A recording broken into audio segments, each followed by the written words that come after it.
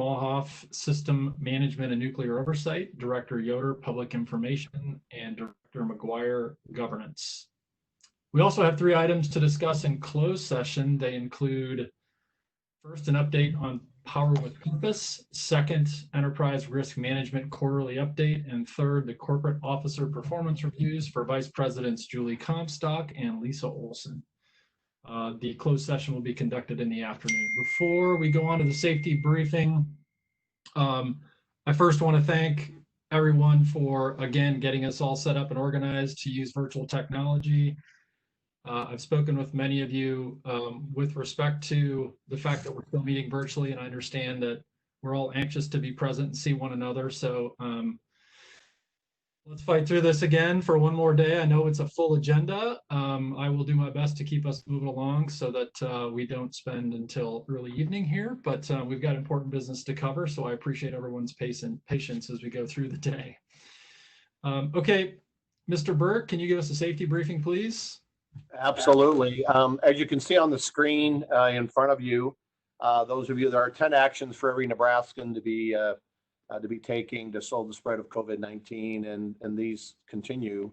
Stay 6 feet away, stay at home as much as you possibly can, wear a cloth face covering in public settings, work from home if at all possible, hold conference calls or virtual meetings, stay home if you or someone in your house have a sudden onset of cough or shortness of breath, and I would even engage you to go online to the Test Nebraska and fill out that survey. They send you updates for you to update how you're feeling and what you're doing, and I think that's pretty important to do. Wash your hands often with soap and water. Wash your hands right before you eat. Cover your nose and mouth with a tissue or your sleeve if you need to cough or sneeze, and then throw the tissue away. Clean or disinfect frequently touched objects and surfaces. And during the summertime, we would ask you to, one, begin to think about the protection of your body, sunscreen, certainly during these summer and hot sunny days. Hydrate well. And I think our safety director, senior director of safety and technical training would say you have to have 4 glasses of water for 4 glasses of Gatorade. So it's kind of a 4-to-1 ratio. And I'll let Kevin correct me if I'm wrong on that. And then as we head into the next couple of days, there are pretty significant storms and wind events ahead of us. So just take precautions inside your home and make sure you have flashlights, you have batteries in the event that you do have a power outage. Remember to call the OPPD number or go online and report your outage, but just be safe outside with lightning, storms, wind around heavily treated areas. So with that, that concludes my safety briefing. Thank you very much. Thank you, Mr. Burke. We're going to just keep rolling right into the Finance Committee report. Director Bogner, you're up.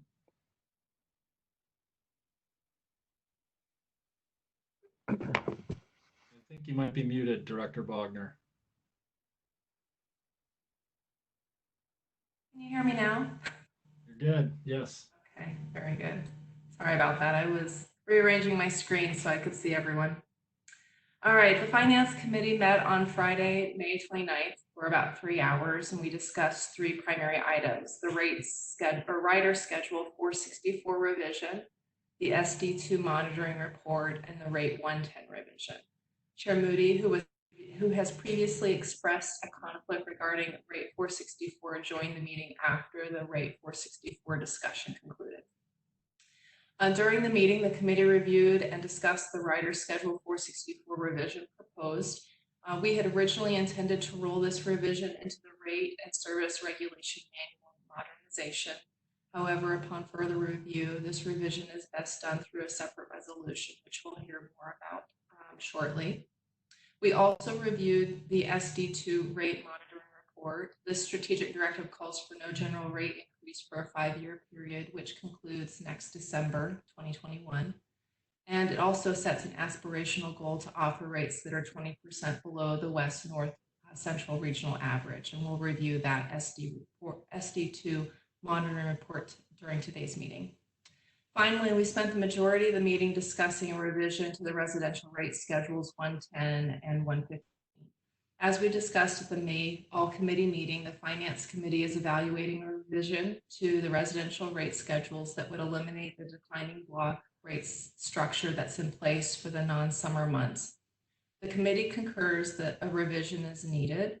However, due to the long list of other commitments at the district and feedback provided by the other board members during May, we cannot get these revisions rolled out this calendar year.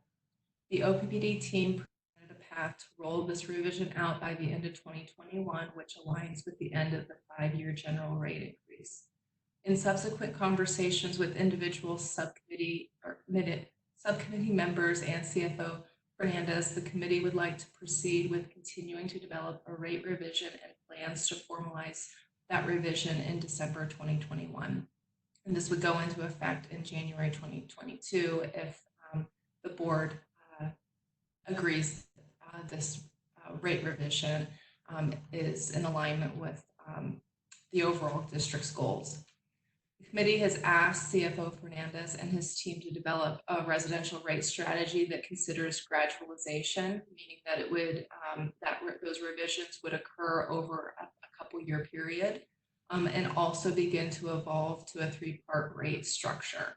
Sophisticated rate structures that use a 3-part rate structure can allow the district to recover costs more fairly, but can also be difficult for our customers to understand.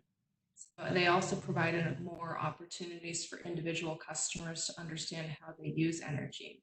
So in order to roll this type of rate structure out to our customers, we need a solid public engagement and education plan that revolves around that 3-part rate strategy. I've spoken with Director Yoder, and the PI committee will discuss how best to shepherd this in their work. Would any of the other committee members like to add anything to this committee report right now? I'm not looking at hands raised, so just a second when we get to that screen. Just jump in. Like Eric raised his hand. Go ahead, Eric. Great, thanks. Yeah, so we've talked about 2 separate things here, kind of a change in the rate structure, rate 110, and then also the potential for a hardware upgrade and software and additional upgrade in the future that would allow even more advanced rate structures.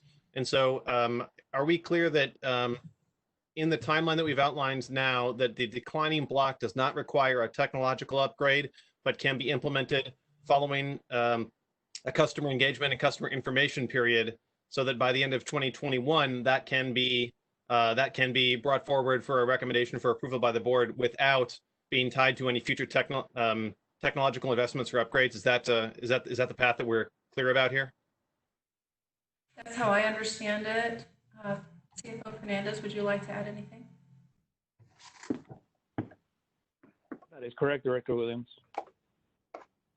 Yeah, great. I'm glad to hear that. And I do also appreciate all of the work that is going into that kind of more comprehensive future rate structure that does require the hardware and software and other upgrades. But I think I've made it clear that I think this is a good step forward. And I do appreciate the fact that we now have a clear outlined path for how we're going to accomplish this by the end of 2021, so that we will see that recommendation and we can make the decision at that time about beginning that implementation. So Amanda, I appreciate your leadership on the committee, and Javier, I appreciate your work and your team's work to help come up with a solution that can see this change implemented, because I think we've all talked about a couple times that the board and the staff and the rate consultant agree this is the right thing to do, and I'm looking forward to seeing that carried out.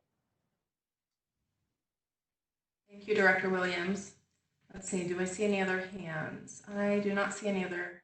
I'll just jump in really quick, only to say I echo what Eric just said with respect to the appreciation for the way in which we've really kind of worked through this, especially Director Wagner and CFO Fernandez. I appreciate the way that you kind of went back and forth and really took ownership of trying to facilitate this conversation, figure out what the right path forward was, involving the board and other stakeholders internally. So thank you for your work on it. I'm happy that we are in a place where we've got a good path forward. So thank you. All right. Mr. Fernandez, would you like to add anything more? I see your hand raised. Just really quick, just a clarification, and everything has been said is correct, and I agree with that. And thank you for the recognition. It's really a team effort between Julie Comstock's team and Lisa Olson's team and my team. A lot of people behind who have been dedicating a lot of time on these topics. So the recognition really goes to them. The clarification that I want to make is it's as we present a rate strategy to the board. I want to make sure that I point out the obvious, that this is not non-binding for future board members. This is really just a matter of good communication and setting of expectations of when big bodies of work for rate design may take place, so that we have a better understanding between expectations and reality, and have a framework over which we can have dialogue and construct different rate design conversations. But of course, we will have new board members and existing board members. You will have that prerogative. You will have that vote in the future. So none of this is to be construed as a signal that the change will happen. That's going to be up to the board at the time when the rates are presented. It might be obvious to all of us, but I think it's important for me to state that it's not binding, and the board at the time will have to make that decision. But this is more or less how we plan to present the work and advance the rate design. Thank you for that clarification. I appreciate it. All right. Amanda, I'm sorry. Can I follow up there? Certainly. Yeah. So even though the action itself isn't binding, some of the steps necessary that we've talked about will require something like 12 or 18 months of work. And so I guess the customer education and outreach and information, that is moving to the PI committee to begin that work so that we are prepared, so that next year we will be on a timeline that we could see a recommendation by the end of the year and feel confident that the engagement has been successful. So that isn't a board action per se, but I just want to make sure that I'm understanding the steps that will begin now prior to putting us in a position to have a resolution on a rate change that we feel comfortable has been effectively conveyed to the public. So that is what we are expecting from now until the middle or toward the last half of next year. That is, and that's an accountability on my side, and President Burke and other VPs. We will move this forward.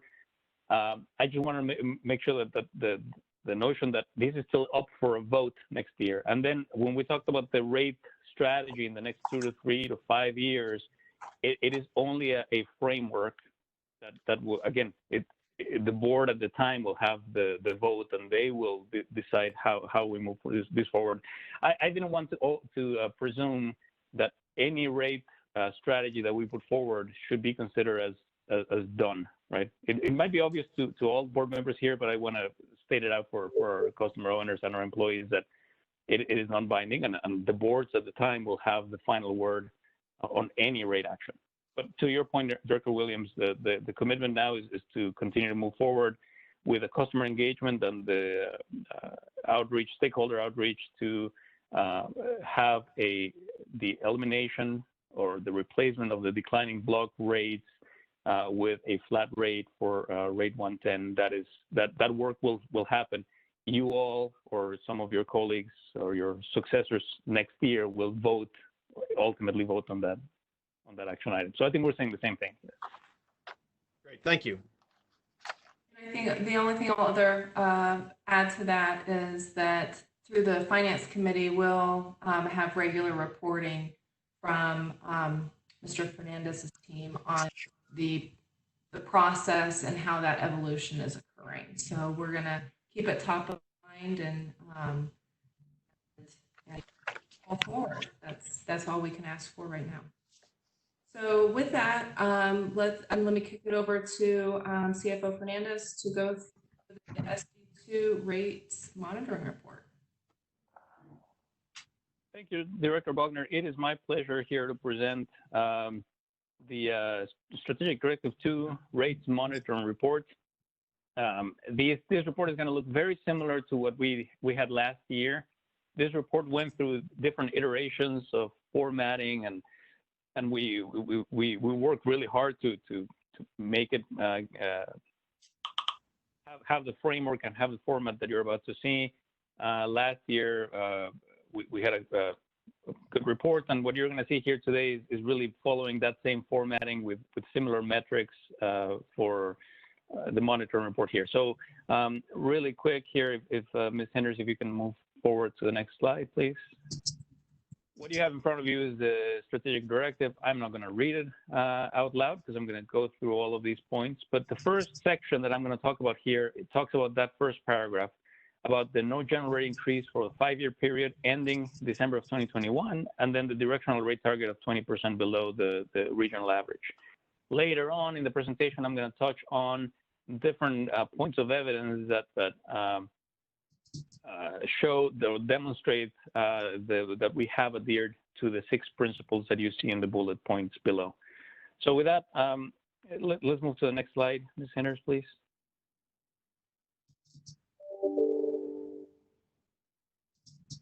There you go. So no general rate increase for a 5-year period starting January 1, 2017 and ending December 31 of 2021.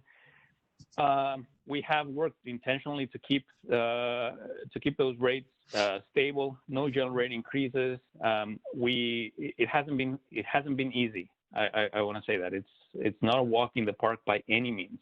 What we have done now for 4 years in a row, and this is really reporting the 3rd year in 2019, but we certainly are in that same boat in 2020, and we plan to be in 2021. But here is reporting the period of 2019. We maintained our commitment to customer owners to keep our no general rate increase. What that means is that we're using the same cost of service that we used back in 2016. It's basically the same organization we had in 2016 with the same cost drivers we had in 2016. We're applying that going forward. Now, revenues do go up or down every year because usage goes up or down every year. We have warmer years, cooler years, and our revenues do go up or down.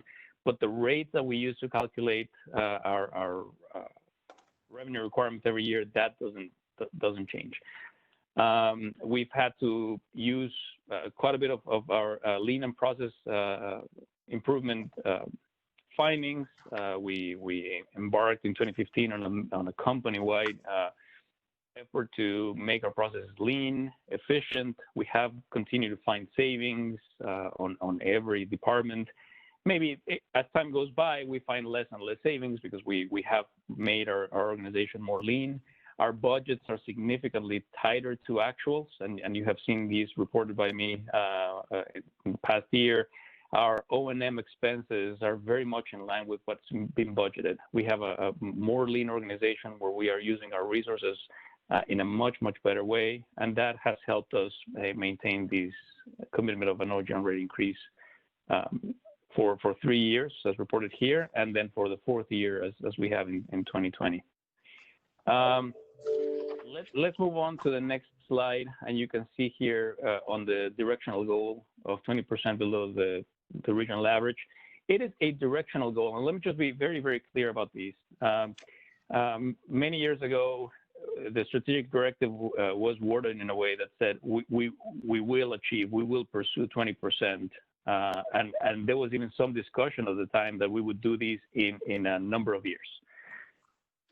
We moved away from that, and we replaced that with a directional goal. And one of the reasons was in order for us not to engage in a race to the bottom, to try to cut costs to a point where we could be putting in jeopardy reliability and service for the district. As you will see in the next few slides, to our knowledge, that there aren't any other regions that are at 20% the regional average.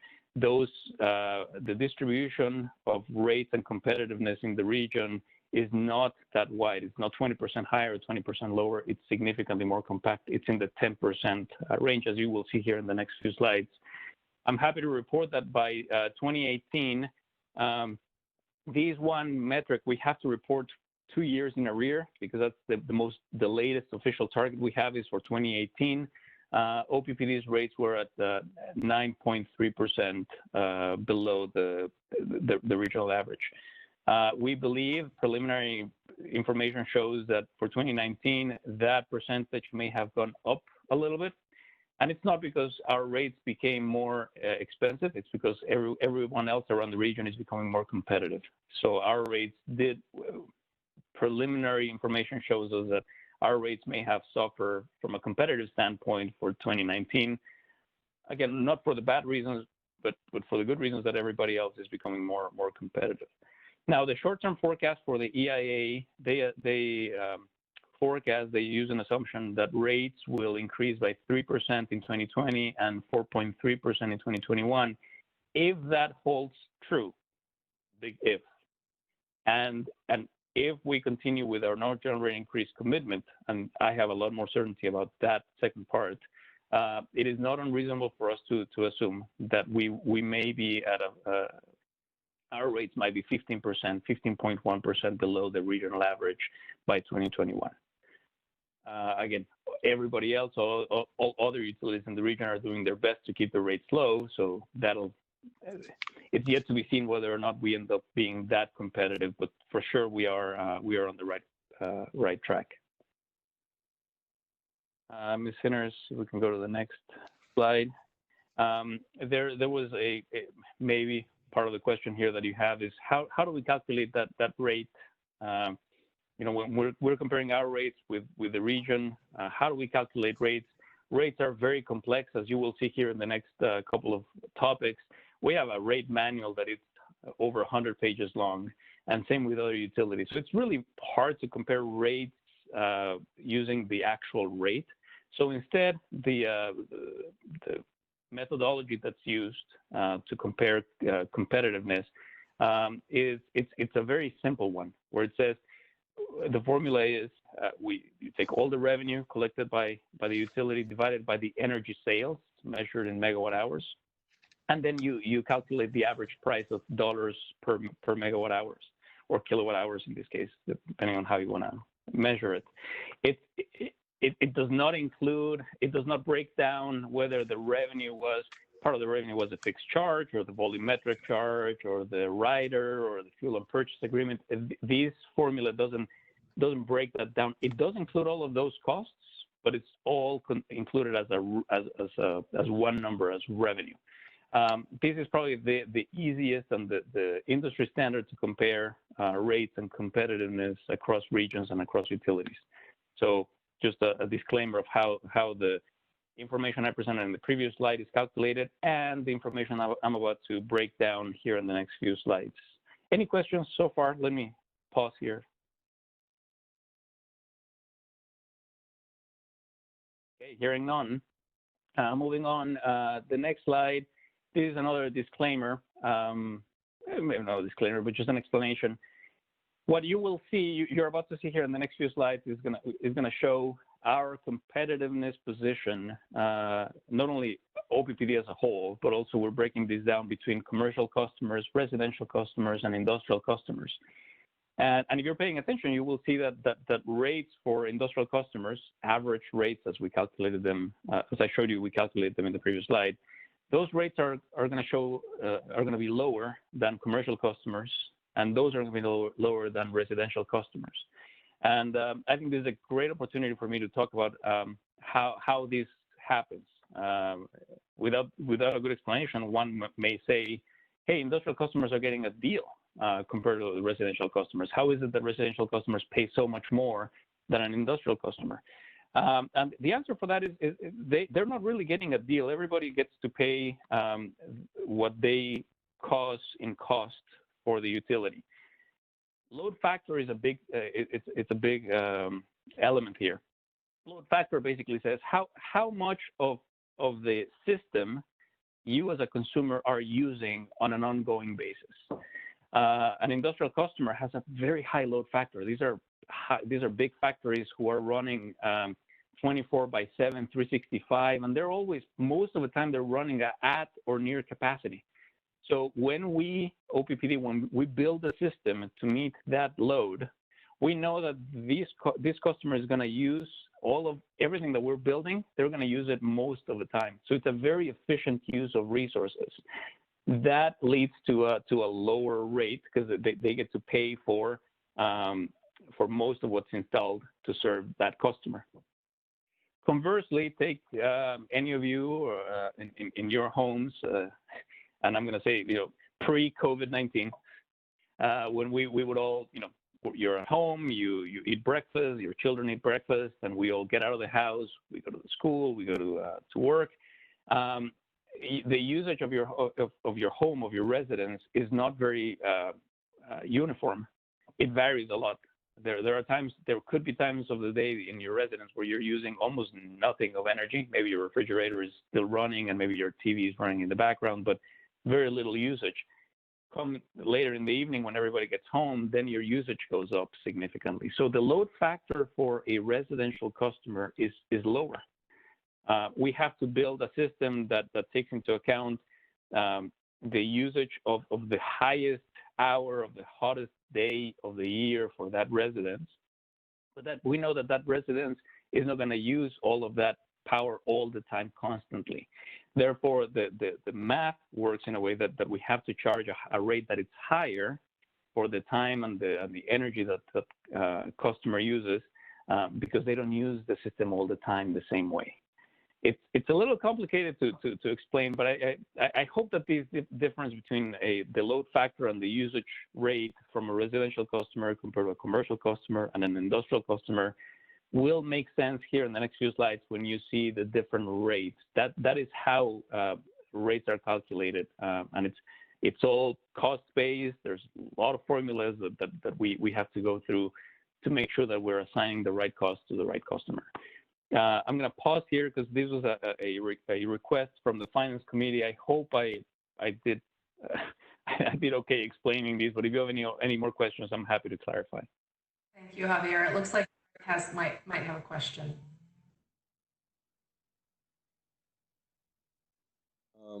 I spoke while you were speaking, so I didn't know if you were calling me out or not. Thank you. So really, I did a great job explaining it. And I'm thankful for that explanation. My question is a simple one. Is the explanation of load factor and its relationship to rates an industry standard? I mean, we aren't acting any differently than any of those other utilities we're comparing ourselves to West, North, Central region. Is that right? That is correct, Director Yoder, and you will see this in the next few slides. This is a standard, industry standard on how to calculate cost of service and rate making, and you will see that in the next few slides. When we're comparing residential customers to other residential customers, you will see that other utilities are in the same ballpark, and same thing with commercial customers and industrial customers. So we are all competitive in a way, but we're all competitive within each customer class, demonstrating that we are all following a similar cost of service allocation. Very good. Thank you.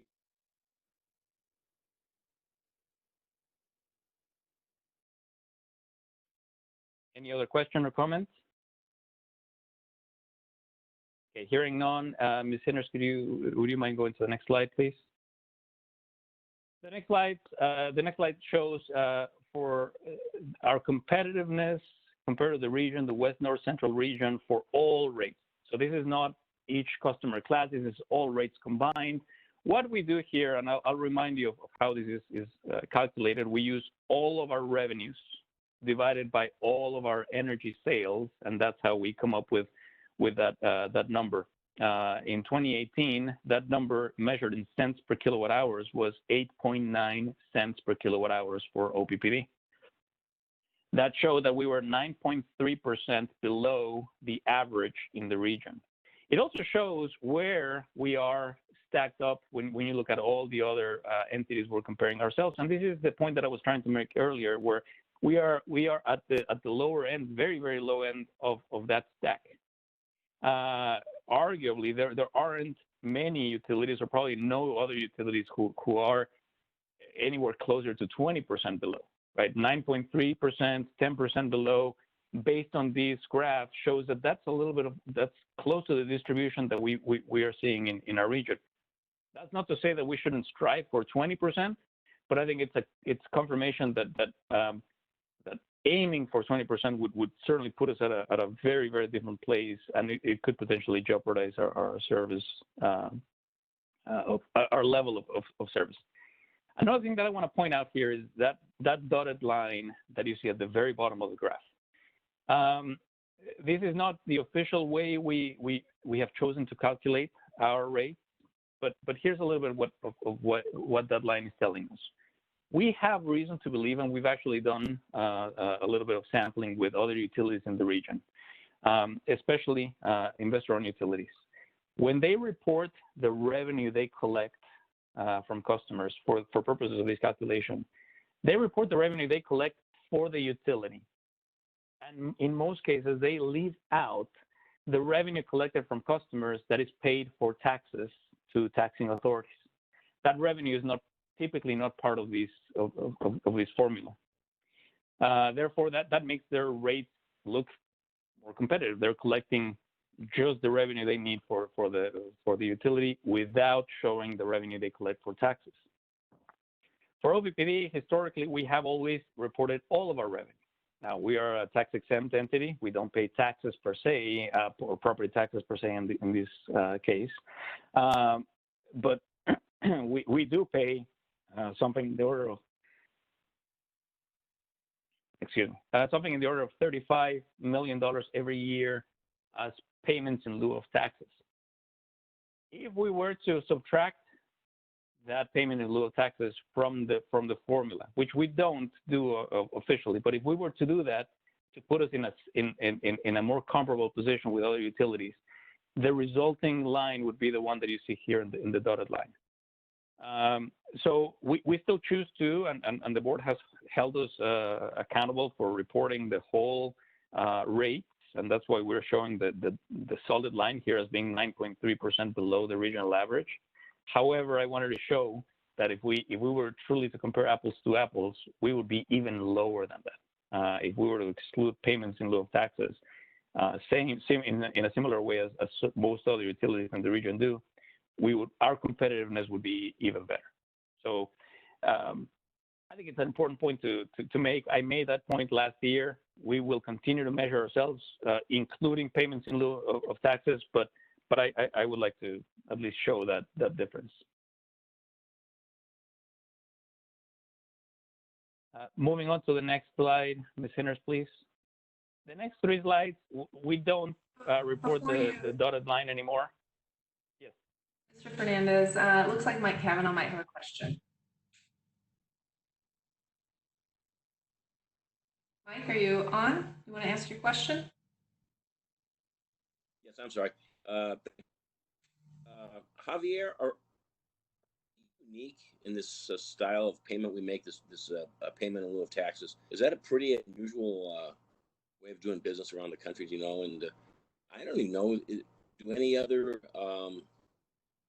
government bodies in the state even make this type of payment to the counties? Pretty unusual. Director Kavanaugh, no, I don't think it's unusual. I think each utility is different. I know that there are other utilities in the state that do this type of payment. It really depends. It varies state by state. It's not unique. I have seen it in other states. So we are not an outlier. Where we may be an outlier is in the way in which we report our revenues for comparison of rates purposes. That's the only reason why I'm pointing this out. This is not at all to challenge or to question our payment in lieu of taxes. I think it is similar to what I have seen in other utilities in other parts of the country where you are a public power entity and there is some agreement to pay something in lieu of taxes to recognize the use that the utility does have on public assets, transportation, and other assets. So it's not unique. I hope this answers your question. It does. Thank you.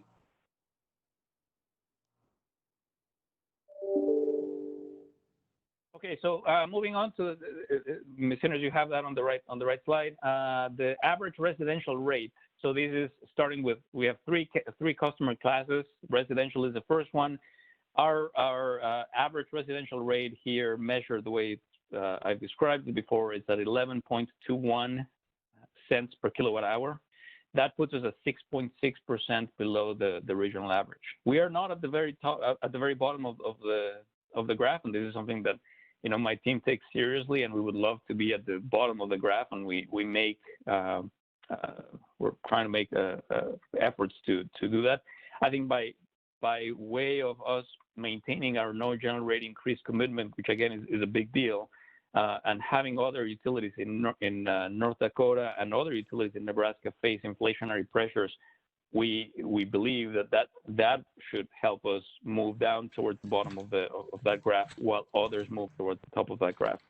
But it shows that we have consistently been towards the bottom, and that you can see the line, the trend. If you pay close attention from 2016 to 2018, there is a slight downward trend on that black line, and I believe that is truly a reflection of our no general rate increase commitment that started in 2016. 2017 was the first year we did it.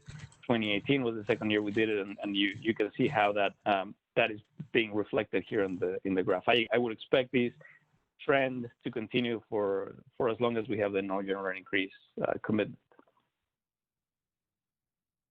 Mr. Fernandez, a question from Director Gay. Yes.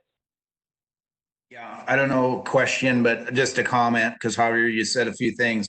On slide 14, it showed, in a couple of years, there could be a potential for a nice gain as others raise their rates. But you had mentioned also we're doing this with, to make sure our service doesn't either. But I just gotta say, commend everybody, and that means senior management and all of our employees. Just a reminder why we're doing this. Back in the day, legislatures all over public power because we're becoming non-competitive, and there was talk about, well, should we privatize it, sell, do a lot of different things.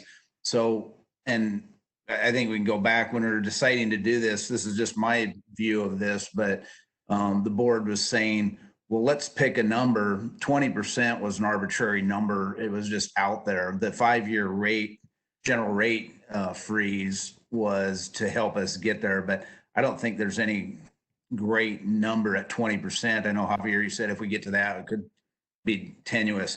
The idea was, over the long run, as other people raise their rates and we're on our trajectory, we're going to look really good and be more competitive again in the economic development world, in the legislative world, to come in and say, hey, look where we are. Nebraska's always been known as a low rate state, and it was very helpful in economic development. So anyway, not so much a question, but just some comments to bring everyone back. I had hoped, I won't be around, but I hope we kind of continue on that best we can, not neglecting service, of course, especially as we get into the renewable world. It's going to be, that says a lot to these naysayers, I guess, when we're doing great things and our rates are still super competitive and beating our surrounding states. So anyway, I just throw that out there. I wanted to comment, such a great job you're doing and keeping the focus on there, and also keeping the quality of our service up. So just a comment, not a question. Thank you, Director Kay.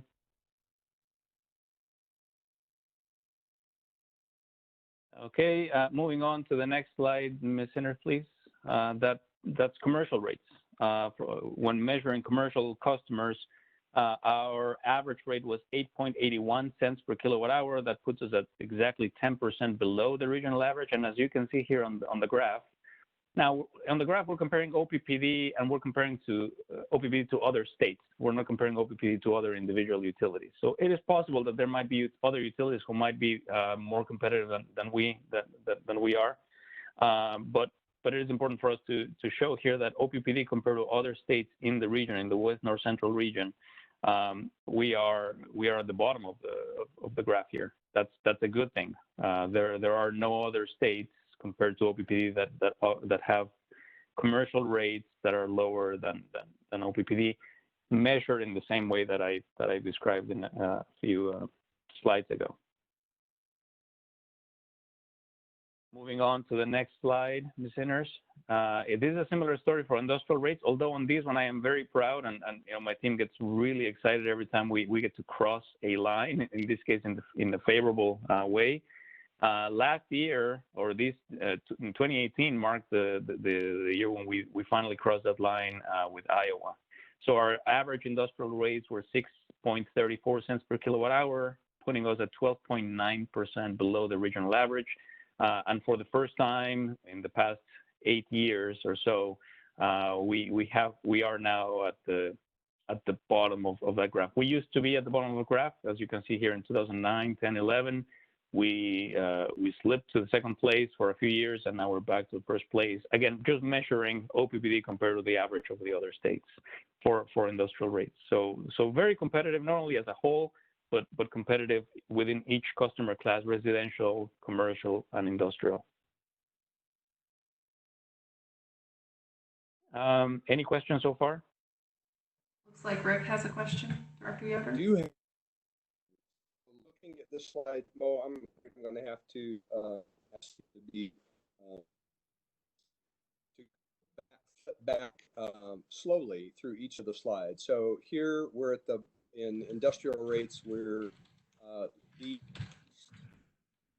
cost, or the lowest rate, I guess, of the in the region. Ms. Henners, can you go back one slide? Our least cost, like kind of a sizable,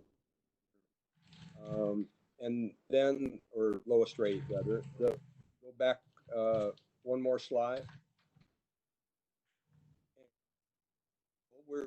We're not at least. And one more slide, if you can, Ms. Henners. Overall, we are I think, for least rate. To me,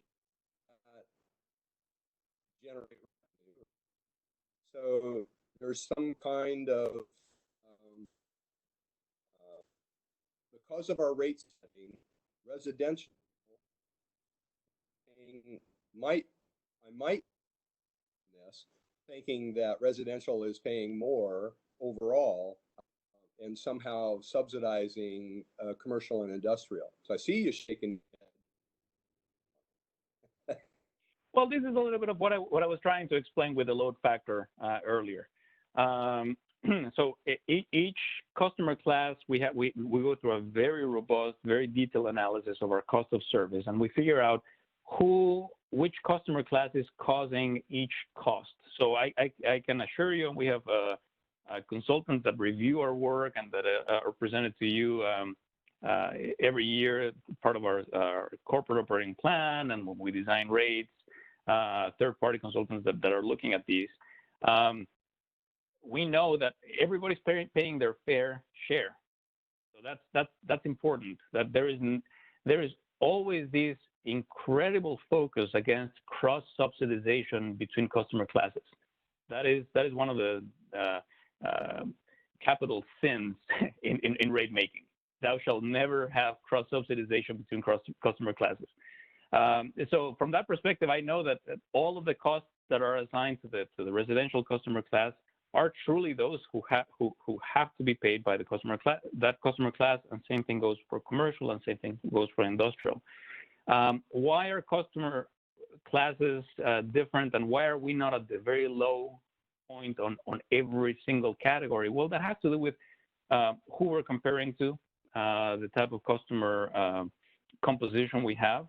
For example, OPPD is relatively unique compared to other utilities where we have, a big portion of our customer owners are in the metro area, high density, relatively less costly to serve by person with a high density. But we also have quite a few of our customers, maybe not the majority, but a few of our customers who are in rural areas, and they're still considered residential customers, right?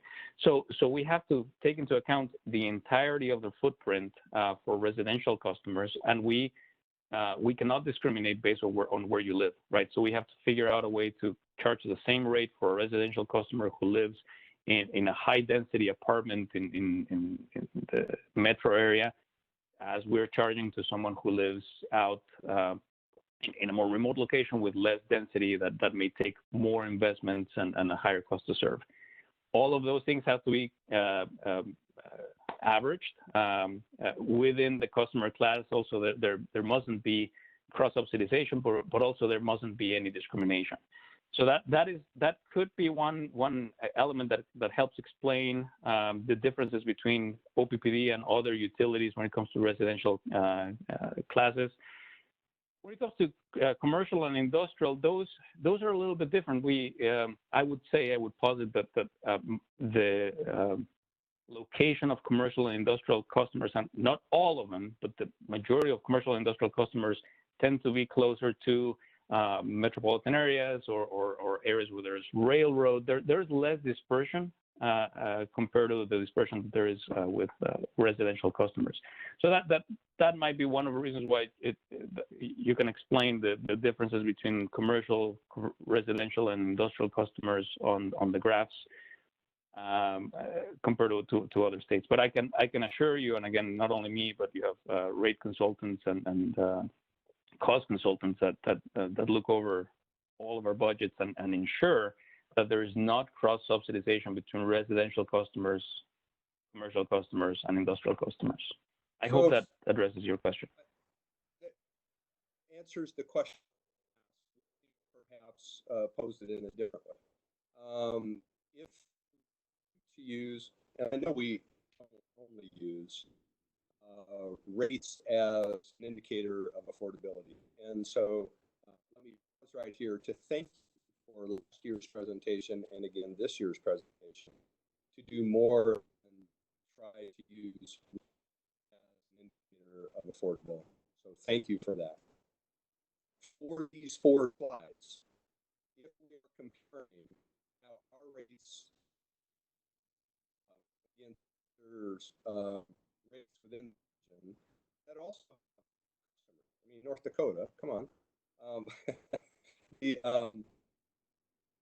Certainly, it would appear from the next slide, Ms. Henry, residential is competing less favorably than commercial and industrial. So some other utilities, if that's what our intent is here, are able to keep those residential rates in comparison to commercial and industrial and rural. So I think we might be able to agree to that. Yes, I agree. From the graph, yes, you're absolutely right. There are other utilities who are more competitive than we do. What this graph doesn't tell you is the level, the service level, reliability, and other factors that could be affecting. I'm not making up excuses. It is it is possible that there are other utilities who are more competitive than we are on residential rates, and so that continues to be a focus of my team to figure out as we develop budgets, to make sure that we are developing budgets with the least amount of resources needed to maintain or improve our reliability and our service levels. But again, yeah, what this graph doesn't tell you is a lot of details behind the scenes. What is it that customers are getting for that rate, and what type of customers they're serving, how hard, how expensive it is to serve different residential customers, et cetera. But I agree with you. Our job is not done. I think, I may be biased, but I think we're doing a fantastic job. If you move to the next page on residential rates, there are 5 other states whose average rates are higher than ours. There are other utilities in the state of Nebraska whose residential rates measured this way are lower than ours, and North Dakota is lower than ours. So there's work to do. I'm not resting in the fact that we're done by any means, but I believe that seeing the trend of our rates, you can see the other states are trending higher. If you see, most other states are trending higher, including the state of North Dakota, when we have been trending lower. So that also gives me another point of reference to say that we are competitive, and we continue to strive to be competitive on all customer classes, including residential. Thank you. Mohawk? Oh, sorry, Rick, go ahead. I agree. There's good in these to be seen here. There's a parity to make the comment between residential and the others. Appreciate it. Thank you. Director Mohawk, do you have a question? Yeah, I did. I just wanted to recognize that the least cost commercial and industrial does feed into economic development, and we're very appreciative of that because places like Facebook and Google don't go to areas where electricity is high cost. So kudos on that point. I just had a question on the residential rates. Are the disconnect fees and the reconnection fees or shutoffs considered part of that revenue, or is that factored in to part of the residential cost factor? I believe, Director Molhoff, I believe it's factored in both the revenue we receive and the kilowatt hours sold. So a customer who's been disconnected, we're not selling those kilowatt hours. Those are subtracted from the formula. But also when they reconnect, we start selling kilowatt hours, and the revenue comes in. So I believe that is the case. I can confirm with you here in a few minutes if I have a member of my staff that can confirm that with me. Thank you. Director McGuire? Yes, I had a comment actually as far as why North Dakota may have the lowest residential rates. I think when you're looking at rates, you also have to look at people's generation. And I believe North Dakota's generation, a lot of it has to do with carbon sources such as coal and oil. I don't know if someone else can comment on that as far as management, but I think, their generation costs may be a lot less because of their source to coal and to oil. That's my only comment. Thanks.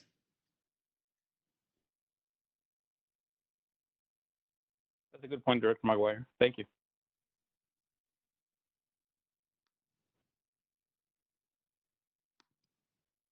Okay. Ms. Sanders, if you could please move to maybe one more and one more. There you go. So now that no, go back one, please. Now that we've talked about the no general rate increase and the directional target of 20% below the regional average, now I'm going to talk quickly about the 6 principles we're trying to adhere to. The first one is to maintain fair, reasonable, and non-discriminatory rates, as stated in the statute. As I've mentioned here a few times already, we have an industry standard cost of service that is completed to align rates with cost drivers to make sure that there's no cross-subsidization. In 2019, our cost of service, and I'm going to call it a study, but it's not just one study. It's a lot of different models that interact with each other. We underwent a significant modernization so that we can increase the speed of the annual study and we can become more nimble. As we are about to, in the next few years, we talked in the previous topic about redesigning rates and launching different programs for customer owners. Our cost of service needs to be nimble and agile for us to really run scenarios quickly to show directors what the different cost allocations and shifts that could occur when we make rate changes or when we implement new products and services. So the team in 2019 did a lot of really good work. It's behind the scenes. You don't necessarily see it, but I need to show here that it was a big effort that is putting us in a much better place for future evaluation of rates and costs. Costs are allocated across all classes according to their energy usage. As I mentioned, the load factor it's a big variable that defines how costs are allocated.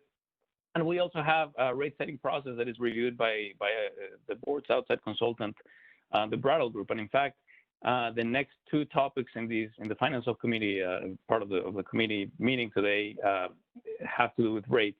And each one of these topics will have a letter, an opinion from the Brattle Group, making sure that the rate setting process meets this fair, reasonable, and non-discriminatory standard that is part of the of rate making. Do you have a question or comment? Yeah, on the cost of service study, and Javier, thank you for your clarification on that prior to the meeting today. But it lists here in 2019. So is the cost of service study or analysis, is that something we do every year? Yes. every year, every time actually we do it all throughout the year. It's an integral part of our budgeting process, and eventually that turns into defining rates and making sure that we're confirming cost allocation per rates. It's complex. It has lots of formulas, and in the past it has required a lot more time for us if we want to make a change and we want to test a couple of scenarios. If you want to change a rate or bring in a different type of product offering, it used to take a lot longer for us to come back with a cost of service analysis. This study, it's still complicated, but it turns out results a lot faster, which makes us more nimble to respond to scenario planning. And then the locations where we can look for information related to that study or analysis, can you remind us where we would see that type of information available? So that information is all over the corporate operating plan. So the corporate operating plan, our budget, the way we put it together, the way we assign and allocate costs, is a good example of an output of the cost of service. In that corporate operating plan, we have cost consultants that look over all of our costs, and they compare our cost structure with many other utilities across the nation to make sure that we are in alignment and that we're not off compared to other utilities. So I would say the corporate operating plan is a good evidence of the cost of service. And of course, the Brattle letters are important. If we didn't have this cost of service, which by the way was the Brattle group who we hired to help us modernize the cost of service, if we didn't have this cost of service done well, we wouldn't get the opinion letters from Brattle attesting to the fact that rates are fair, reasonable, and non-discriminatory. All right, Director Yoder, do you have a question or comment? So, about the significant modernization of the cost of service. We don't have to do that now. The cost of service study, though, why it's important and why all board members should feel curious about what happened is, I mean, this is what establishes our rates, and so the study that is done helps us assign costs, understand the value of benefits, and as you can explain much better than I. So I am interested in the updates that were made, the assumption that were as board members, as a regulatory board, as well as governing board.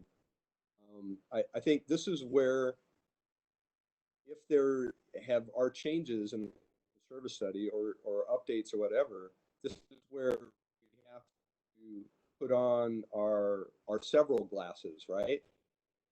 Our corporate officers as well as advocates for the consumers. And so I think if there are significant modernization, big changes, an annual review, here's what we found, here's what we're doing different. I personally would appreciate knowing a little more about that. Because thank you, Director Yoder. As you just pointed out, it does lead to outcomes of the corporate. Okay, I'm sorry. Thank you, Director. And maybe if I may clarify, the modernization had nothing to do with the actual costs and allocation. The modernization had more to do with the automation of the calculations. So it is very, very important that we talk about these and not about a modernization of how we're allocating costs, and some costs move from one category to the other. That's not what we're talking about here. It is very complex. It is something that we have teams of professionals who are looking at these all the time, and that's one of the reasons why you have a consultant helping you with the evaluation of that cost of service. We'll be happy to take this offline, and we can talk more about how can we share that information so that you feel comfortable that we are doing our job and that we're professionals who know what we're doing. I'm going to ask Mr. Underwood, who's also on the line, to talk a little bit more about the cost of service and what that modernization did. Yeah, great. Thank you, Javier. I think, the points have been well made, especially yours on really the effort was around efficiency and speed of production, while maintaining the fidelity and quality that we've always come to enjoy. And so I think, the analogy I would make is that with the improvement, there's about 2,000 hours in the professional working year, if you'll let me make that analogy.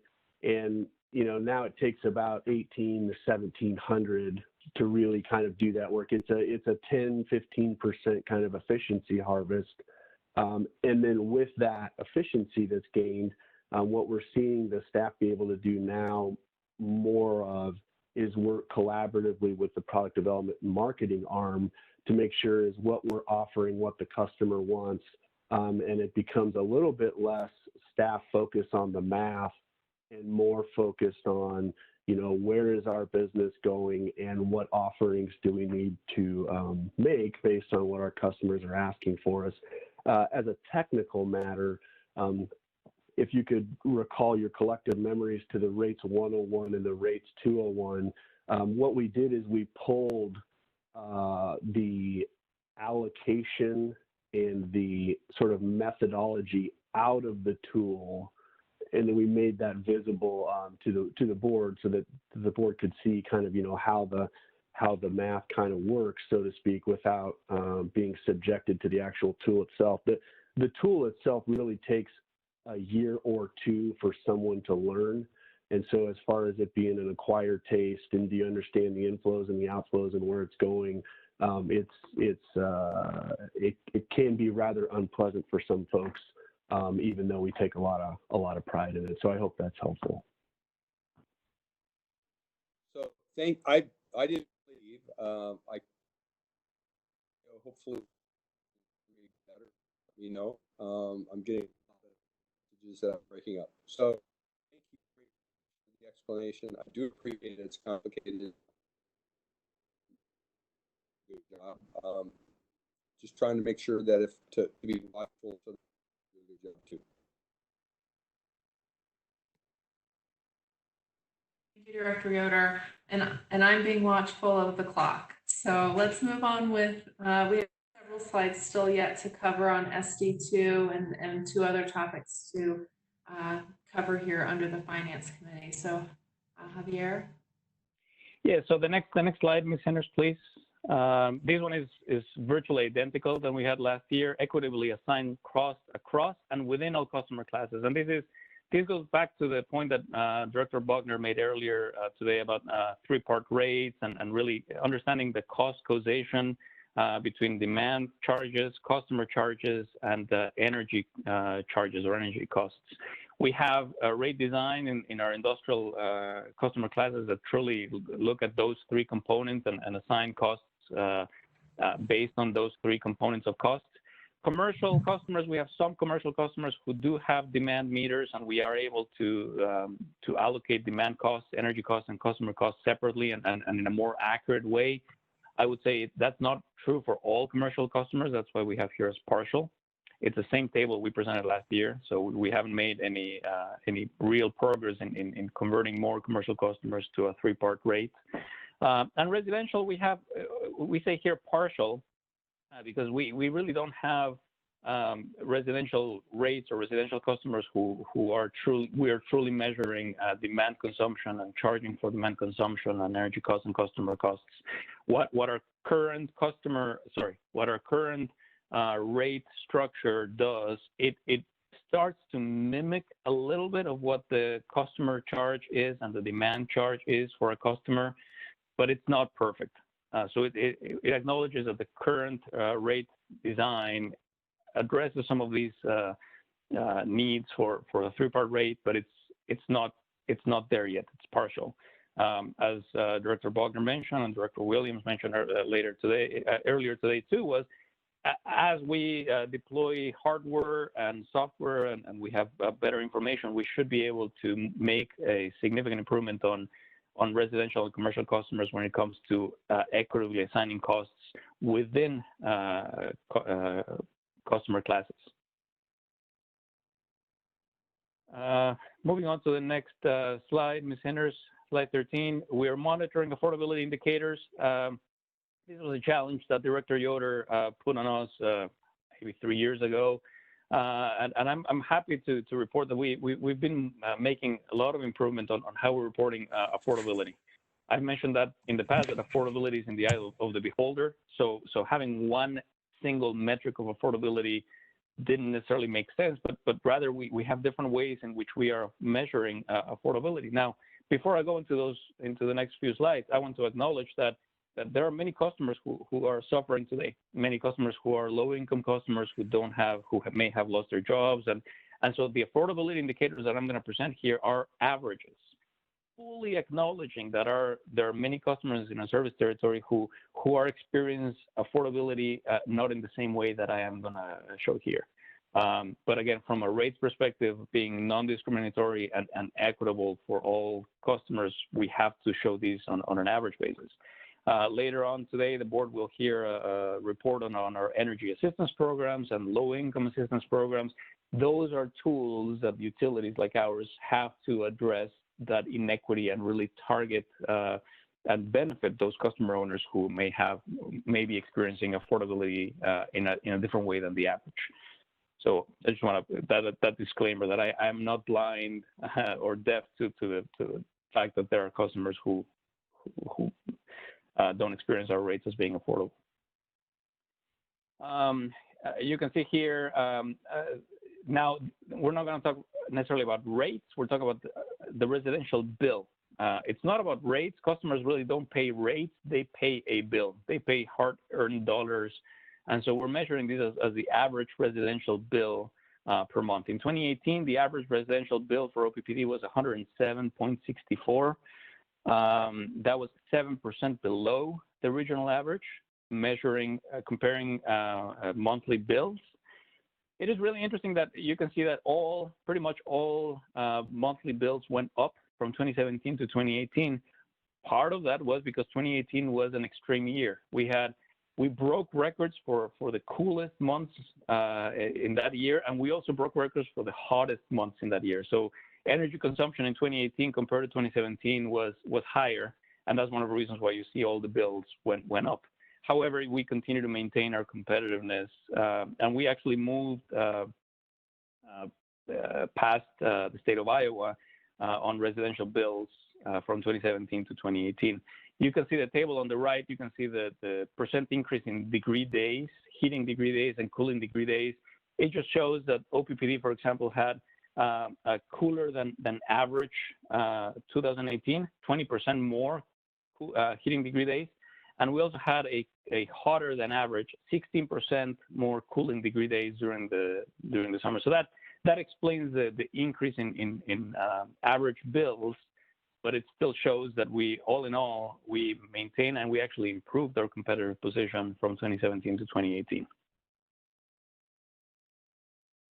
The next slide shows on a map the same information, but now we're showing here what the state of Nebraska looked like versus the OPPD service territory. You can see us compared to the rest of the states in the West North Central region. You can see that we can see over there that Minnesota was the only state that was lower than OPPD service territory. But also, I like this map because it goes beyond the region. It looks at the average residential bill in the entire country. And so, you can see the utilities in the Pacific Northwest, where I used to work for, they typically have lower rates. And I would say the big reason for that is the fantastic hydro power system that exists in the Columbia River that helps generate electricity at a relatively lower price than the rest of the nation.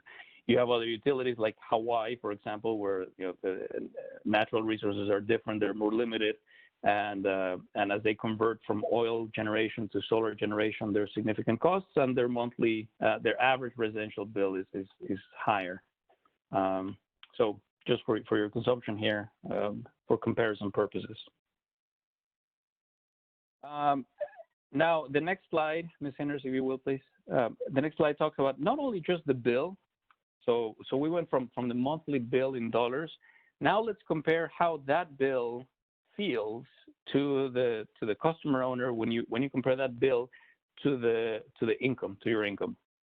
having a $107 bill feels very different to a residence that has an average earning of $150,000 a year than one that has $40,000 a year of income.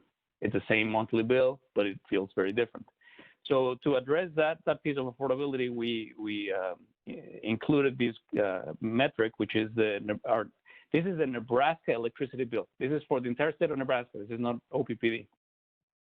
And that's because we have, when we're talking about income and electricity bills, this is the most granular information we were able to get with official data. But it shows that we have been making progress. In 2018, the average electric bill as a percentage of income was 1.9%. And it went down from, I believe it was 2.1% last year. And you can see this is the trend since we implemented the no general rate increase commitment from 2016 down to 2017, down to 2018. As wages increased and employment was increasing back in 2018, we should see something similar in 2019. The trend of average bill compared to income will continue to drop. 2020, I expect 2020 to be an anomaly. It will be an interesting year with loss of jobs and loss of income. Even with a no general rate increase commitment, we may see an upward trend in 2020 that is yet to be seen with statistics. Director Williams, let me pause for a second here. Director Williams, do you have a question or comment? Yeah, great. With regards to affordability, this number has come up a couple times in the past. I think we talked about it a little bit in the pre-committee meeting, the electric bill as a percent of income. This reflects Nebraska only. Do we have the ability to have this data for OPPD specifically? And then a follow-up question there. In a couple slides, we're going to see a breakdown of the distribution of residential bills.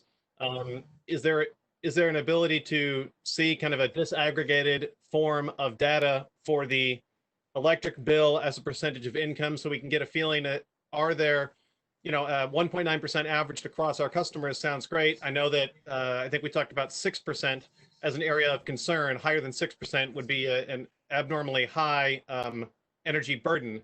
But do we have the ability to take data from customers in our territory and look for a more specific breakdown of this metric of affordability, electricity as a percentage of income? Yes, and yes. So to your first question, that information is presented in the next slide. So Ms. Henners, if you can move on to the next slide. We created a synthetic median household income for the OPPD territory to estimate. So this is not an official figure, but it's a pretty close approximation of what that average residential bill as a percentage of income looks for the OPPD service territory. So instead of 1.94, which you see here for the state of Nebraska, our synthetic median leads us to believe that OPPD service territory is better with 1.7%, so more affordable than the state of Nebraska as a whole on average. To your point about getting information for distribution, maybe I'll take the next slide as a backdrop. Ms. Henners, if you will, please. The next slide shows a distribution of all of our customers using all of our residential class. And you can see that the mean or the average monthly bill was $106.97, so $107, where the median was $104. So 50% of our customers paid $104.17 or less. On average, averaging all the months of the year, they paid 104 or less. The mean for this distribution is higher than the median. That means that we have fewer customers on the right side of the graph than on the left side. But those fewer customers, we have some really, really high users, which is what's driving that mean higher than the median. I'm going back to my statistics classes in college. But to your point, Director Williams, there are a few customers who, within this distribution just shows the bill. It doesn't show income. We do not collect income information from our customers, but we do have ways to approximate income to location, to square footage, to usage. So there is a way for us to come up with that information that you're asking, which is tell me who are the customers who are hurting the most? Who are the customers who have a bill compared to their income that is significantly higher, that it's 5% or 6% or 10% of their income is their electric bill. We have that information, and we can certainly work with Julie Comstock's team, and maybe this is something that we want to present next year on a combination between our energy and customer programs and these strategic directives. One thing that I want to be very, very clear about is that rates in and of themselves is not a tool, cannot be a tool to address income inequality. Again, because of the statutes of fair, discriminatory, and non-discriminatory and equitable rates, using a rate tool might not be the best tool to address the income inequality. We cannot charge less to someone that can afford less and charge more to those who can afford more. Rates, again, have to be based on cost of service, fair, non-discriminatory. Now, there are many other tools that can be used and should be used, and we are already using some of those, which have to do with assistance, where you can use a more, I'm going to use the word more surgical approach as to how do you deploy resources to lessen the burden of the electric bill to specific customers who may need it. And this is LIHEAP and using LIHEAP funds and using the customer side of the utility to address that inequity. So I'm just very, very good point. Something that we could use as an improvement for next year's monitoring report and how rates and customer programs are working together to address that affordability issue that you well pointed out. And I hope that addresses your question. Yes, thank you. And as far as policy setting, I think the first important step is that we have sufficient information to know where are areas where improvement is necessary. And to your point about rates being statutorily prohibited from explicitly addressing income inequality, I'm interested in that point, and I'd like to learn a little bit more about that. But beyond that, I think at least having the information about the breakdown across different consumption levels, or however we're able to break that information down to show the percentage of income reflected in an electric bill. I think that's really important information to help us determine what is the right direction to help push for some of those desired outcomes that we've talked about. So thank you for the clarification. I appreciate this breakdown on the monthly bill, and I hope that next year we can see some information about the breakdown of what percentage of people are in the 1.9% of their bill. I'm sorry, 1.9% of their income in their electric bill. And are there a lot of people who happen to be higher than that? Does it have a long tail? What does that distribution look like? And how should that help us in rate making in the future? So appreciate the background information, and I hope that that's something that can be included next year. Thank you. And I know we're running out of time, but I know Brad Underwood has a comment to make here. So if you allow me, Director Bogner. Sure. Yes. Yeah, thanks, Javier. I think one of the things that would be helpful to inject in the conversation is that the census data has income by county. Our service territory sometimes does not encompass an entire county. And so when you see things like we're creating a synthetic, affordability indicator, it's because we're readily acknowledging that the data does not cleanly fit our service territory that's published on income. So those are some very real challenges. I think from a order of magnitude or a general perspective, what you're seeing there in terms of percentages on the prior slides are highly reliable. I mean, they're not going to move a whole lot by pulling one city out of a county type thing. And so I just would want you to have that confidence, but at the same time, we're trying to be transparent that the multiple data sets do not line up with a uniform population. So, thank you. Thank you, Brad. Director Mulhoff. Yeah, and I just want to make another quick question is, these monthly bills, do they include disconnect fees and reconnection fees, and would that skew this data a bit, and how are those? And the reason I'm asking about that, because I know we're going to have a discussion about this, and there's an action item on our agenda that I think it's really important to understand who's going to be affected by these disconnect fees and late payment fees, and would that skew this data for those customers? Yeah, Director Mulhoff, this is Brad Underwood again. I think my recollection of EIA data is a disconnect fee is not part of retail revenue. So retail revenue is really the utilities self-report into EIA, and I do not believe that disconnect fees is part of retail revenue, but concurrent with this meeting, we are having staff validate that. So we expect to get that back to you shortly. Thank you for the question. Okay, because I just, data that, or reports we've been getting is that 10% of our customers have those disconnect fees, and those are likely low income customers. And so that's having a big effect on that one group. So just wanted to. Thank you, Director Mulhoff, for that. Really, just a point of clarification of those amounts. They may have disconnect fees 1 month or 2 months. This is an average of all 12 months. So not to discount how important that is, but having a disconnect fee, it would be a 1/12 when you compare it to these bills if they only have 1 month. So just a point of clarity. Moving on to the next slide, Ms. Sanders. I'm sorry, Javier. I just would want to insert. I think I want to clarify. 10% of our customers don't have disconnect fees or reconnect fees. The disconnections really represent about 3% of our customers. And then I think what you're referring to are the late payment charges. And I don't believe, but I know Brad's team is going to verify this, but I'm pretty sure those are not included in the EIA data.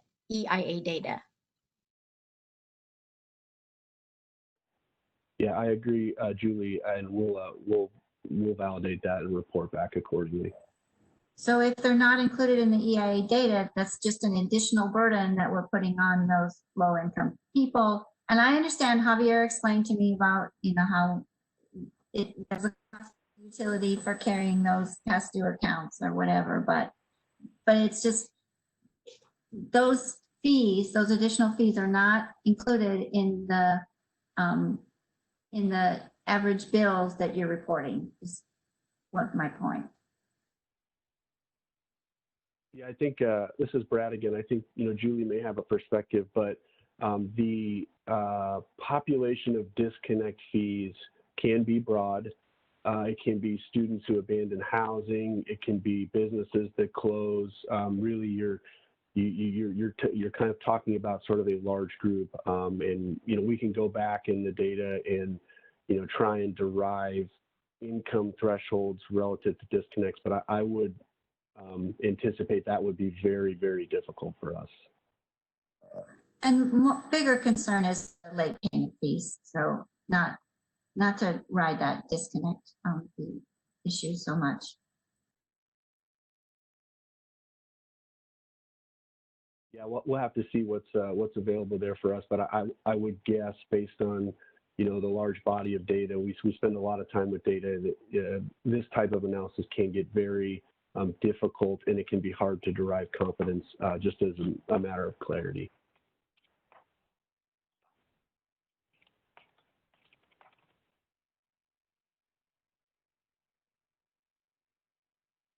Sorry, I was typing and I didn't have myself on mute. I apologize for that.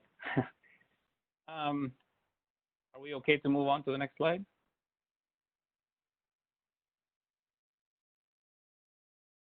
Please do. Okay. So the next couple of slides are the previous slide, Mo, Ms. Hinders, please, on the pursue rates and structure changes to reflect the cost of energy when used.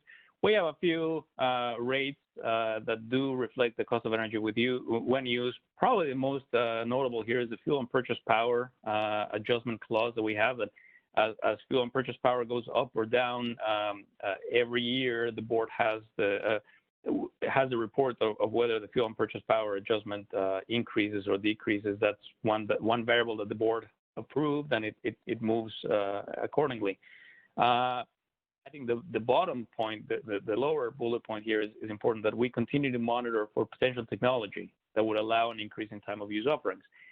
On these one, there are many utilities in the country who have time of use rates and electric vehicle charging rates and battery storage and other things. And I want to acknowledge we don't have any of that, but that is certainly part of a portfolio of work that our product and service team is looking into. What is the need, what is the demand, and how do we best continue to deploy our resources to offer more time of use or rates that reflect the cost of energy when it is used. So there's work to do here, no doubt about it. But we have already some rates and some riders that do reflect that. But there's probably, this is one of the areas where I see us making big changes here in the next few years. The other one is we need to offer rates that offer flexibility and options. You can see here, and this is the next slide, Ms. Hinders. It's just an example. It's not exhaustive. There are other rate and riders that offer flexibility and options, but you can see here all the way from heat pumps to private outdoor lighting to community solar, net metering to 61M. We have a variety of rates and riders that really do offer flexibility and options. Some of those flexibility and options are not perfect. They're not well designed. And we're going to talk about that here in the next couple of topics with rate 464. But you can see here is an example of things that we have, rates and riders that we have that do offer flexibility and options. Again, similar as with the last point, this is one where I see us augmenting, having more flexibility and more options as our customers evolve and technology evolves, and there's a need for us to offer more flexibility and more options to really serve our customer owners. And last but not least, this is a point that we spent a little bit of time last year. The rates need to be simple and easy to understand. We've done as much as we can, fully acknowledging that the electric rates and electric design of rates and riders, it's not necessarily an easy topic, but we're trying to make it as easy as possible. So a big step that we took, and it's up here, it will be up for board approval on Thursday, is the service and rates modernization that we did. We took our rates and service manual and we flipped it upside down. We looked at it and said, hey, we've been adding rates and riders for years, and the language that we use on all these riders is not consistent. The formatting is not modern. It's not necessarily easy to understand. It's not conducive to a good conversation. It's cumbersome. Let's do something with it. And so we did that, and I've talked about these topics in the past couple of board meetings. And what you see here are just examples of for example, we added a quick start guide. What you see here at the bottom of the graph are examples, excerpts of that quick start guide that in a graphical and a pictorial way depicts and helps explain to the average customer how rates are made and how rates are charged.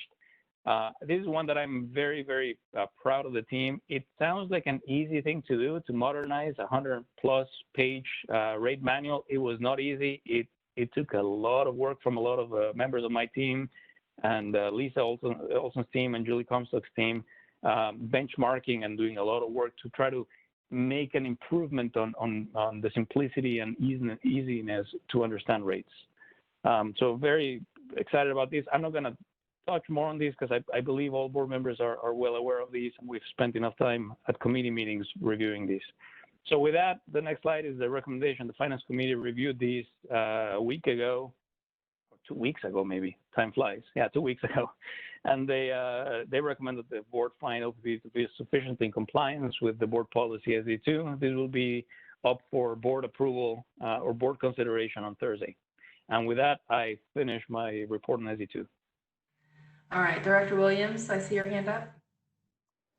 Yeah, thanks very much, Javier and Brad. I know we've talked about this a couple times, but the last slide showed the easy to understand bullet point, and I appreciate, I guess this is a good bridge to the next topic, but I appreciate the work the team has done over the last year to come to that quick start guide and the rate manual modernization that we're about to cover. So thanks very much since last year at the SG2 monitoring report for moving that forward. Thanks again. Director Yoder. Well, thank you for the challenge, Director Williams. That made us come up with a good product here.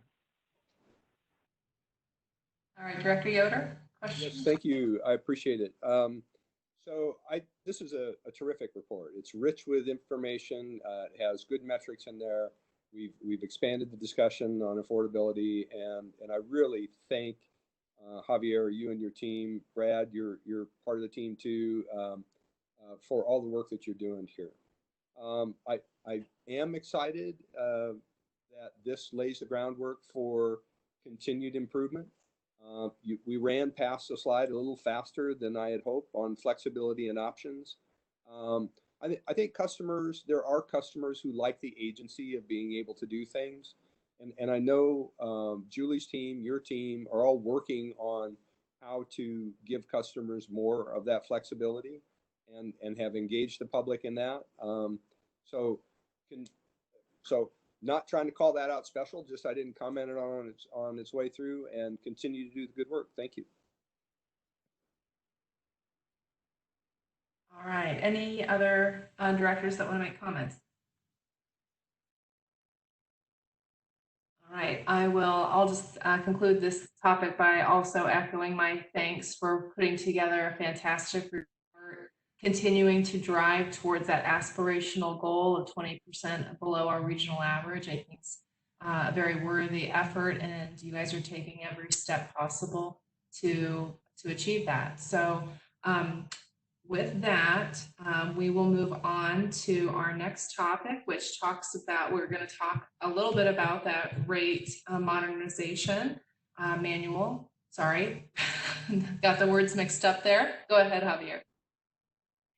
Thank you, Director Bogner. And in the interest of time, and I don't want to assume things, but this is the same topic that we've discussed at the May committee meeting and the April committee meeting, where I presented in length what this rates and service regulation manual modernization, mouthful, what it meant, all the different things that we did. We've circulated red line copies to all board members. We've allowed for feedback. We presented this at the May committee meeting as a final draft, and we didn't receive any more feedback from stakeholders or from the board. And I think this is a reflection of all the great work that happened beforehand. We reached out to customers. We did a power panel. We got really good feedback. So I wasn't expecting to receive any additional significant feedback, and that's exactly what happened from the last committee meeting to this meeting. So we are at a point where this requires board action. Even though we are not changing rates per se, rates stay the same, customers will continue to pay the same. It is a change in the rate manual, and as such, it does require board approval. It's considered a rate action.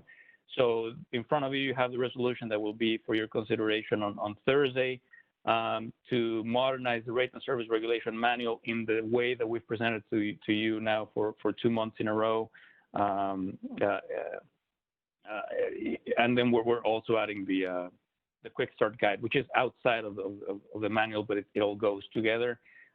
You will see that as soon as it's approved, we are ready to modernize our website and make these documents easier to navigate and easier to understand and look more modern, frankly. So with that, I'll stop that there and see if there are any questions from the board. Looks like maybe Director McGuire has a question.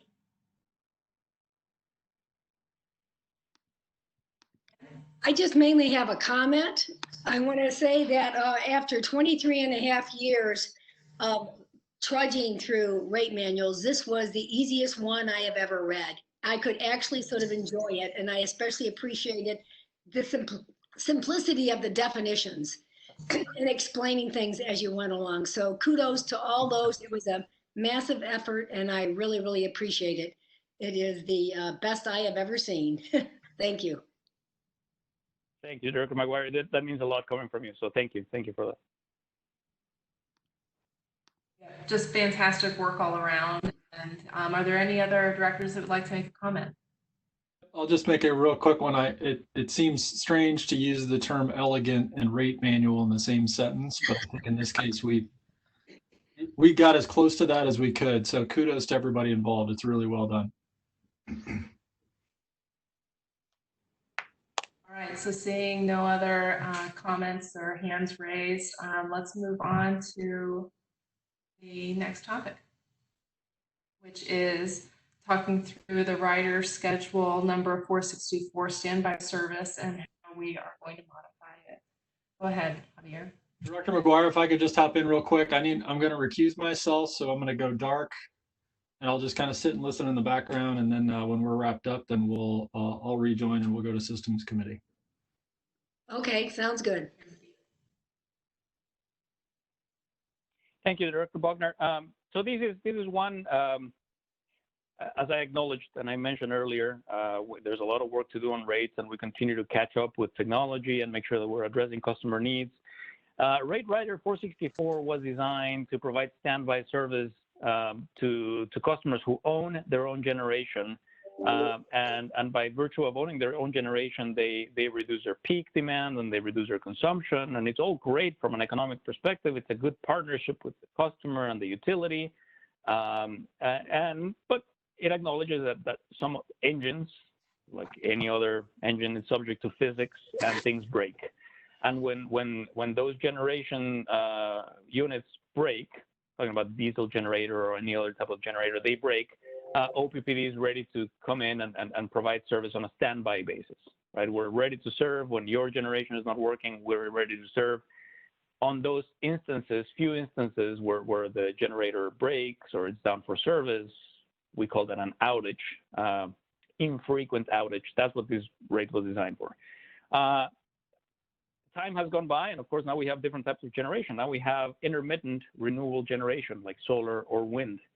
And we don't have a standby rate that is designed for this type of intermittent generation. So by default, not having that rate designed today, by default, solar and wind generation would have fallen into the rate 464 standby service. Now, those type of generation assets, they have outages on a daily basis. I'm gonna use a solar generation, right? When the sun goes down, it stops working, right? So it's the outage frequency, the nature of the outage is very different than what this rate was designed for.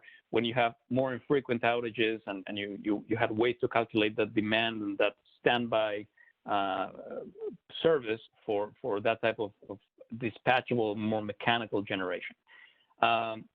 So this was truly a mismatch. We have renewable generation, intermittent renewable generation going into a rate rider that was not designed for that type of generation.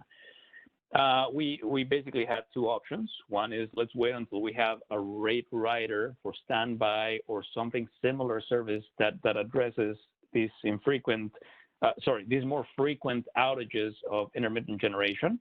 Let's wait until we have that, and then we move customers to renewable customers to that rider. Or, which is what we're going to do here, is eliminate the requirement for intermittent renewable generation to be subject to rate 464. So what the proposal here is to make a change in the rate rider, and you can see, I don't know, Ms. Hinders, in the next slide we have the red line. I'm not sure. Can you move to the next slide, Ms. Hinders, please? Javier, I'm sorry, I did not create a slide of that. I only included of the red line. Okay, well, let me just read it. Rate rider packet. You have it in your packet, and I'll read it out loud for the public. There's only one sentence that will be added to the rate rider schedule 464, and that is on at the end of the second paragraph that says, this rider schedule is not mandatory for customer-owned renewable energy equipment. And by doing this, we're publicly stating that if you're a customer owner and you have renewable energy equipment, you are not mandated to use this rider. We had some discussion about the word mandatory, and our rate consultants recommended using that sentence, and that is, because we don't have another rate to offer to renewable equipment for standby services, we couldn't preclude someone from electing rate 464. It's hard for me to think of a renewable customer wanting rate 464, but you never know. Strange things happen. We cannot preclude. We cannot discriminate a renewable customer from wanting to use 464. They can always opt in, but it is not mandatory. Further, I think the important thing here, and I want to, Director Bogner and I had good conversations about these, and it is also stated in the letter from the Brattle Group, which is we are working towards developing a rate that addresses standby, similar service, peak demand service capacity for intermittent renewable generation owned by customer owners. So these elimination or this change of rate 464 of not making it mandatory for renewables should not be construed as the final step and we're all done. There's work to do, but we didn't want to wait until that next rate was ready. We have heard loud and clear from developers and customer owners. They want some certainty. They want to know that they're not held. It's not mandatory for them to participate in rate 464. That's what this resolution does. But what this doesn't do is it doesn't create another rate. And we will have that in the future. And I want to be very transparent, not disingenuous, that we will have something to offer at a later date. And with that, that's really the description of the 464. I don't know, Director Bogner, if there's anything else you would like to add.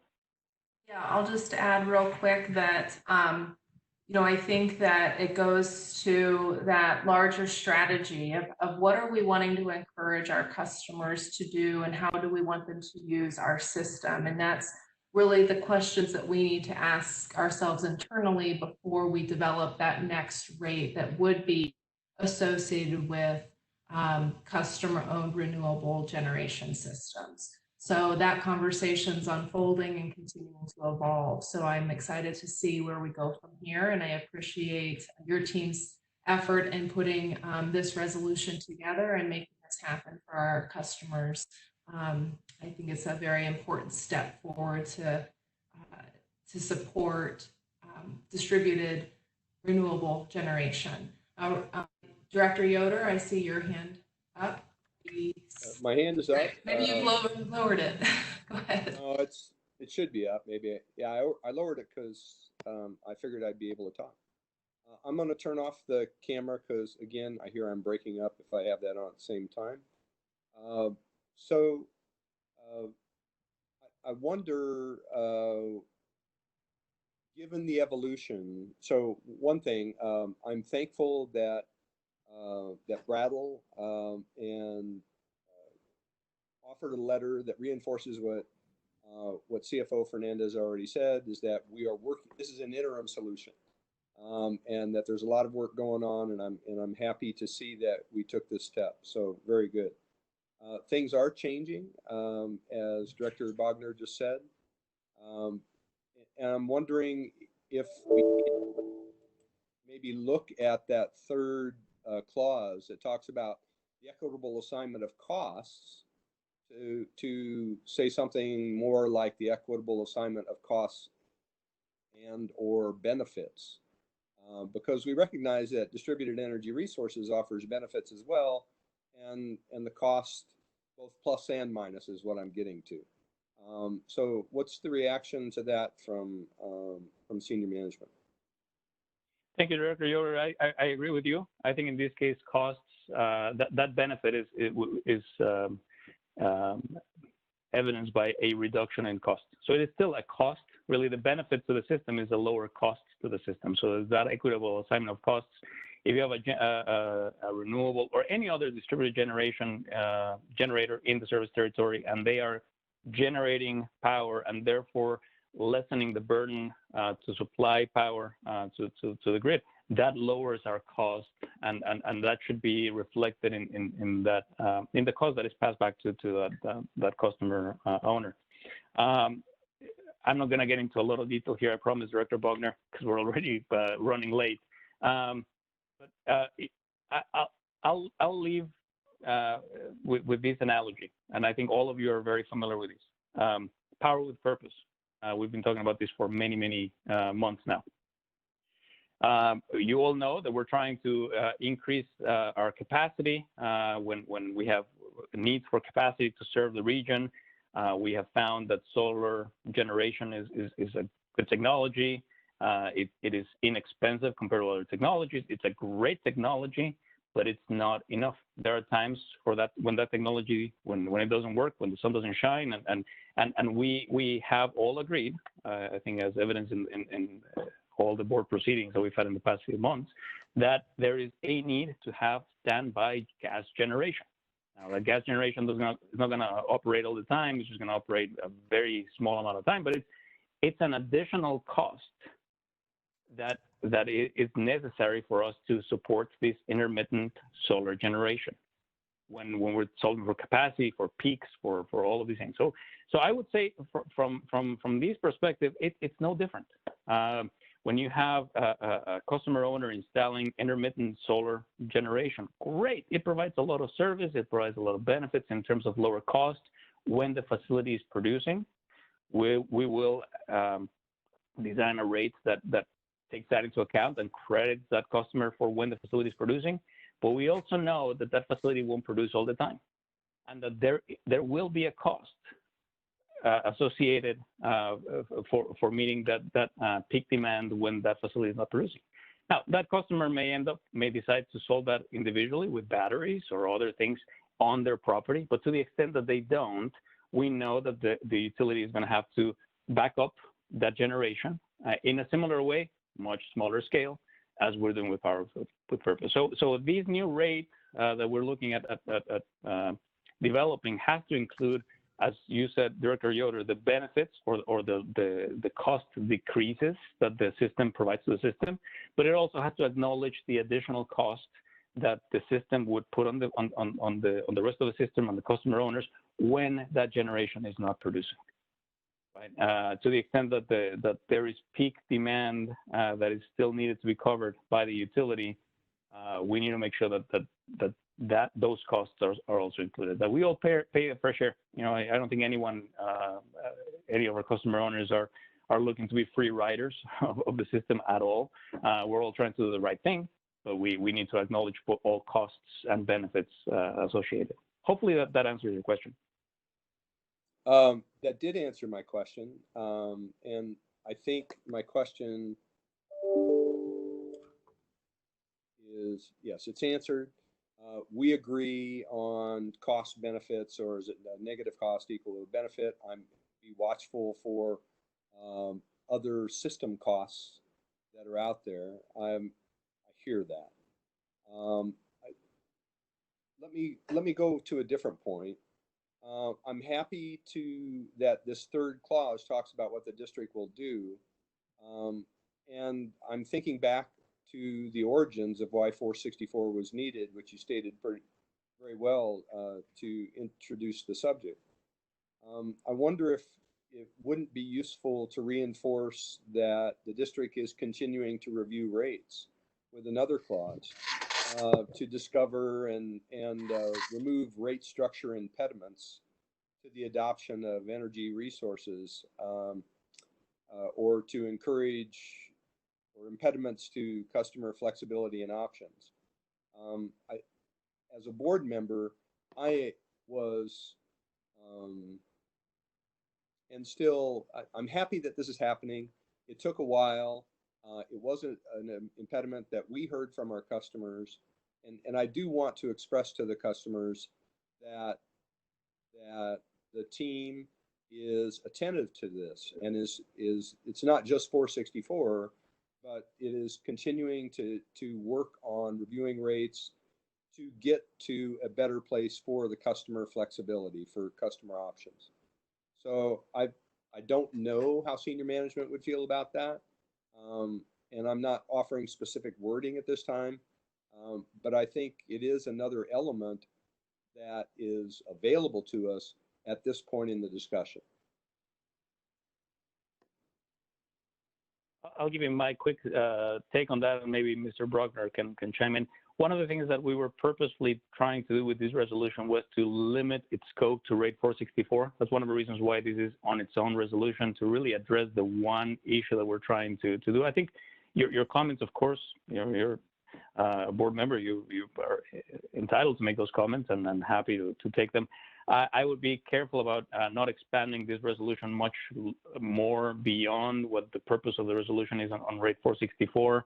Every time there's a change in language, there's a lot of legal analysis and operational analysis, making sure that we're not making an unintended error when we put additional language. But maybe I'm overreacting. Maybe Mr. Bruckner can chime in, and if it's okay to put that in, I'll of course, it's your prerogative. You know, Javier, I'll let Steve talk about that element. I would say, Director Yoder, I think your comment may be best served for us to think about, is that something that is of interest to incorporate into a broader SD2 conversation that I know the board is thinking about in its annual planning, and a conversation around that in SD2 and not necessarily in this resolution, as Vice President Fernandez identified.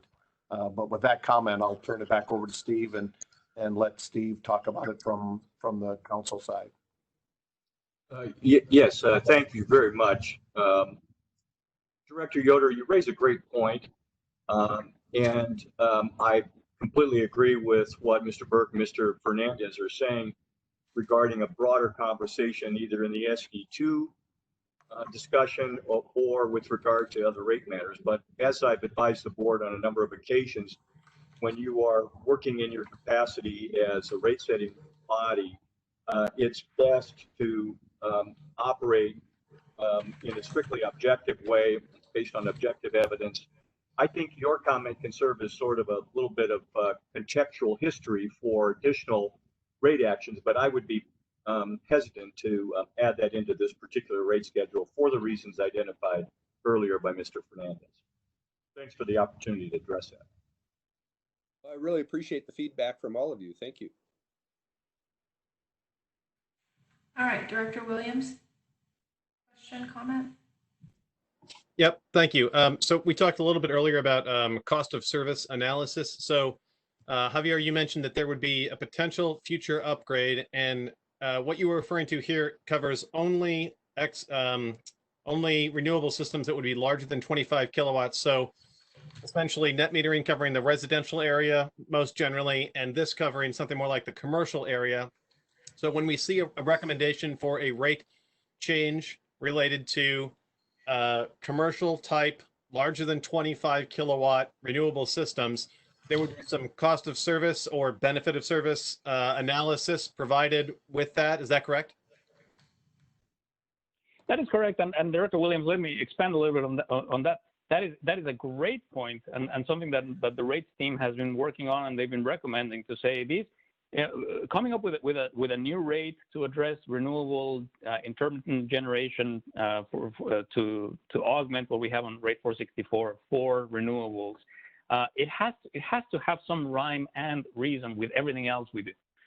Net metering rates and three-part rates for rate 110, and it all has to fit together.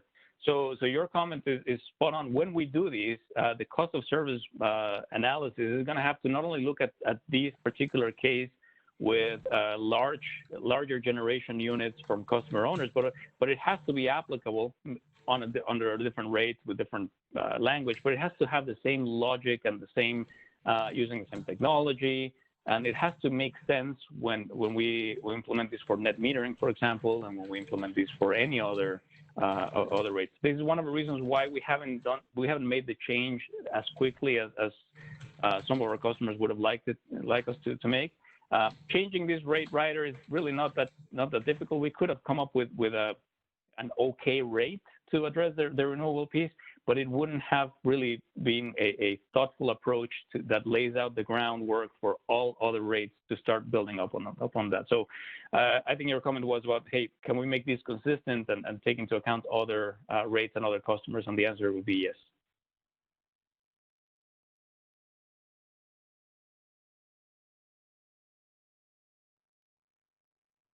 All right, I don't see any other hands. So if there's no other comments, we're going to make this an action item for Thursday. We would like to see this pulled off of the consent agenda so that we can talk about it directly at the board meeting. And with that, that concludes the Finance Committee report. Okay, thank you. And one other confirmation, Amanda, what about SD2? Would you like to have that on the consent, that is on the consent agenda? Or the I believe that's already on the, not on the consent agenda, sorry. Okay. The other agenda's called for a second here. Yeah, the action, yep. See that to so you're back, still right? be under the action as well. Yep, sounds good. Okay, and we'll revisit the full agenda once we get to the end of the meeting later this afternoon. I'm looking to you, Director Mulhoff, to give me a temperature for what the risk of running your time over is. It looks like you've only got about 15 or 20 minutes tops. If that's something you're confident you can be close to, I think we're going to press on and then do break after that. How you feeling? I think we're okay. I would defer to Ms. Fisher, but I think that if she set the time for her 2 items, I think we're good because, yeah. Okay, so let's. I think we should be able to get through this quickly. Great. Well, don't worry about rushing. I just kind of wanted to get a sense of what the risk reward calculation was here. So let's I will be thorough. We'll break for lunch afterwards. Janice, if you could dive right in, you're up. Okay. Well, the System Management and Nuclear Oversight Committee did not meet this month, and I would turn it right over to Ms. Fisher to talk about Nebraska City 2 cooling tower fire protection replacement. Good morning, I think, for a couple of minutes. I did want to talk a little bit about the Nebraska City Unit 2 cooling tower fire protection piping replacement. We did go out for a sealed bid process. We received 2 bids back, one from Associated Fire Protection and the other one from F.E. Morin. The reason that we're replacing this piping, it's about 10 or 11 years old. It came into effect at the time that NC2 was built. And it is due for replacement. The existing pipe sprinkler is galvanized piping, and it is starting to wear and has several leaks in it. It is causing some spurious trips from our valve actuators or accelerators and causing malfunctions. What happens is then it puts water into the piping system, which is typically a dry system. And of course, in the wintertime, that freezes and causes more problems down the line. So this really does need to be replaced. These systems have air trapped in them. And what happens is that as that air expands and leaks out, should there be a leak in the piping system, then it's filled with water. It's believing that there's a fire and that we need to actuate the system. To prevent that, over the last winter, what we did was we put the system in manual, which means we would have to go out and manually operate it should there have been a fire, which is an acceptable action for a period of time, but obviously not something we want long term. And so this fall, we would like to replace this piping system. The 2 bids that we got, both Associated Fire Protection and F.E. Morin, use something called a protector wire detection system, and that is a wire that actually senses heat. It still has air in the system. It's still a dry pipe system, but it senses heat. And as it senses heat, it melts the wire, and then you have to replace the wire. So any testing that we would do periodically to ensure the system was functioning correctly would require us every time to replace that wire, which adds to the expense and the O&M on the system. As a result, there was an option that was provided to us by Associated Fire Protection, and they use an Allison Control heat detection system, which also senses heat, has a wire that senses heat but does not melt, and that does not cause us to have to go in and replace that wire as we test the system. And so we are recommending that we move forward and that we award this contract to Associated Fire using the Allison Control heat detection system at a cost of $870,212. I will take any questions.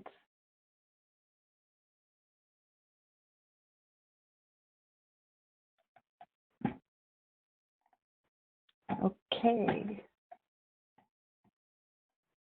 Sorry, my cursor does not want to. I don't see any questions.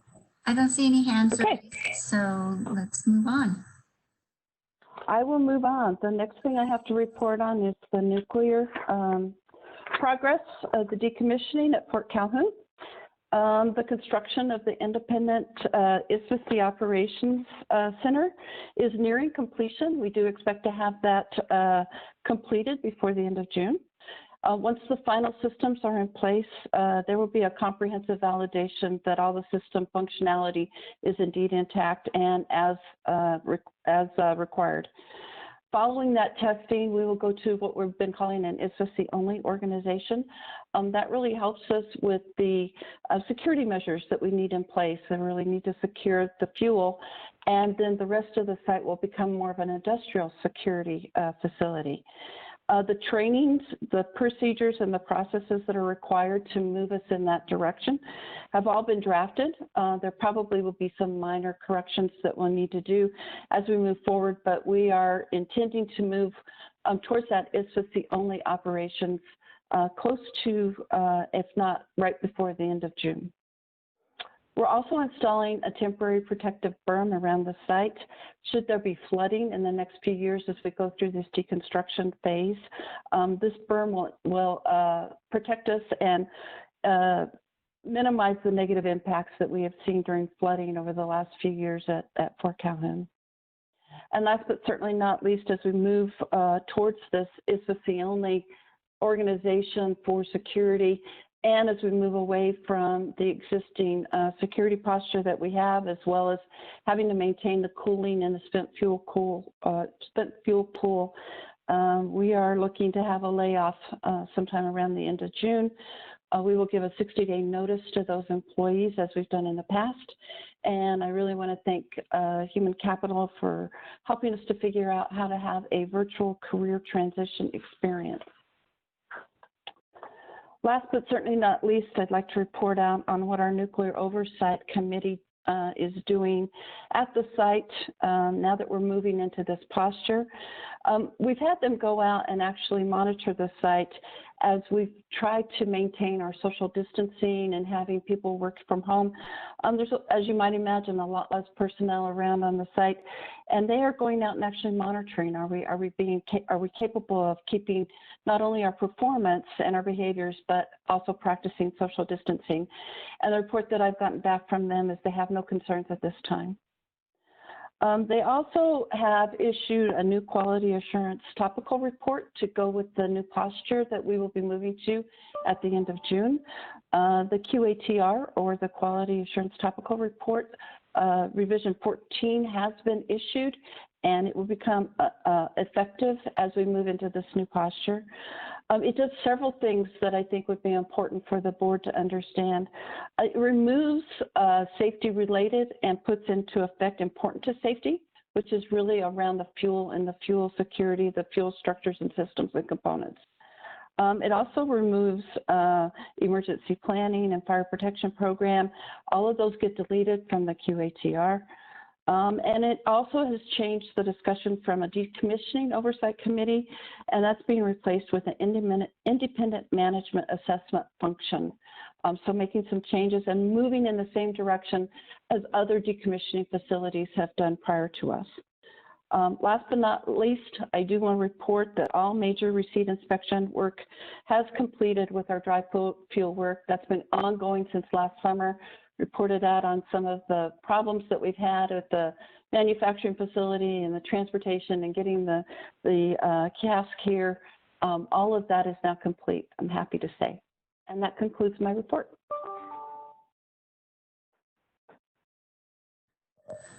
Thank you, Ms. Fisher. And I see that Director Williams has his hand up. Yeah, thanks very much. Thank you, Mary, for the report and for the ongoing excellent work by management and all of the staff in difficult situation, but in very important work. So again, congratulations on this big transition to the next phase of, I'm sorry, the term that we should use now, not decommissioning, but independent site management. Can you help us make sure we're on the right term? Deconstruction.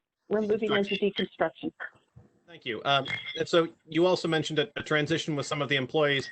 Can you elaborate on how we're working with them to find the possibility of places where they could be potentially transferred to another part within the organization, or other ways in which that might happen? Can you talk about some of that staff transition?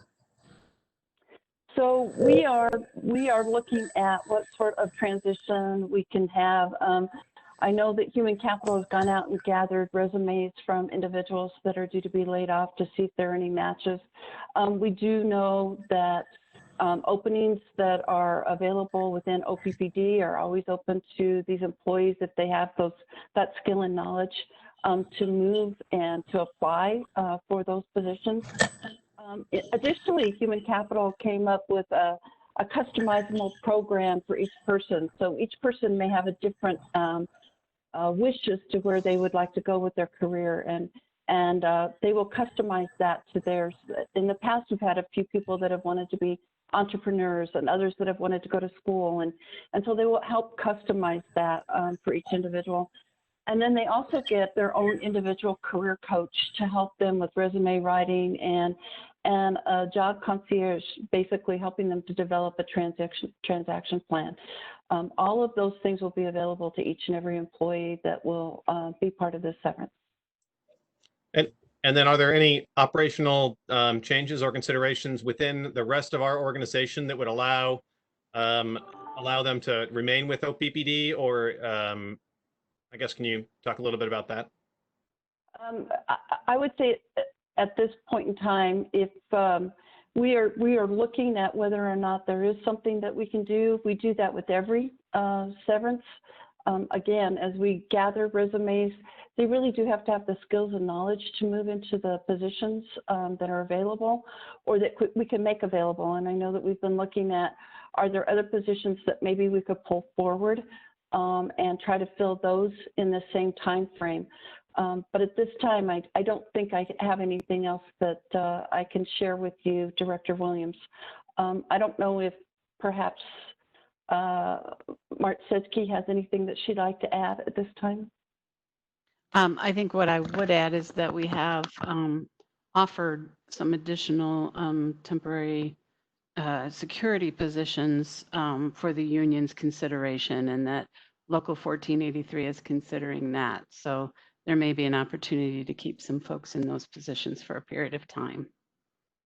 Yeah, I would just say, this is Tim Burke. I would just say in the early conversation with the development of the ISFC, I think we're unique across the decommissioning organizations where we would have a kind of a company security group part of that IFSC security.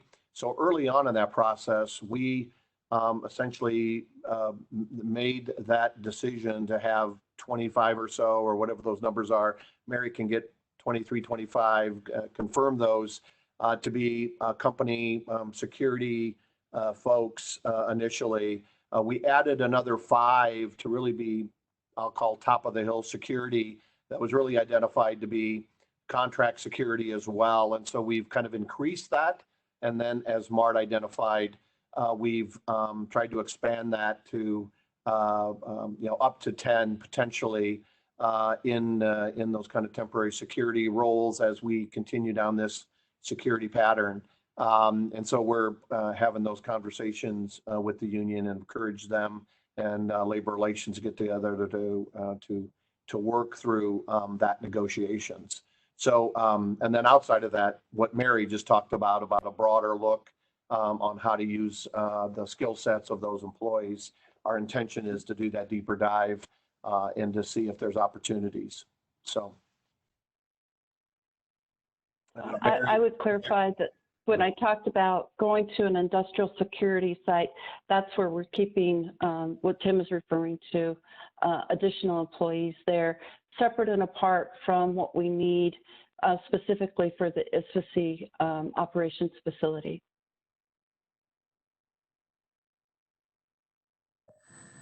Thank you for that clarification. I believe Director McGuire would like to make a comment or ask a question.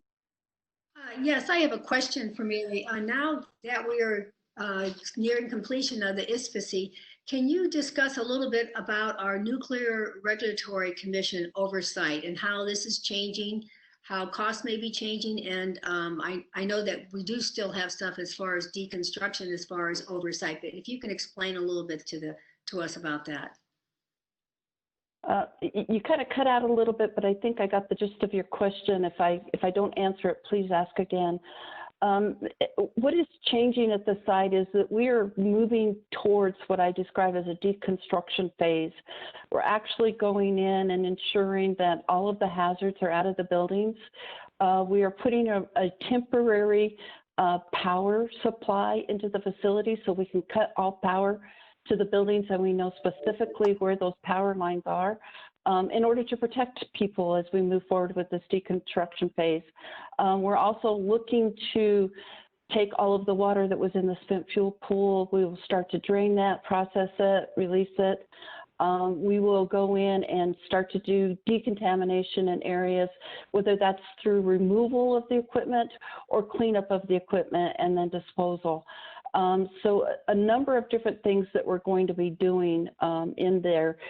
As we move into this phase, this is really where we brought Energy Solutions in to help partner. They have this experience. They've done this at other facilities. We have truly partnered with them on every one of those items, plus a number of other projects that we are out working on. They are part of the project team and are advising us as we move forward. And it's really a matter of who has the most experience in some of these items. OPPD takes the lead because we have the experience in processing the water, as an example. We did that for years during operation. But in terms of going in and really cutting up the internals of the reactor vessel underneath water with robotics, that's really an Energy Solutions lead. They're the experts in this. So we have taken the work that needs to be done. We've put it into a schedule. We've staged it appropriately, logically, as to what can move and what can be under deconstruction first. And we've also put together the project teams, and they are working collectively to move us forward in this part of the decommissioning of Fort Calhoun. Thanks, Mary. That helps in that situation. Can you explain one more time, how much does the NRC, what type of oversight do they have over us now in this deconstruction phase? The NRC continues to come in and monitor us on a quarterly basis. So they come in and do inspections. Are we still following all the rules and regulations that are part of our license and our license basis? And so they will come in and monitor us until we complete this phase and we no longer have any of the facilities there that we are deconstructing and move over to an ISFC only. And then at that time, they will be monitoring and tracking us under the terms and conditions of the ISFC operations facility. So we'll have the NRC, the partner in this, for a long, long time until the fuel is removed from the facility. Okay, thanks, Mary. I just wanted to verify that. Appreciate it.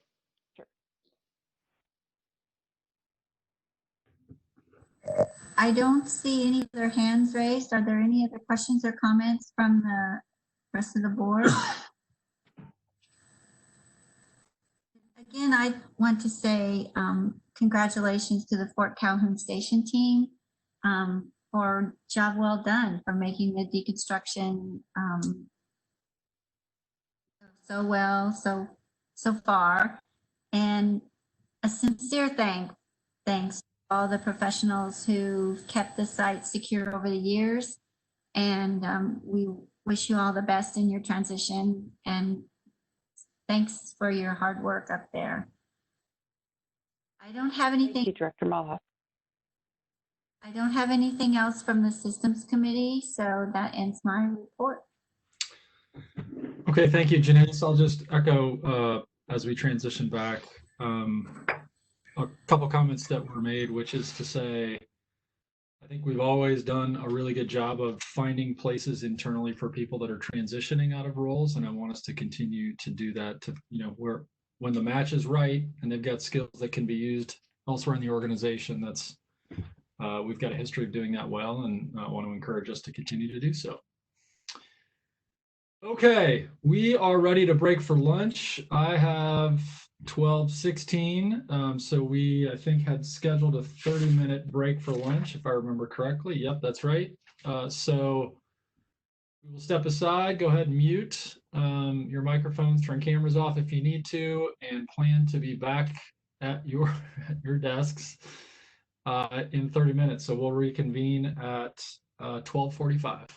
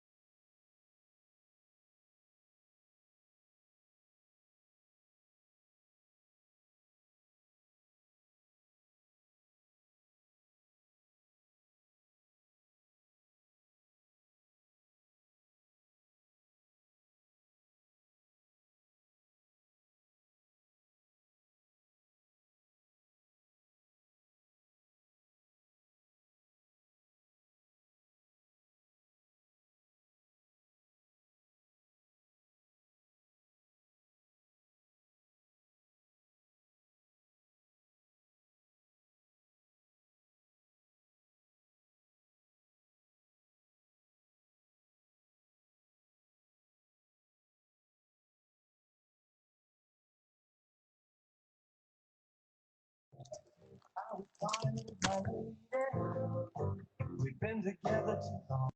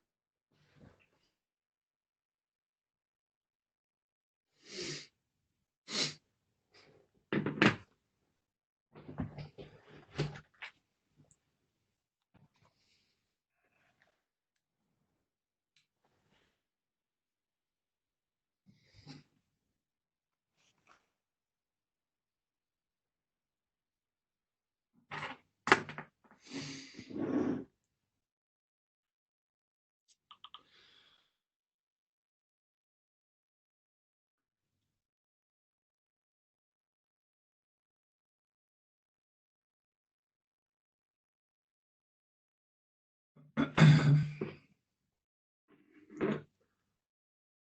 I have 12:45. Let's just do a quick board member roll call here. I see Director Mulhoff and Bogner. There's Director Williams and McGuire. Directors Yoder, Gay, and Kavanaugh. Are you with us? Director Yoder is in the attendee list. I am working to move him up right now. I'm here. Okay.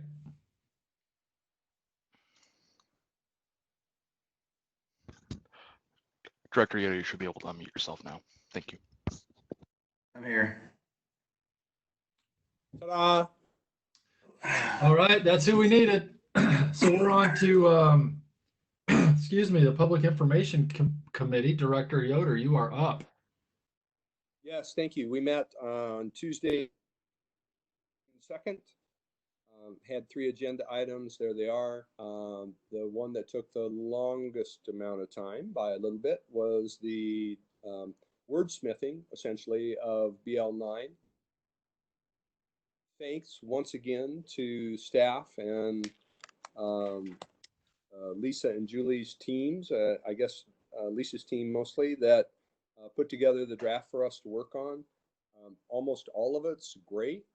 And the only part that doesn't is the part where some board members are disagreeing. Director Gay, just as a note, was attending another meeting, and so he was not able to participate in this. My prediction is, well, my promise back to the group was to take the notes that I took, was to revise the draft document, offer some wording, and even though there may not be complete accord, we will discuss it in July, and if we don't have complete accord, then if there are only minor revisions, great, but if we can't all agree, I think my intention is to move it out where the entire board can discuss it. But we'll see how the conversation goes. So right now, I need to revise the working draft that we have.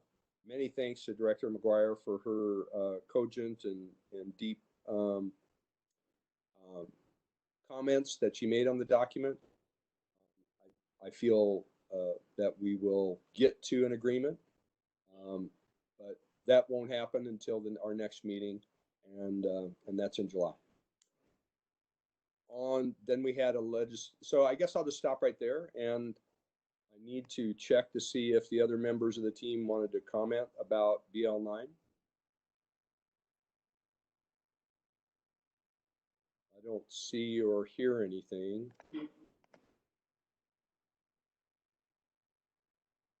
Any comments from any of the other board members? Again, nothing. So fair enough. We did have a legislative update, and that was very brief. It was snappy, as I recall, and you will get a brief update here shortly. That is just what we had in committee. And then we had a pretty good discussion of 2 things. The customer programs update is twofold. We got a brief overview of both of them. And one of them, Britton, will discuss on Thursday night. We'll present to the board in the official meeting on Thursday night. And the customer first solutions we went through, and we're going to get a brief update on that now. Any other comments from any of the PI committee members? Okay. From any of the other board members? No. Next slide, please.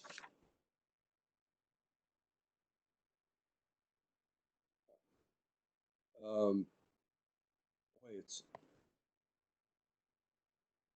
So at this point, I'd like to turn it over to Lisa and her team to do a brief legislative update.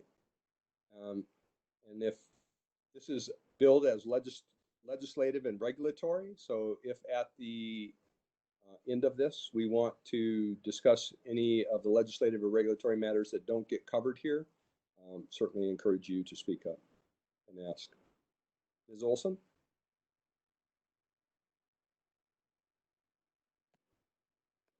I can't hear anything. There you go. Some people would There like you go. that. Thank you, Director Yoder. I appreciate that. And thank you for the committee and the board for the opportunity. As you know, we had a recess of the unicameral on March 13th. And the session will resume on July 20th and it will end on August 20th. And so with that, we will do a quick update on that. And then just on the regulatory side, we've been putting updates in director's update as well regarding FERC. So if you guys have any questions in that regard, we'll be glad to answer all of those. So with that, I will pass it over to Mr. O'Brien. I believe he is in the waiting room to come on board. Tim?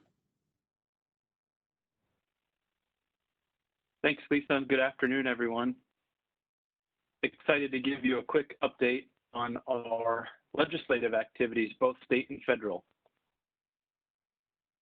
Perfect, thanks, Mo. If you would go to the next slide. As Lisa mentioned, we updated the calendar to reflect what's happening from a legislative standpoint. And there's a few dates in here I want to share that are not on the slide that would be helpful to the board. So as Lisa mentioned, July 20th, the legislature will reconvene. There are 17 days left in the session, so there's still a fair amount of work to be done within that time frame. Another important point is July 15th is the tax deadline, and so you might have noticed that there has been a lot of budget discussion between now and then. So that'll be an important data point as the Economic Forecasting Board meets on July 23rd to give a better picture of what the state's budget will look like. And so the topic of the legislature will be very much around budget and dollars. So I wanted to highlight those two items for you. Mo, would you go to the next slide for me? Thank you. And so the Speaker of the Legislature, Speaker Scheer, sets the agenda and the cadence. He's used this word frequently, or this passage, bills deemed for passage will move forward.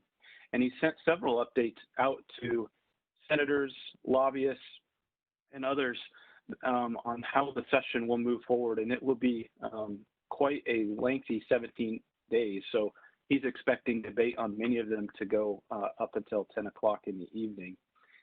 He did indicate that bills that have a fiscal note or fiscal impact need reviewed before coming back to the session. By my count, there's 27, I think my number's right, that have associated fiscal impacts.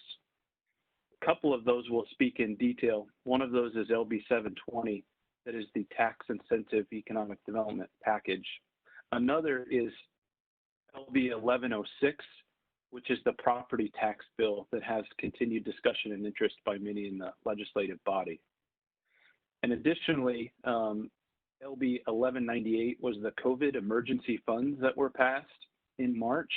We expect that that topic may continue into this session as we'll have a better funding understanding, and there may be additional needs due to the federal CARES package that was moved and deployed to support our state's needs. So a lot of discussion around budget and dollars and impacts. So that's what we expect from the legislative session. I have two more slides just to highlight the bills that we have had in a priority status that we are continuing to really focus on, among other things that may come up in the final 17 days. On this one, I spoke to earlier is LB 720. This is a bill that has continued discussion around should it move in its current form? Are there some other changes that need to be made due to the economic conditions of our state? Or should there be other programs that roll into this particular bill? So lots of discussion continues to happen on LB 720. One more slide, if you would go to the next one, please. a variety of other bills that we're watching here. The one that's on the bottom of the list you can see is LB 1198, and this was related to the emergency funds due to the COVID pandemic. So we're continuing to watch many of the other bills. LB 992 may be one we continue to watch as there's continued interest in broadband, especially with all of us working at home. So that could be another topic of discussion and certainly a topic for the 2021 legislative session. So those are the highlights that I've provided to give a quick status. We will certainly have more details as we approach July and the next Public Information Committee and then Board Committee meeting before we reconvene on July 20th. So I'll pause there if there's any questions as it relates to the state update. If not, I'll transition into the federal side of things. I see Director McGuire has a hand raised.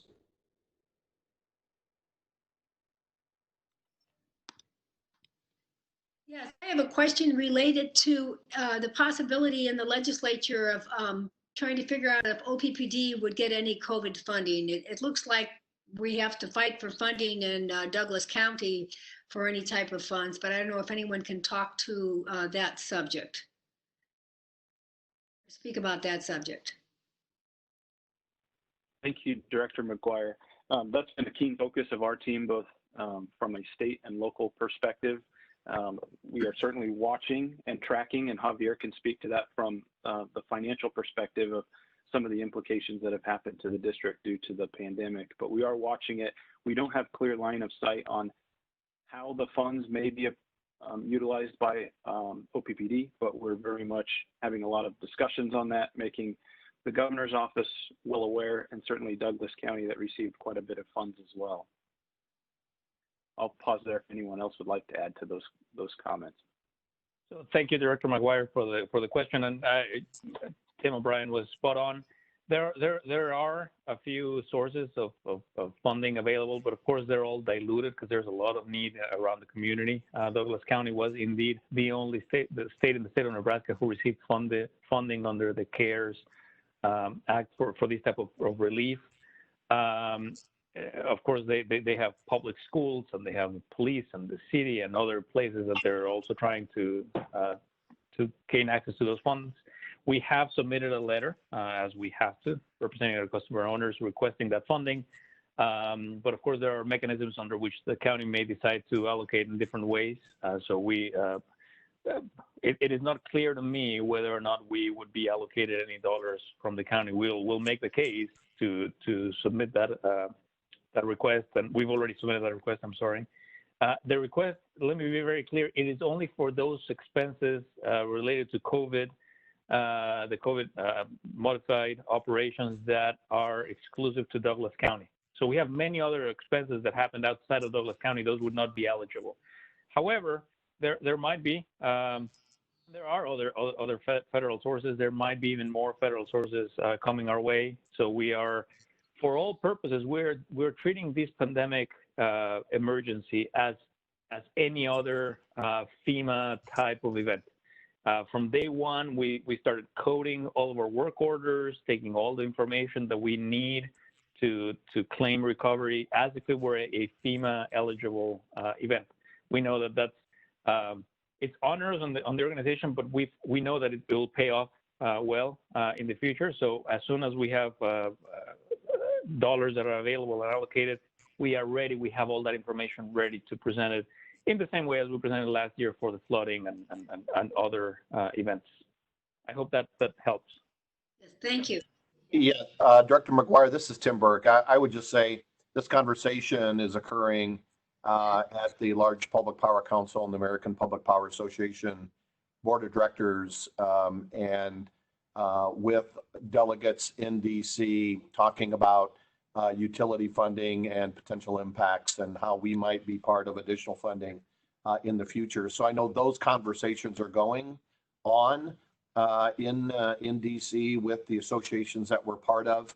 And so I don't have anything specific to report on any outcomes at this point in time, but we are engaging with our associations as our other utilities are engaging as well. So thank you. And Director McGuire, I did submit a letter under my signature so that we would have a placeholder for that. So at least we're in the queue. Okay, thanks.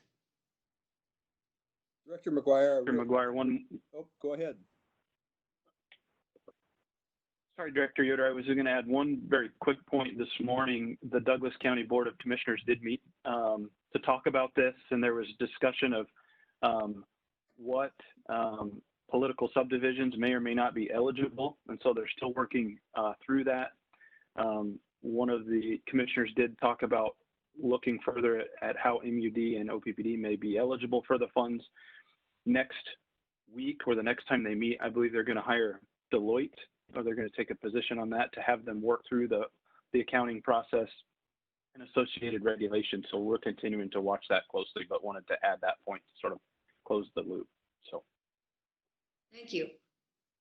Yeah, Director McGuire, I really appreciate your question, and everybody, I do appreciate your answer. I think people are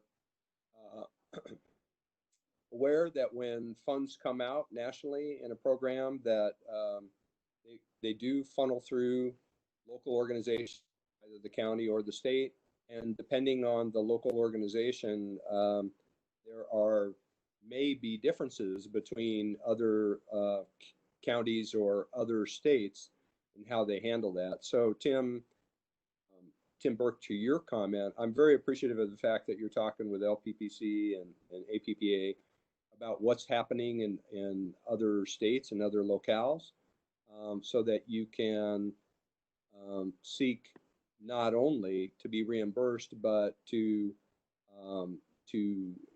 build robustness, harden our infrastructure, and modernize if the funds are being used that way in other areas and are available to be done in Nebraska. So thank you for having those conversations and level setting with other organizations. Any other questions relative to this? I have a quick one, Tim O'Brien. Of the legislation items that are listed here, is it probably just LB 1198 that's going to see action and passage? great question, Director Yoder. I wish I had a better crystal ball at this point. 1198 has been signed by the governor, so that one's a good bet. On the others, just not sure with the current environment that's going on. We've been having lots of discussions with folks involved in lobbying and government affairs, and we're trying to find a better position. But if I find the right bets, I'll let you know. And certainly, kidding aside, we'll continue to keep the board updated as we get closer. July will be really helpful as senators are coming back to Lincoln, back in their office, setting priority and agendas. So great question. And Director Yoder, just so that you know, and I'll talk about this in Power with Purpose, we do outreach with the senators, especially with Power with Purpose. And these are the items also that we talk about what they think is on the radar coming at the remaining of the session. So just FYI on that. Thank you so much. Okay, that's it on the state. I'm sorry, Rick. Quickly. On LB 1205, we have it listed as opposed, and in the past, I think we've talked about the difference between a renewable portfolio standard and a clean energy standard, and that's somewhere between PI related to legislation and I guess maybe systems related to understanding the difference. Can someone help me understand how we could have the discussion about the difference between an RPS and a CES? Where is the appropriate place to ask that question and talk about that, so that in future legislative sessions we would know where that position might come down to? It's something that has been described before as something we could support if it was more like a CES.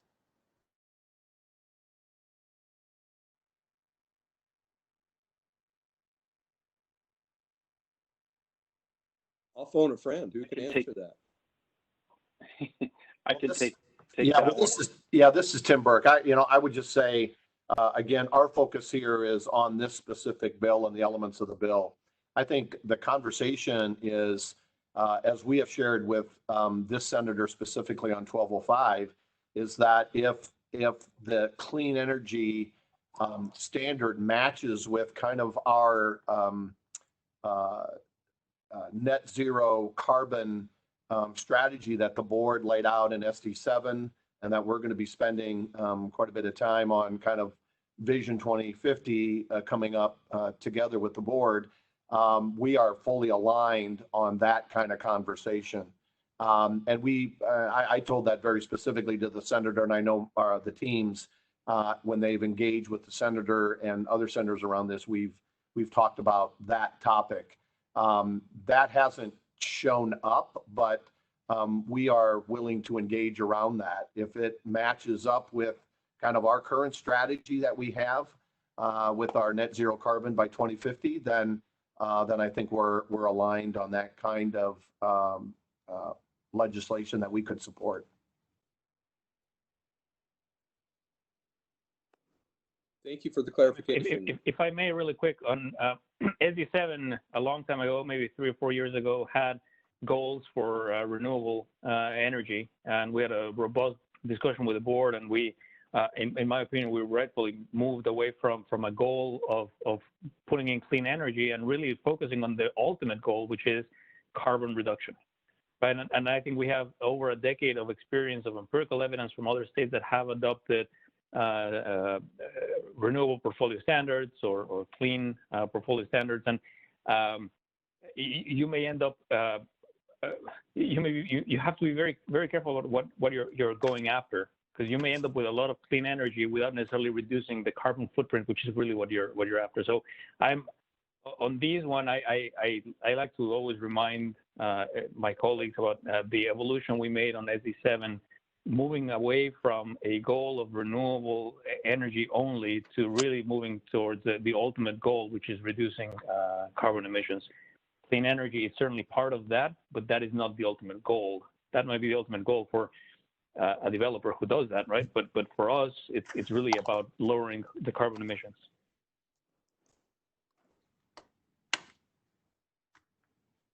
Anything else on that? Mr. O'Brien.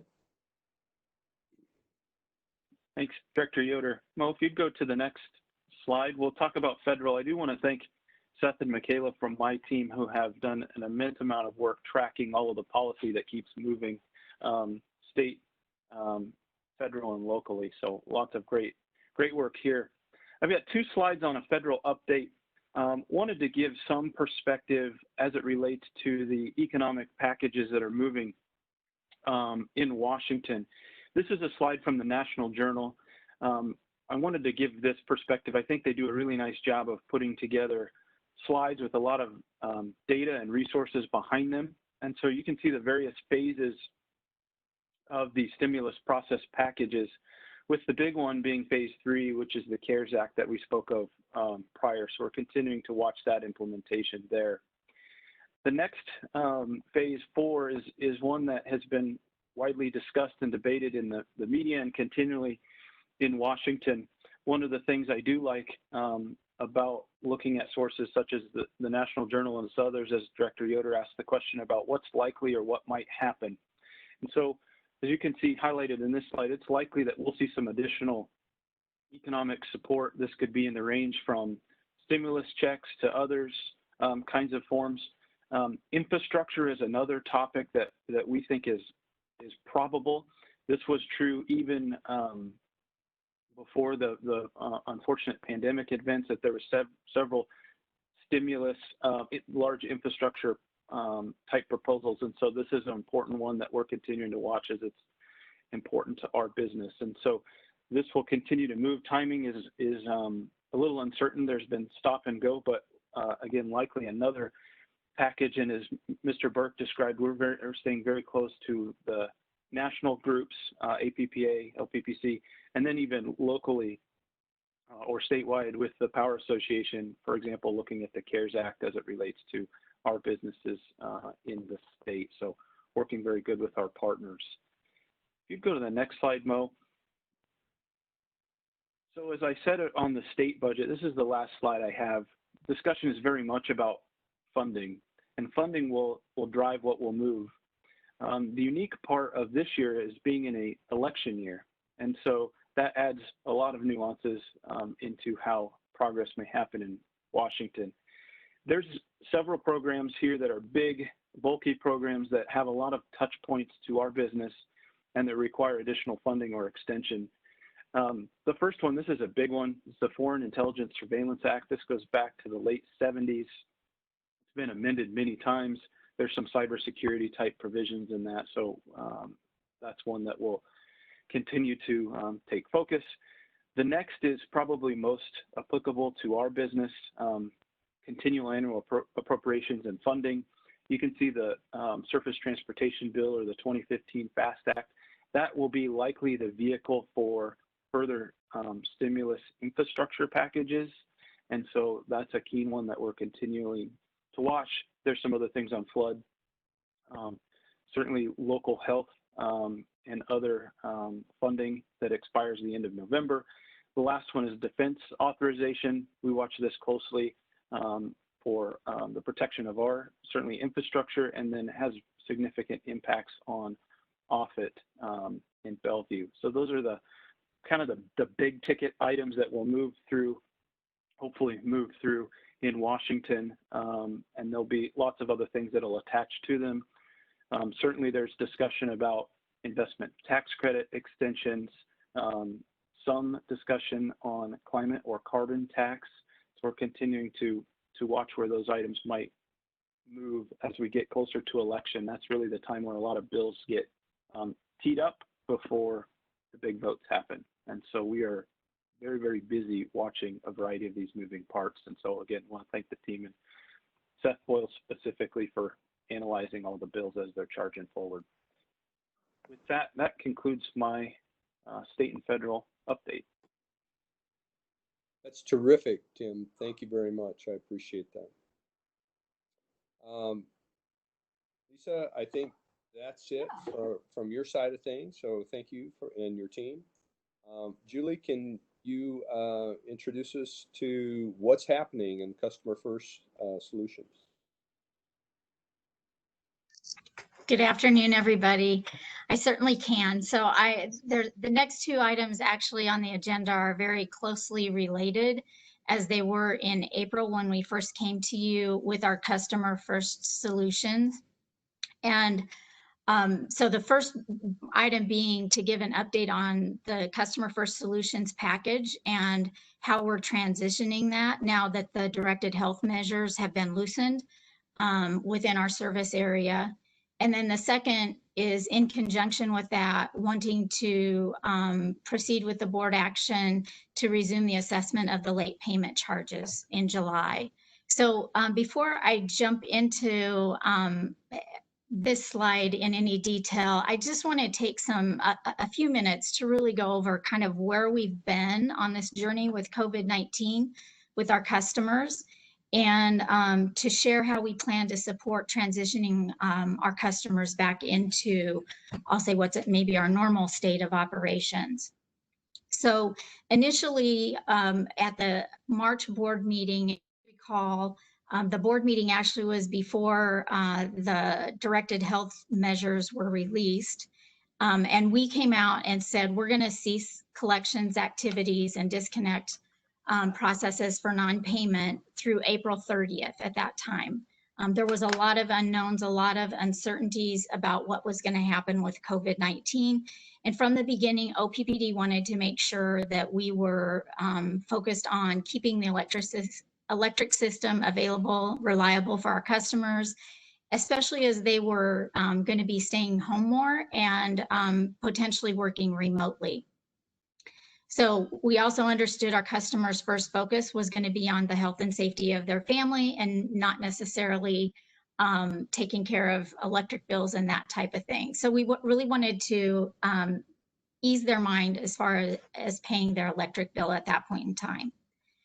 At the April board meeting, then we came back and so shortly after the March board meeting, the directed health measures came out, which really set in place many of the strong social distancing measures that were put in place, essentially shutting down a lot of businesses, sending people into work from home environments, if they were fortunate, putting some of our customers without jobs. And so our team worked quickly to come up with what are some other solutions that we can put in place to help our customers during this time, demonstrating our focus on our core values of passion to serve, honoring the community, and caring for one another. So these solutions that we identified at that time assumed that we would continue to monitor the direct health measures that were applicable to our service area. It assumed that we would be monitoring our customer trends as we migrate our way back out of these. And so today I really wanted to just hit on some of those trends. So when we introduced, for instance, the late payment charge and not assessing that during this time frame, what we had recommended and actually was in the board resolution was that we would monitor the directed health measures as they were lifted in our service territory. We would allow an additional 30 days past that date to allow our customers to get back on their feet. And so we're following through with what we committed to in April. What's maybe changed a little bit is that the wording relative to directed health measures, since that wasn't wording that we would necessarily controlled, maybe changed a little bit. But what we've seen now play out, what we expected was perhaps they would totally expire. The measures that were in place at the time we made that recommendation have been superseded by less stringent directed health measures, really reopening the economy and helping to get people back into employment and that type of thing. So we're still following that path, but the team, understanding the trends and where our customers' needs currently are, has recommended some additional measures that we put, or solutions we put in, are going to be putting in place to help transition us during this time frame. So the most notable one, obviously, is the late payment charge, and then the disconnection for non-payment for those customers that are continuing to not pay their electric bills. So knowing that the board action item is around the late payment charge, and understanding that this can feel very uncomfortable, there's still some uncertainty out there relative to the economy and where customers may be. We just want to make sure that we're sharing the trends that will help you understand why we're recommending the action that we're taking, and that we remain consistent to what we had suggested during our April board meeting. So some of these trends I have shared through various means of communications, but what we've seen, on the residential side, it's really been, I'll say, more positive than what I expected it to be. When we look at the number of residential customers who have continued to maintain their accounts in a current status at the end of the month, it was 90% before we went into this COVID state, and it's been 90% throughout it.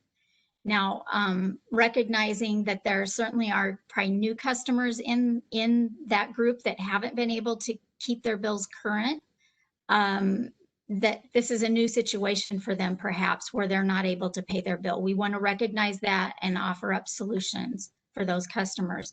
But I think the good news is that 90%, again, of our residential customers are continuing to pay their bills in a timely manner. What's very concerning, though, is those customers who typically fall behind, and we have unprecedented arrears in the residential category. And so our May arrears, or accounts past due 31 plus, was 61% higher than they were a year ago. And so that's concerning, because we know from history and trends in the past that when customers hit a certain point, it's very difficult for them to ever get caught up, regardless of the solutions that we provide. Even energy assistance sometimes can't help them get back to a more current or normal state. On the commercial side, typically commercial customers were at 95% of the accounts would be current at month end. And what we've seen is that that's dropped down to about 91%. And so again, that's went down a small number, but we recognize there's a lot of small businesses that have been closed. Their doors were essentially closed, or their capacity has maybe been a fraction of what they normally can serve in terms of customers at restaurants and that type of thing, based on the directed health measures.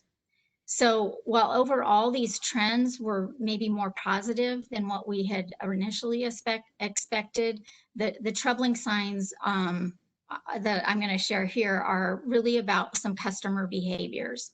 So when we made this announcement, we had hoped that we would get customers to engage with us about keeping their accounts current, maybe not even current, but making payment arrangements, making some form of payment towards those accounts. But what we're seeing is that many customers, many of the residential customers who have historically struggled and have, ended up in the position of being disconnected for not payment or not paying, have continued to not pay. And in many cases, because we came out of the winter weather moratorium and pretty much went straight into the COVID-19, many of these customers are carrying debt that's from last summer and last fall. And so sometimes, we may hear, well, let me know when it's subject to disconnect and then I'll get you a payment. And so these are behaviors and trends that I think, some customers who are in this position where they're maybe living paycheck to paycheck, they're still working in their normal. And we've offered up, we want to be able to assist these customers, but we're not necessarily getting contacted by them. So when it comes to the business side of the house, or the business customers, what we've observed there is that we have some business customers whose operations we know have not been impacted by COVID-19, and perhaps even maybe have increased revenues just because of the circumstances of it all, are not necessarily paying their bills. So they're making a business choice to use our generosity to not pay their bills on, in a timely manner, and use that money for other business purposes. So again, they may be low risk, but at the same time, there is a cost to OPPD for the use of that money. And so we want to make sure that we're being prudent as the management team, and that we have our policies in place that protect against our customers using our cash flow in that manner. When we made these announcements, as I mentioned, we really encouraged our customers to reach out to us. And so essentially, when we made the announcement in March that we were going to discontinue disconnecting customers because of the COVID-19 until April 30th, we saw our call volumes drop significantly. And so if we take out outage calls and look at all other calls, the drop has been 20%. If we look at payment arrangement type calls, those calls have dropped 56% over the past 12 weeks. And so that's very concerning to us. Again, it's kind of an indicator that customers are deprioritizing the electric bill because they understand that OPPD has not been in a position where we were going to come out and disconnect them. So I want to share some positive examples too. So, when we say we want to work with customers, one of our leads shared an example where we have a full-time student who's a customer, and because of COVID, she relies, before COVID, she was relying on funding to help her pay for her schooling and her bills. And so her checks stopped in the March timeframe, and she was unable to pay anything towards her bill. And understanding this bill carries some debt with it, her account balance had reached $1,400 recently.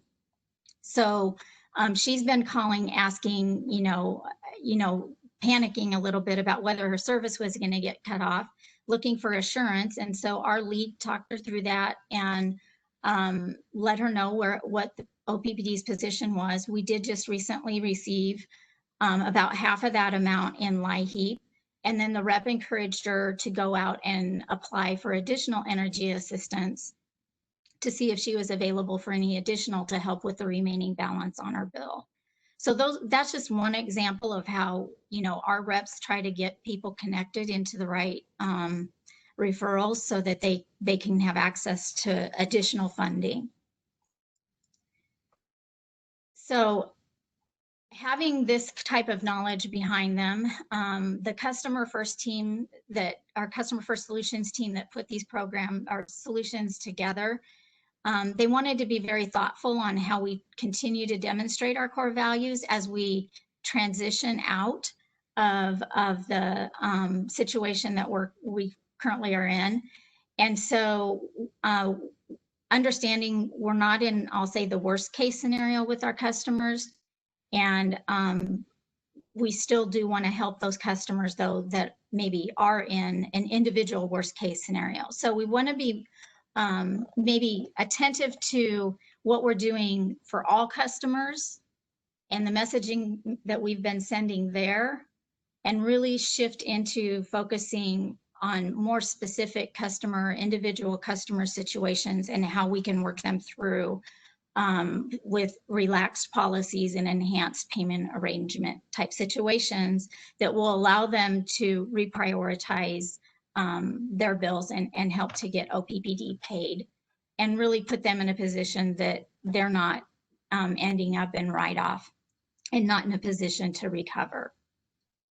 So while this may seem counterintuitive, COVID-19 certainly is not behind us. But if we want to help our customers get back on track and to help minimize the financial losses that OPPD may incur, it would be prudent to resume our field collections and potential shutoffs. And so I mentioned, residential customers tend to prioritize their bill paying based on when a service is going to get discontinued. I don't know that some of the fees are really the deterrent. It's really just the service not being there is what prompts them to get a payment on their bill. Outside of our control, some of the energy assistance funds that are available are not available if the customer isn't in a current disconnect status. So that's been a challenge. This is true for the LIHEAP crisis assistance. And that's different than the heating and cooling assistance that our customers may receive. But this is in the situation where they are qualified from an income perspective and they're in a disconnect status, is how they can qualify for those funds. And so in May of 2020, we've seen a 50% drop in the amount of LIHEAP crisis assistance funds that have been made available to our customers. And so from a customer experience perspective, when we rolled out this solution, we were careful to remove disconnect notice wording from the letter that goes with the bills, sharing with the customer that we need a payment on the amount that they have in arrears or their past due account balance amount. We took that off because we didn't want to panic customers, having them think that we're going to be disconnecting them. At the same time, that's the mechanism that a customer uses to get additional assistance. And so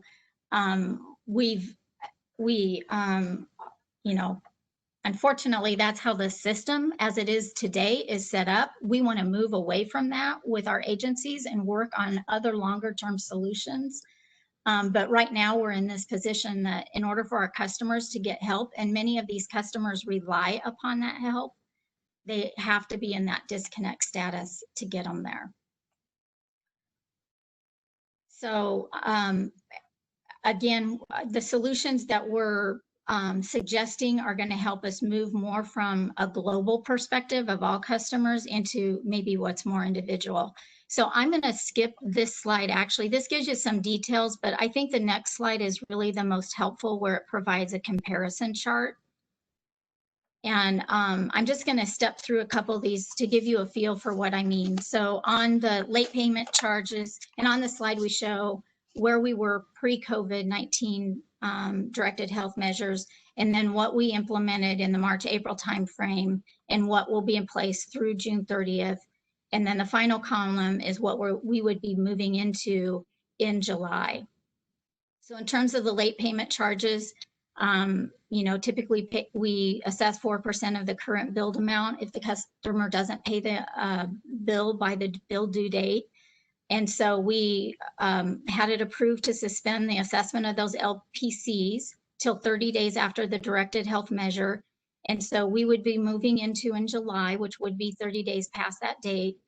And this is what the board action is about, is to resume the assessment of the late payment charge, but allow our customer service representatives to waive up to 3 late payment charges on an account due to COVID-19 related circumstances. Today, a rep can do that one time in 12 months.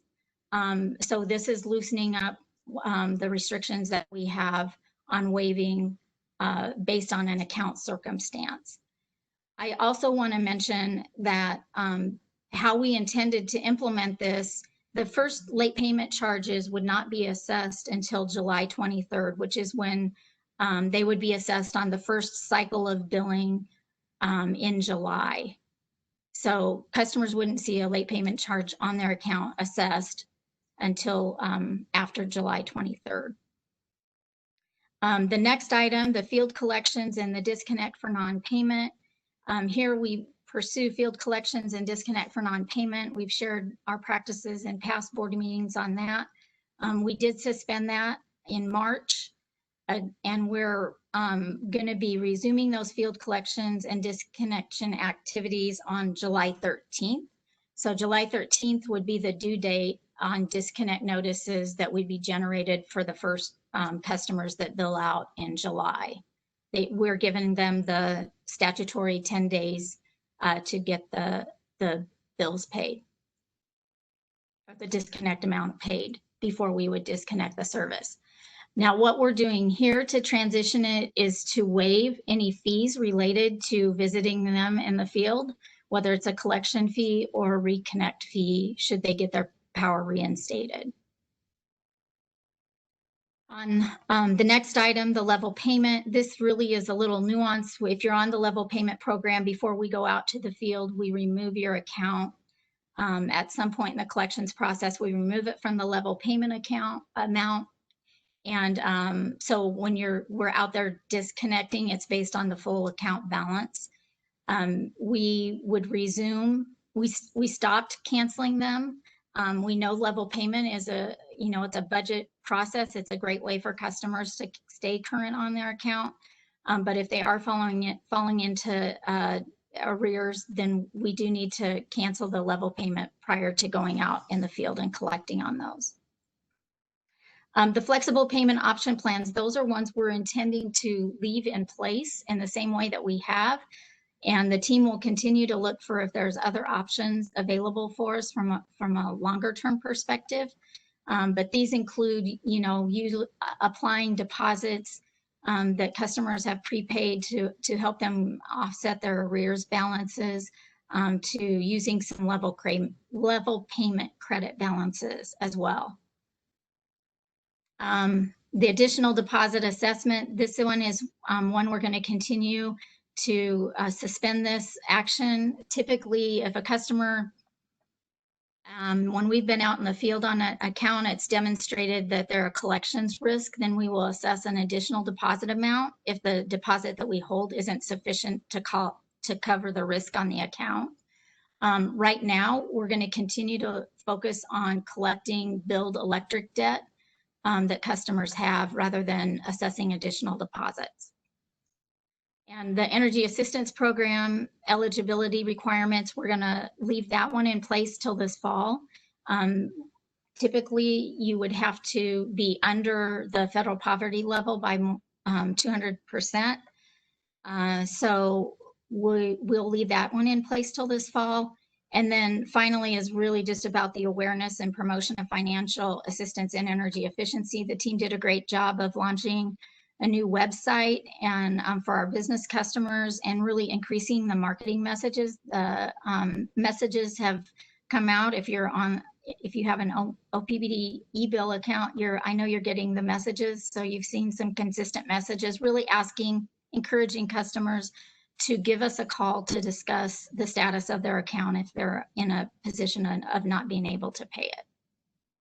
So this gives you a snapshot of what that transition looks like. So I'm going to pause there because I've unloaded a lot of information and see if you have any questions before we step into the board action item.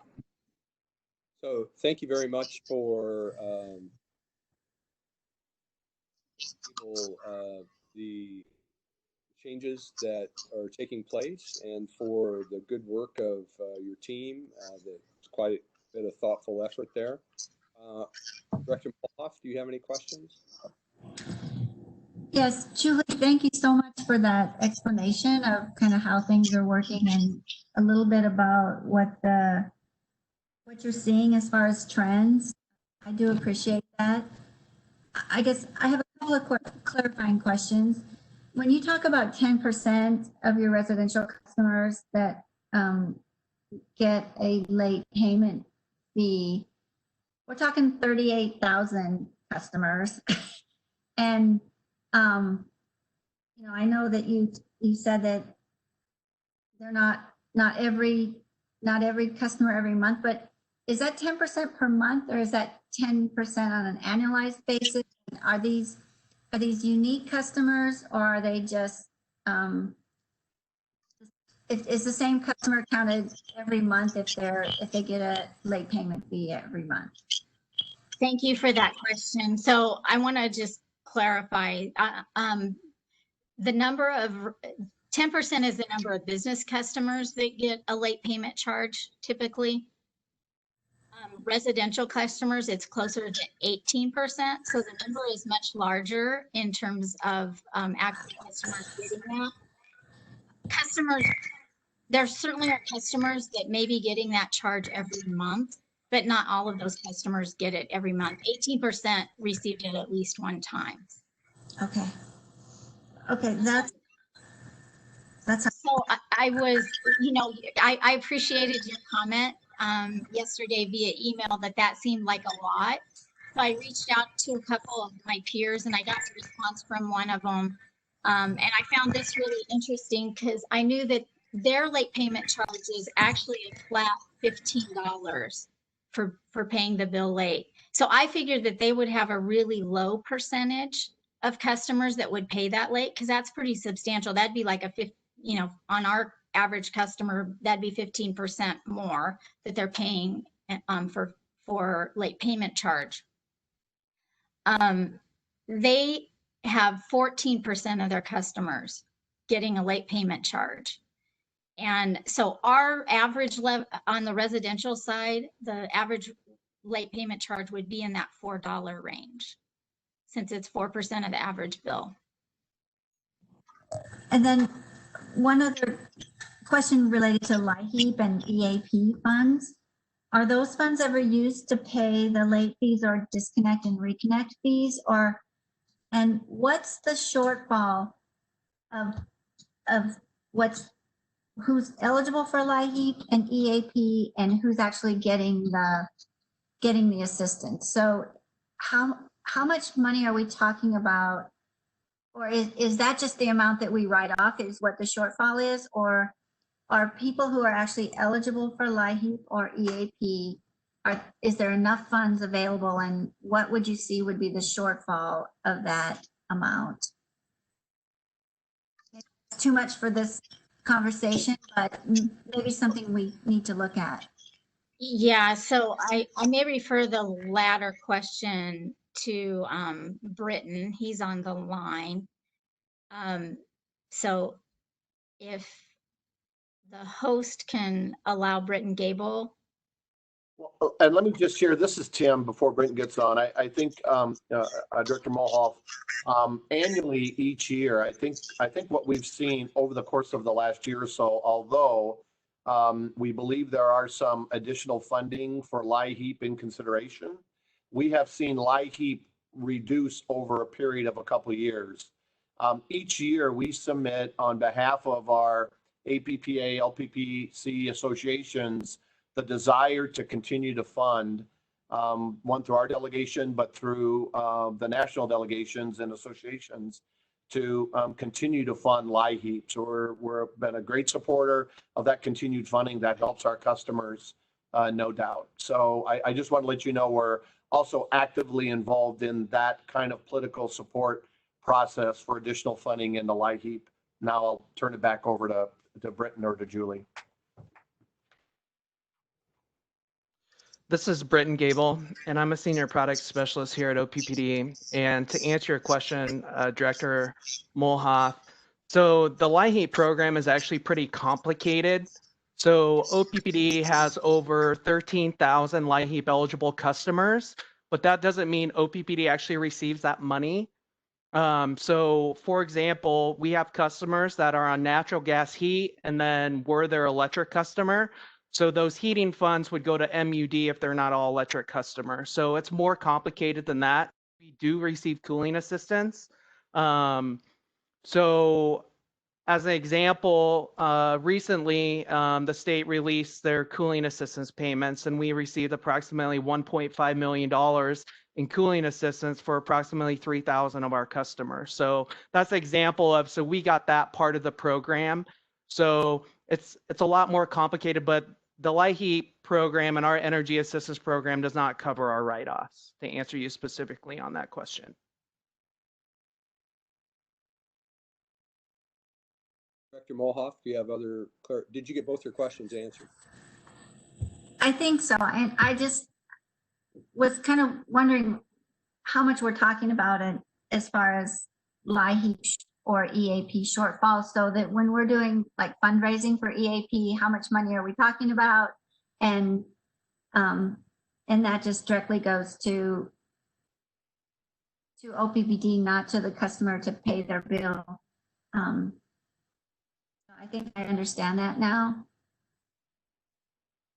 So we actually receive over $4.5 million a year in LIHEAP funding. That's a significant amount of assistance that we do receive on behalf of our customers. And whether that is individuals that are needing assistance with their deposit, individuals that are getting heating assistance, cooling assistance, and or in disconnect status and getting crisis assistance. So we do receive a lot of funding on behalf of our customers through the state of Nebraska and the LIHEAP program. And then specific to EAP, I think there's exciting news that will be shared, I believe, at the board meeting later on about EAP and fundraising efforts. So. Okay, thank you. I didn't get the answer to the question about is that money ever used to pay the disconnect fees or the reconnect fees, or once they get to LIHEAP, are those fees waived? That's a great question, and I can answer that question as well. So the LIHEAP funds do cover those fees associated, such as the late payment charge and also the reconnect fee. And then if there's a deposit assessed, that deposit can also be charged on LIHEAP based on their eligibility. So our own energy assistance program does cover those fees as well. Very good, thank you. Thank you, Director Mulhoff. Thank you. Director Kavanaugh, I see that you have your hand up. Yes, I have a question for either Julie or Britton, and it deals with the EAP eligibility requirements, the removal of the income limit temporarily. This continuation is not indefinitely, correct? Is there a period of time before this would be revisited? We indicated that one would be through September 30th. Okay, I wasn't sure if that was included in that. Fine, that sounds good. Thank you. Okay, thank you, Director Kavanaugh. Director Williams, I see you have your hand up. Yeah, regarding from the chart in the upper right corner, the assessment of the LPC, you mentioned that there would be the possibility for a waiver for up to 3 rather than just 1. What's the documentation necessary in order to highlight a COVID-related LPC waiver request? Well, we try to minimize the customer's effort. So really, as customers call and discuss their situations with the customer service rep, then they would make that call. We're not going to require, at this point, we're not intending to inquire or require any type of formal documentation. Great. And then the next step would be related to the disconnection. If someone has requested a COVID-related LPC waiver, would that eventually move to disconnection, or is disconnection simultaneously delayed if a COVID-related LPC waiver is requested? That's almost a tongue twister. We would not, we could waive the late payment charge. We still may pursue disconnections. It just depends on the situations with that particular account and the type of arrangement we could make with the customer. Okay, thank you. And then a point of clarification that has come up a couple times in the past, and I think Janice asked, the number of eligible LIHEAP residents in our community versus the number who are participating. I think this is maybe something we can talk about a little bit later, offline from the meeting, but this has come up in the past, would be the eligibility for LIHEAP based on income levels relative to what we know to be poverty levels across an average population compared to the number that we have listed as expected LIHEAP eligible customers in OPPD. I think if we could have some more information about how those two balance, because I think the question was about, are there people who would be eligible for those services who are unaware of them, who do not know to request them or get onto the assistance type of plans, but statistically we would expect a higher eligibility than we are seeing in participation. And that's something that has been asked in the past, and I think Janice maybe was asking that kind of same question here, but if that's something we could revisit again in the future, just about eligibility versus participation in LIHEAP and EAP based on income and what we would expect across the service territory. So no answer needed now, but if that's something we could see as a report later, that would be very helpful. Definitely.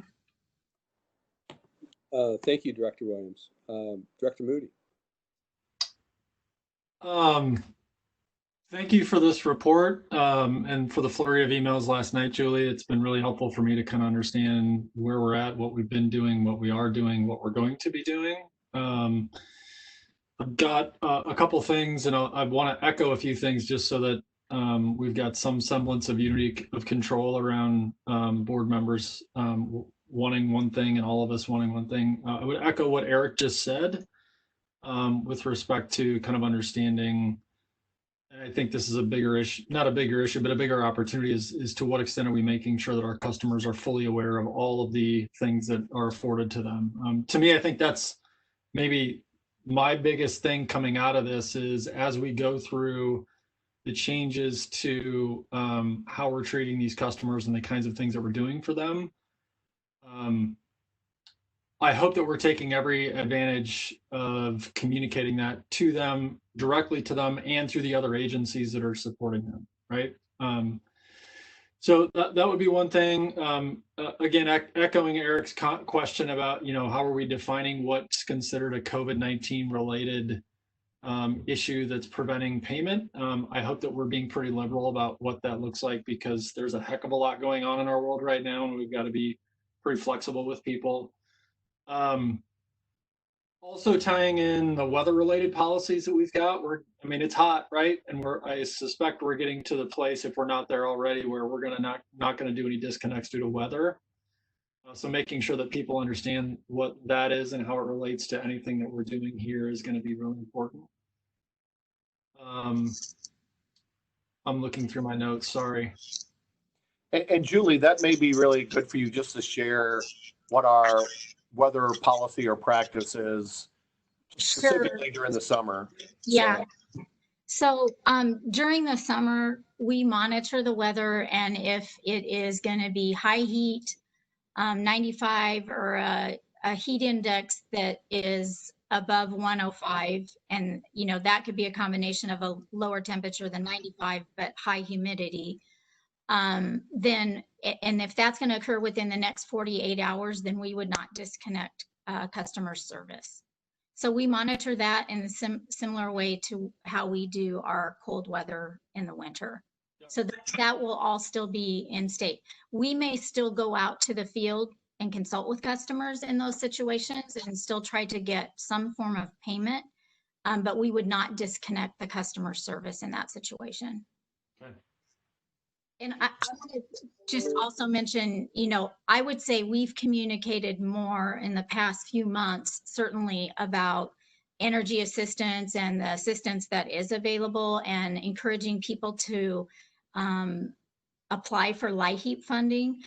That's on our disconnect verbiage, the assistance that is available. So we will continue to hone in on that message and make sure that people have that information in their hands.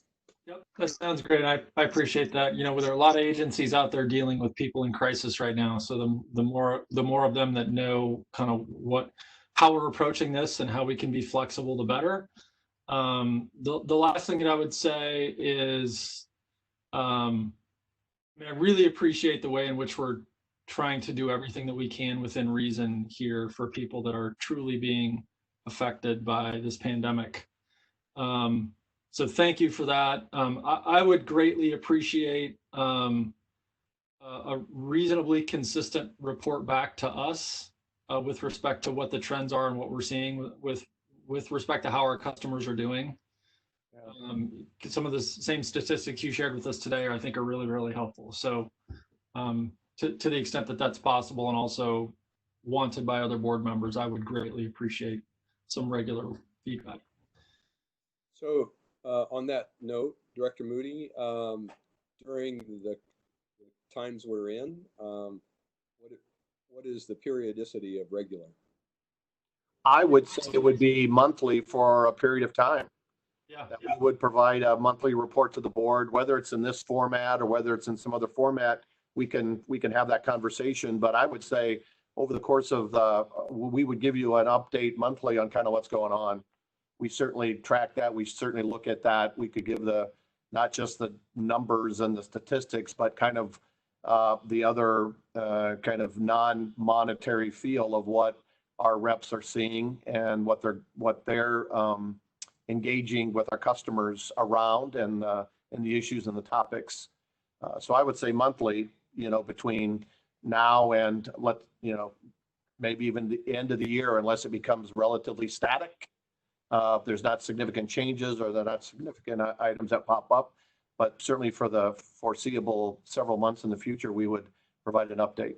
So that'd be my thought. I would echo that.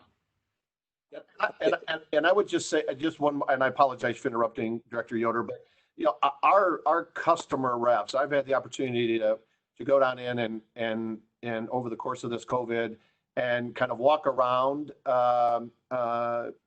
and hear the kind of interaction they're having with customers. And I will tell you that Julie and her team, Stacy Bryant and the folks that are in the field that are talking to customers are doing an amazing job. And I firsthand kind of hear it and feel it and see it. And I've heard that from customers as well. And I would just, ask the board, these are the things that we do every single day pre-COVID that we'll do every single day post-COVID is work with those customers on whatever unique situations they have, whether it's a family member that's been sick or COVID or death or funeral expenses or who knows what it is. Our reps deal with so many different things. They do it in an amazing way. And really, they provide that unique kind of interface with customers. And we have some great supervisors and leads that, if there's some questions, they go to them. And I would say we do the right thing most all of the times that we have the opportunity to have choices. And so I'm really pleased with the work that our teams do around that. Thank you. I appreciate that. On the good work that we see. VP Comstock, you had a clarification? Yeah, I had a question that came in. So this chart, all of this applies to commercial and residential customers, with the exception, obviously, the energy assistance eligibility is for residential customers only. Thank you for providing that clarification. Director Williams, you have a question? Yeah, so the future is very uncertain here with things reopening and data being difficult to come by. Are we prepared to take action on re-implementation of some of these policies that we are considering removing now, if determined necessary, in July or August, or in a future second wave, or whatever you might want to call it, if we see a sudden increase in late payments or any of those other metrics that you mentioned, Julia? Do we have a strategy for how we will determine when it is appropriate to redeploy some of these tactics?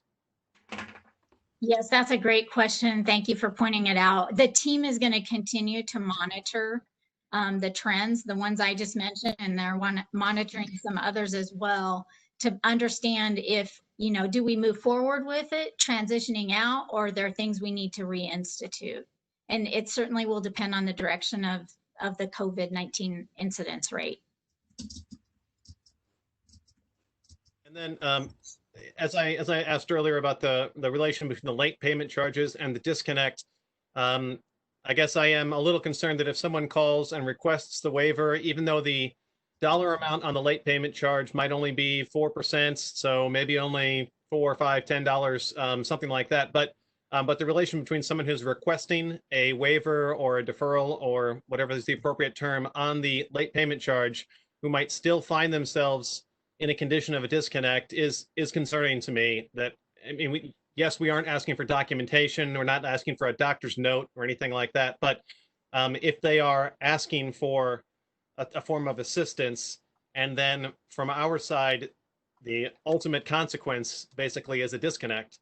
If they ask for assistance and it might be determined necessary by the customer service rep, and that still leads to disconnect, that feels like an outcome that I know that feels really challenging to me and not desirable. Do we have any opportunity that we might consider avoiding the disconnect if the late payment charge request is determined appropriate? Can you help us understand that? So I think the answer goes back to how much risk there is on the account for collections, and if the customer is going to be in a position to recover. And so waiving the late payment charge is one aspect, but at the same time, we're going to need to get some sort of payment on the account, or some kind of assistance, pledge for assistance, before we may defer disconnecting a customer. I will say, though, that we do honor the statutory requirement. If somebody has a medical situation, that we would postpone or defer that disconnect for 30 days.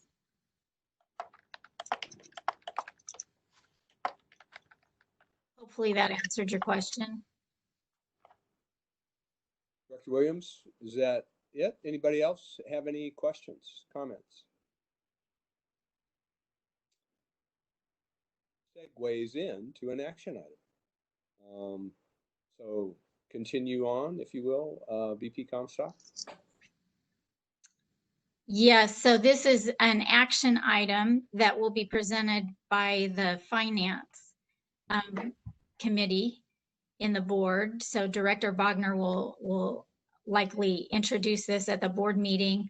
And I don't know if Javier has any additional comments to suggest on this. I think I hit on several of the points why we need this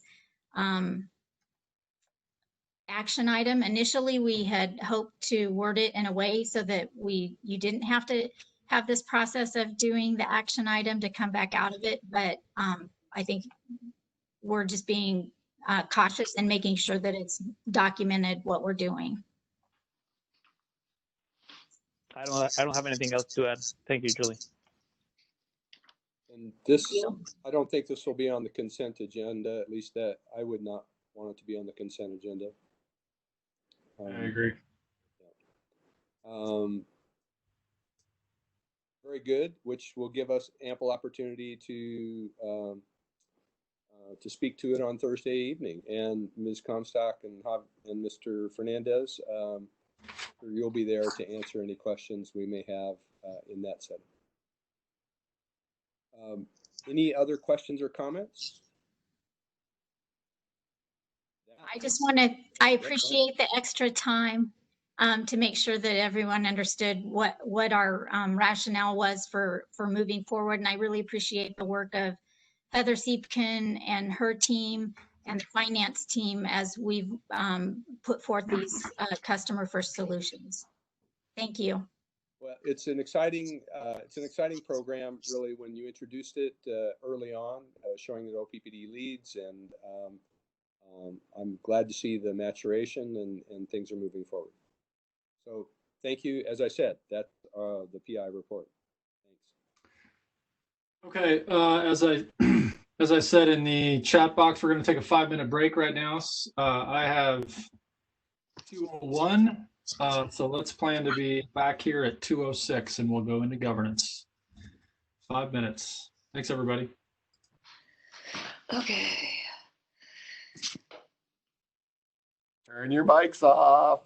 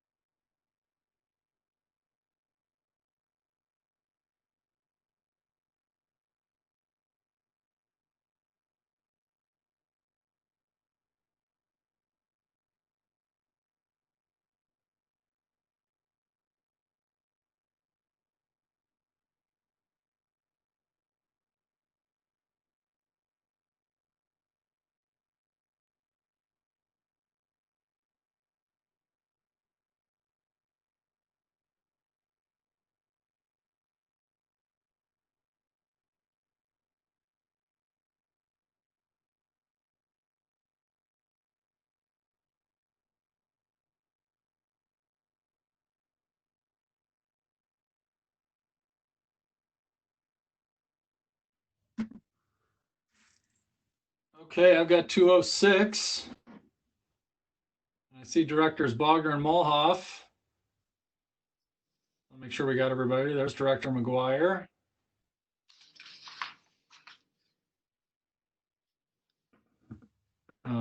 Looks like Director Williams is going to call in. He's going to be on the move for a little while. I see Director Gay and Director Yoder. Director Kavanaugh, I assume you're out there.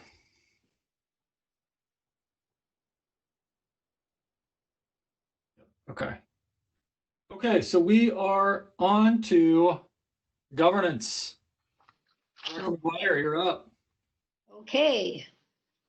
Good mid-afternoon, everybody. I'm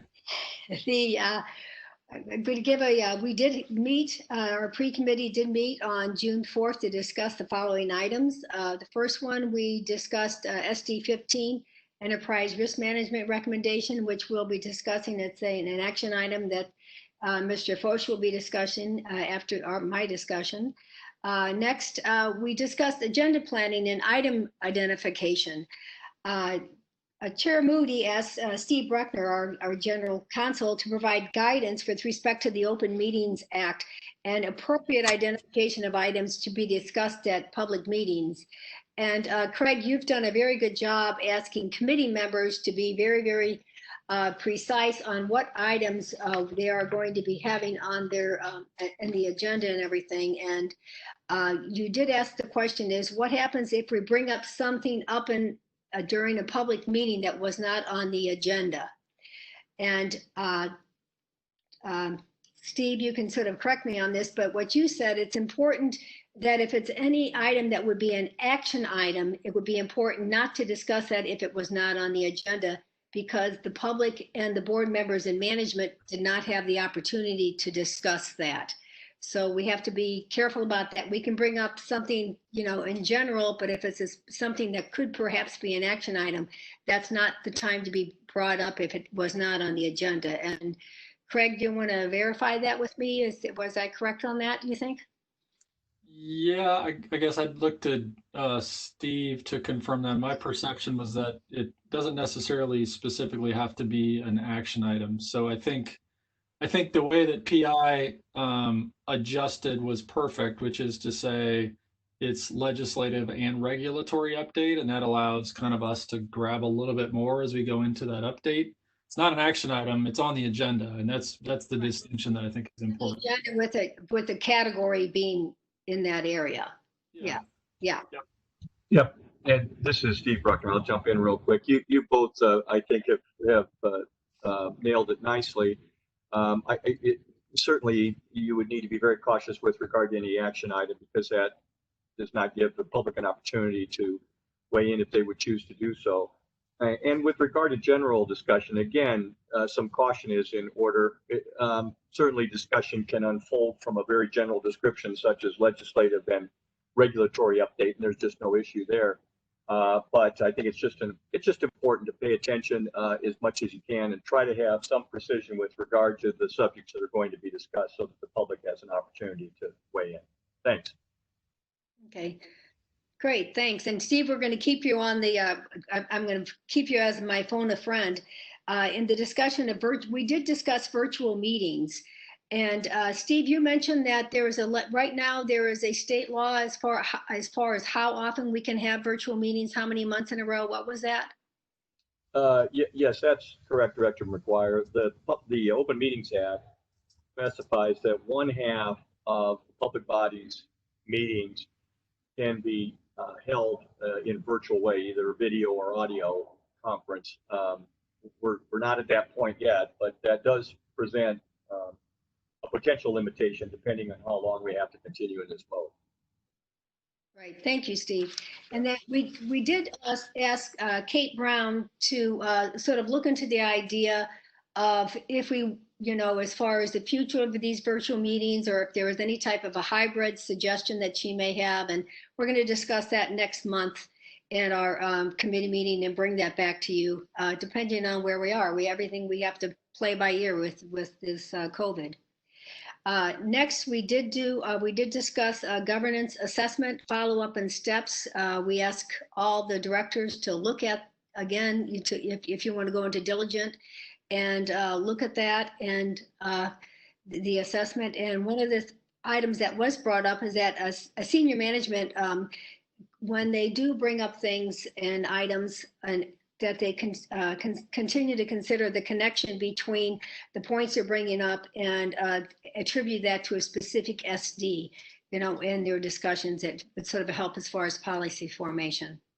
The fifth item we brought up was the annual board retreat.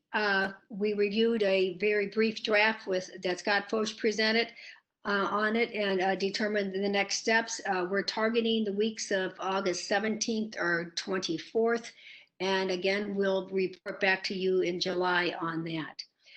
Finally, we discussed the performance reviews of compensation adjustments to Lisa Olson and Julie Comstock, and that will be discussed in closed session. We do have a action item that will be, I believe, on the consent agenda. I'll get everyone's view on that, on the ratification of the decision to hold this June board meeting virtually. And the final thing we're going to discuss is that, Craig, I'm going to have you bring this up as far as there's an interest in a resolution to address the recent events. Chair Moody, would you like to discuss that? Yeah, so obviously there's a lot going on in the world today, and in particular, I guess what I'm more specifically referring to are a lot of the events that have occurred since George Floyd's death. Naturally, we've had some really intense things happening in Omaha as a result of James Scurlock's death. I talked with CEO Burke about this last week during our one-on-one, just to inquire about, what opportunity do we have, if any, to demonstrate our support for what's happening in terms of the pursuit of racial justice. We have a draft resolution that I think we're pretty comfortable with, and will probably be sent to all of you very shortly, and that's something that should be on the agenda Thursday. Great, thank you so much. If there's no comments about... Rick's got his hand up. Yeah, Scott, go ahead. I don't see my... Actually, it's Rick. That's all right. Oh, never mind. Mo just answered it. She said she just emailed it. I was hoping, when you said shortly, I was hoping to know tomorrow or today. So it's there. Very shortly. Yeah. That's even shorter than shortly. Mo is right on it, let me tell you. And we'll still take your feedback and perspectives on modifications of that resolution. If you want to send those to maybe Mo Dogman and Mart Sedke and myself, and by middle of the day tomorrow, we'll have a final document to send out based on the feedback. If so, you said Mo Dogman, that's Mo Henners. Did I say Mo Dogman? Yeah, it's Mo Henners. Sorry. And if you would include CEO Burke and Mart and Mo Henners, and if you would include me as well, so that I can see those as they come in, I'd appreciate that. Thank you. Thanks for saving me. So. Are there any other hands up? I'm trying to look for any. If not, Mr. Foch, would you like to present ST15, Enterprise Risk Management Monitoring Report? Yes, it would be my pleasure, Director McGuire. Thank you much for the opportunity. Director, I'm sorry. I see Mike Kavanaugh's hand is raised. Oh, sorry. Go ahead, Mike. I don't know if that's a stale hand raise or. Yeah, that was an old one. I'm sorry. Okay, thank you. Thanks, Mo. Sorry about that. Go ahead, Scott. Thank you very much, Mo, for pausing. Those hand raises are important and they're challenging sometimes to monitor. We can move to the next slide. Oh.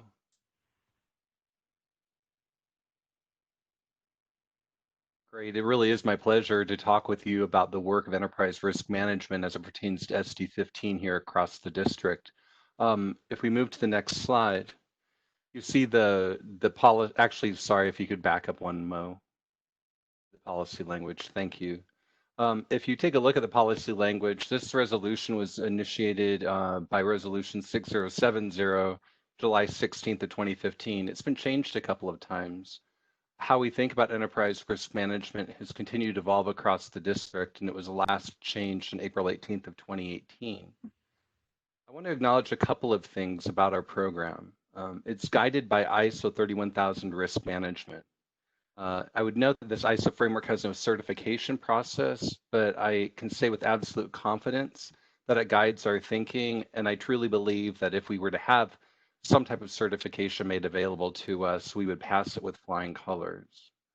Another thing I want to highlight about our program is that we have very collaborative relationships with others in this space outside of the district.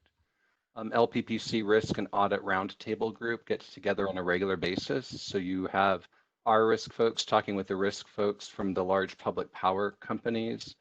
And there's another group we belong to as well, which is Deloitte Power and Utilities ERM Group. And this group includes a lot of investor-owned utilities as well as public utilities. So you really, I think, have the greatest minds coming together, talking and sharing thoughts about enterprise risk management system, and really so that we can develop the best system as it pertains to the policy that you have in front of us. We can go to the next slide.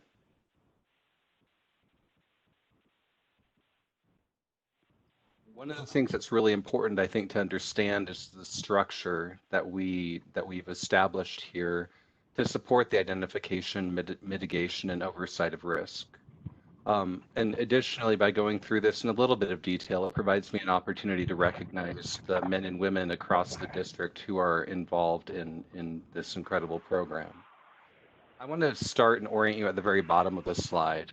What you see is that there are 3 risk committees. There's Governance and Public Information Risk Committee, there's Finance Risk Committee, and there's System Management and Nuclear Oversight Committee. Each one of those committees has somebody assigned to it that's at the director level, i.e. a direct report to the senior management team, to help guide the conversations that each of those committees have. In this case, I wanted to recognize Joe Lang, Laura Langford, and Brad Underwood. The other thing you'll notice over here to the left side of the slide is that you have a director of risk management, and that's Dan Laskowski. He was recently promoted to a director role, really as a direct result of his leadership of enterprise risk management over the number of years. And finally, I want to acknowledge the full risk management team. Lisa Huff does an amazing job with insurance and claims. And then with regards to the ERM analysts, you have Sean Fraser and Charlie Shunkin. These 2 individuals are new and really evidence of the fact, again, that overall we continue to grow as a team. For each one of these committees, I think it's also important to note that you have champions at the senior management team level. You have Lisa Olson and Mark Sedke, who are providing some level of sponsorship or championship over the Governance and Public Information Committee. You have Javier Fernandez, who provides that same role for finance. And then you have Mary Fisher and Troy Vai, who provide that for the System Management and Nuclear Oversight Group.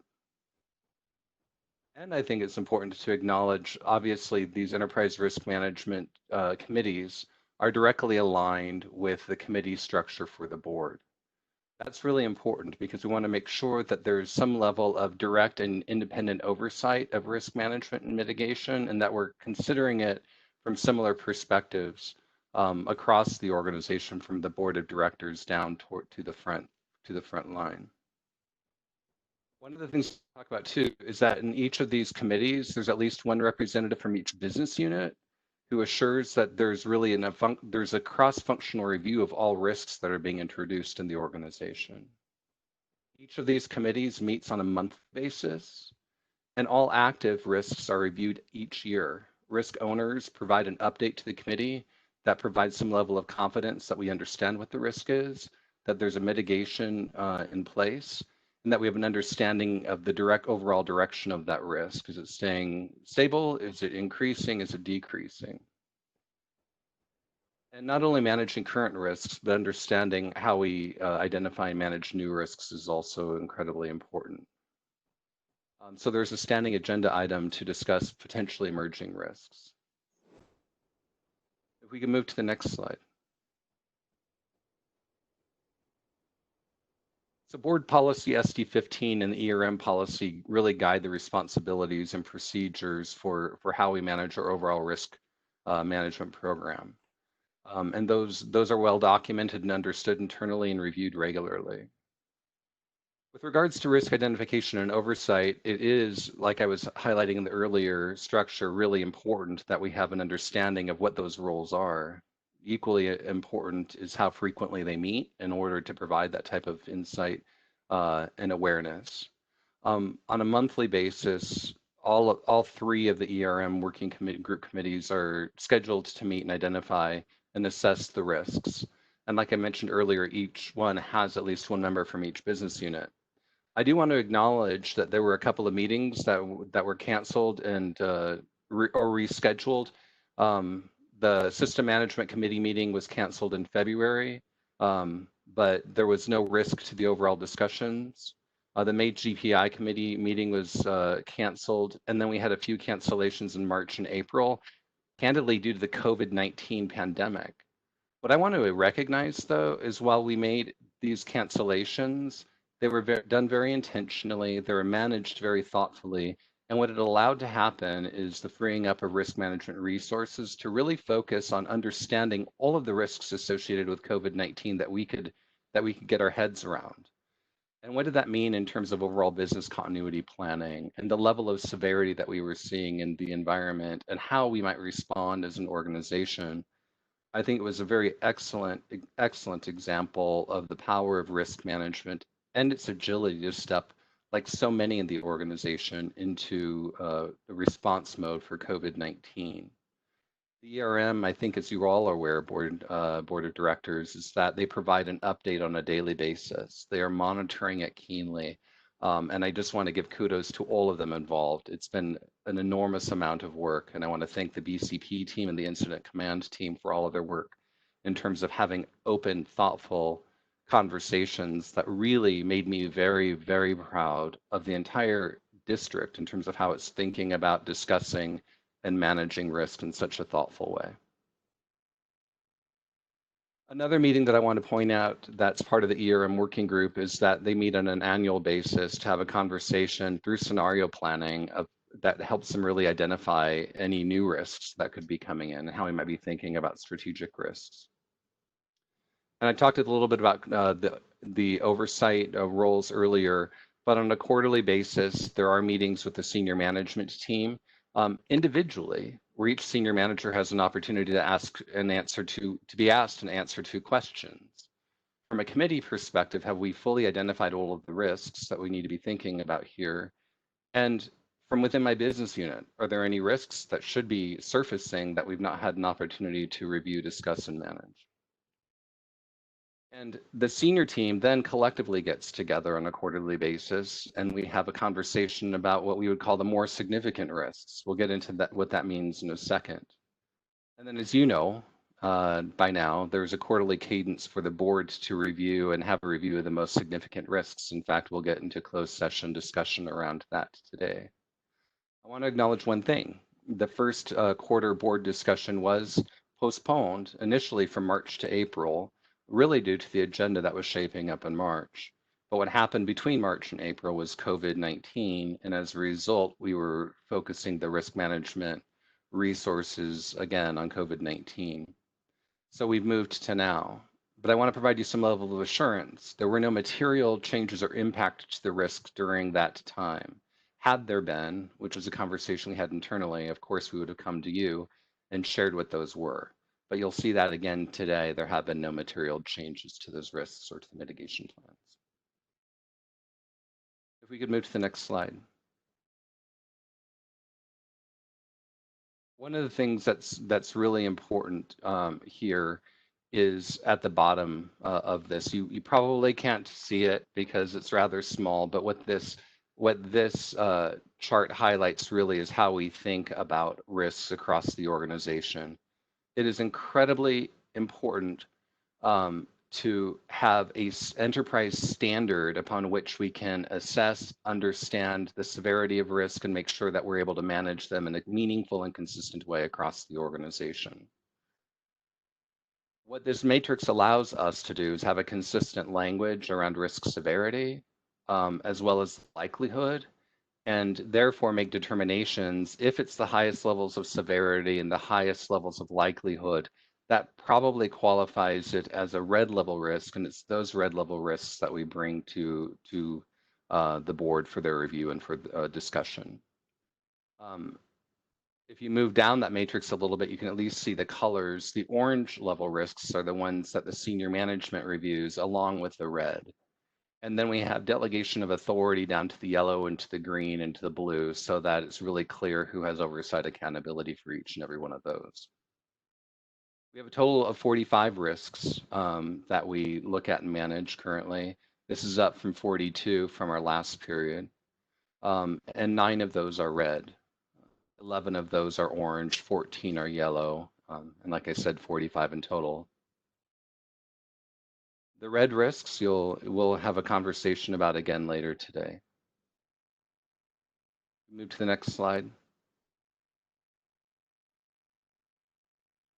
One of the things that was important, obviously, is that any risk, you as a board, as a member of the board, have an opportunity to come and to talk with us about, to get more information about. We want to make sure that we're responsive and that you ultimately have some level of assurance or awareness in terms of where we are in regarding identifying and managing and mitigating the risk. So I want to highlight 2 things here. One is we have, I think, a very strong, responsible structure about how we identify, manage, and mitigate risk, as you can see. And at any point in time, any of you are welcome to come and talk to the senior manager accountable. We'll make sure that you get to the right senior manager accountable for the risk. Or if you have a question or thought about a risk, it might be something that we've not thought of, and it's going to be important to be able to feed that into the process as well. And if we can then move to the next slide. Also, I want to highlight the fact that risk management, as we've structured it and created a meaningful, standardized way for the enterprise to look at it, we've been able to take that and really incorporate it into the way we think about things that ultimately lead to us allocating budget, time, energy, resource across the organization. We leverage ERM thinking in our strategic planning, in resource planning, in capital project prioritization. We're coming up, we're going to begin some budget discussions here soon, which is hard for me to believe already, in preparation for the corporate operating plan. And we talk about risk-related decisions then as well. I am so impressed with the ERM program overall, just in terms of the type of risk-aware culture it's been able to cultivate in the organization. And the reason the system has been able to do that is because there are so many people involved, from the board to senior management team to directors to risk owners. The system is a strong one, and people understand how to work it, and they know that they have an accountability to do so. Tim Burke has really made it very clear through the organization of that accountability. And it's really with backing from him and the other senior managers and the directors involved that I think it's really awakened people to the notion of the types of risks they need to identify and own within their own functions. And it gives them something to do with them once they've done that. Risk management is also built into our decision model. Now, not all decisions come to you. Certainly, you've delegated authority to us, and we make decisions, but it's incorporated into the template that we use to drive those discussions.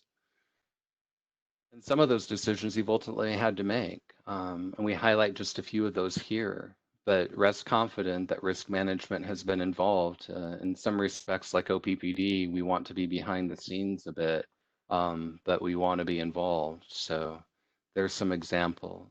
And then finally, if you go to the last page, from a recommendation, the governance committee did review this monitoring report and does recommend that the board find OPPD to be sufficiently in compliance with board policy SD15.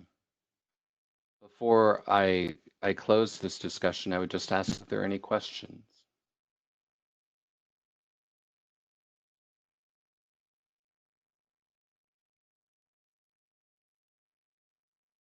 I don't see any, but though Anne, I can see your mouth moving. I'm just, you're on mute. On there. I want to thank you for highlighting the importance of risk management. It has really evolved in the past 7, 8 years. It's evolved even more when we started the strategic directives and actually have a strategic directive for risk management. Each year it improves and it's gotten better and better.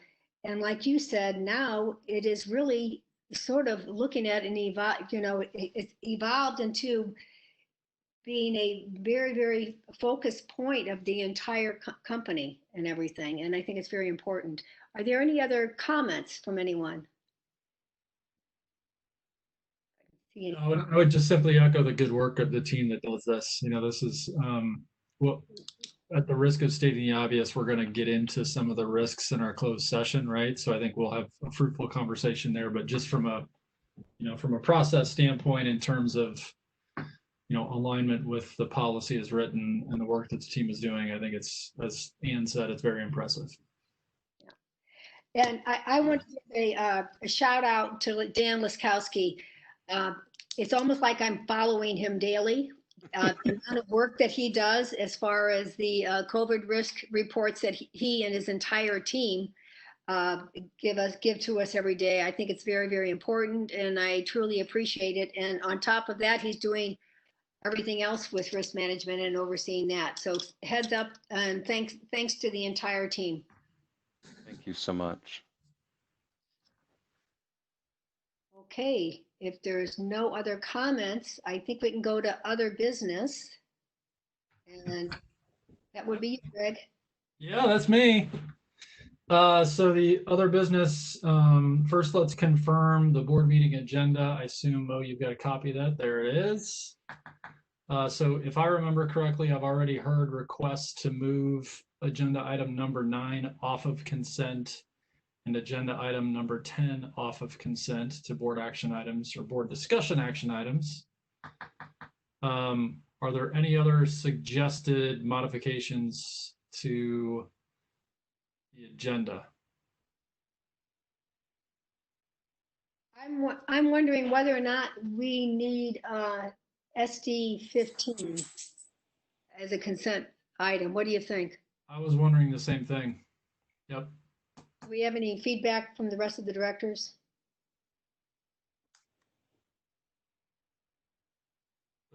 Does thumbs up mean put it on consent? Is that what that means? Okay. Okay, let's put that on consent then. Yeah, I agree. I think that's right. Okay, so our board discussion action items will be SD2, rider schedule number 464. Yes. And the assessment of late payment charges. Correct. And then the resolution the resolution of unity number 14 as well. Okay. Should be an action item, discussion action item. Okay, I think we have a good agenda. It'll be fun. Looking forward to it. Okay, then we are on to the public portion of the Power with Purpose update. So I think I'm going to kick it over to you, Ms. Fisher.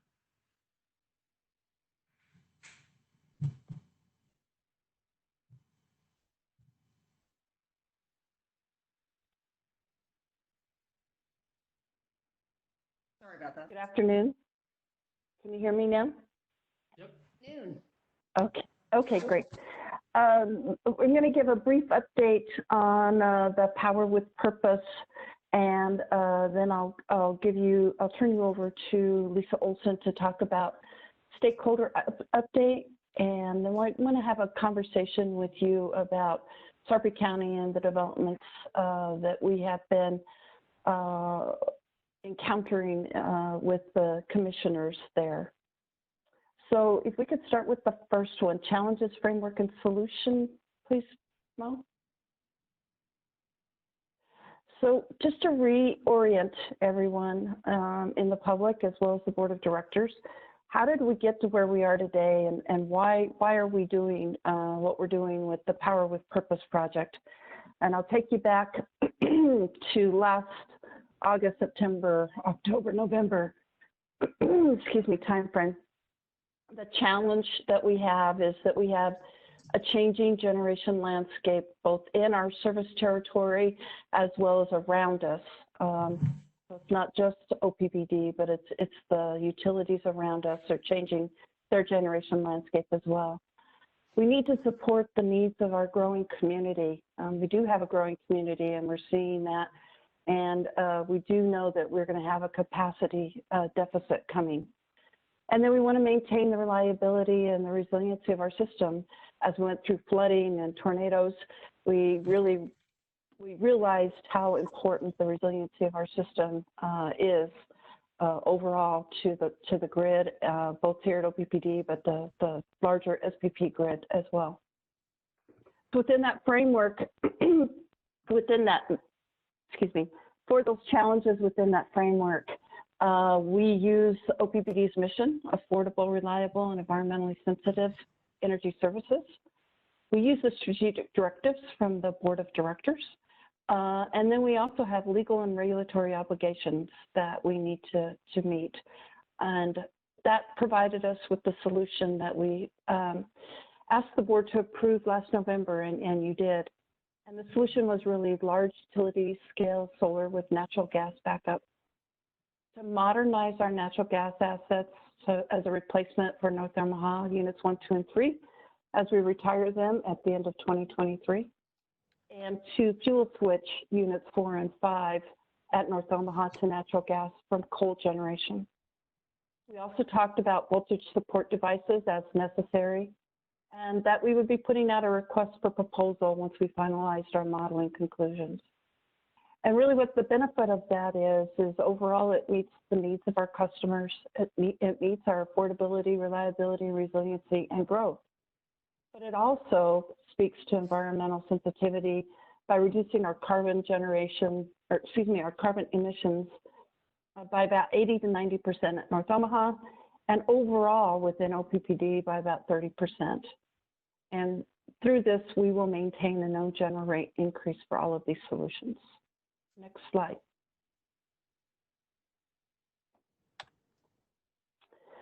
So the Power with Purpose timeline really started after the November board meeting. We put out an RFP for solar, and throughout this spring from March to May and into June, what you see is we continue to do the integrated modeling.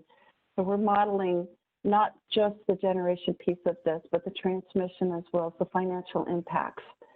The RFP that we received bids for in January, we continue to evaluate, do technical reviews, and prepare for negotiations to put contracts in place for solar generation in the state of Nebraska.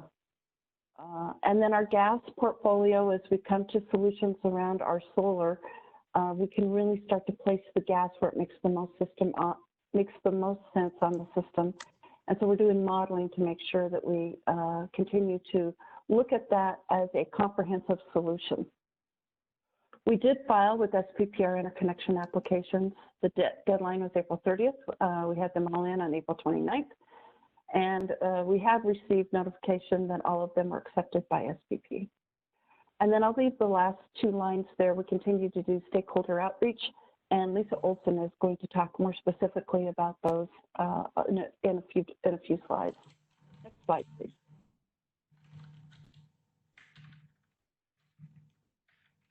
So potential solar and natural gas locations. I just want to introduce this to the board. We had bids in the green, you can see, across the state of Nebraska. It was one of the requirements that the solar arrays be within the state of Nebraska.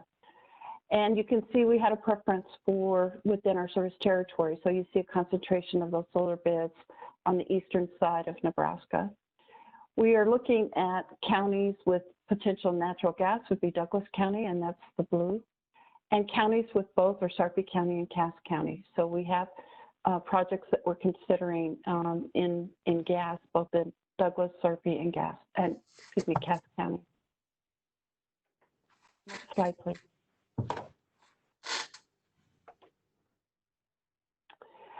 So through April, from April through June, we really conducted those detailed financial and technical reviews of our proposals and did potential site stakeholder discussions.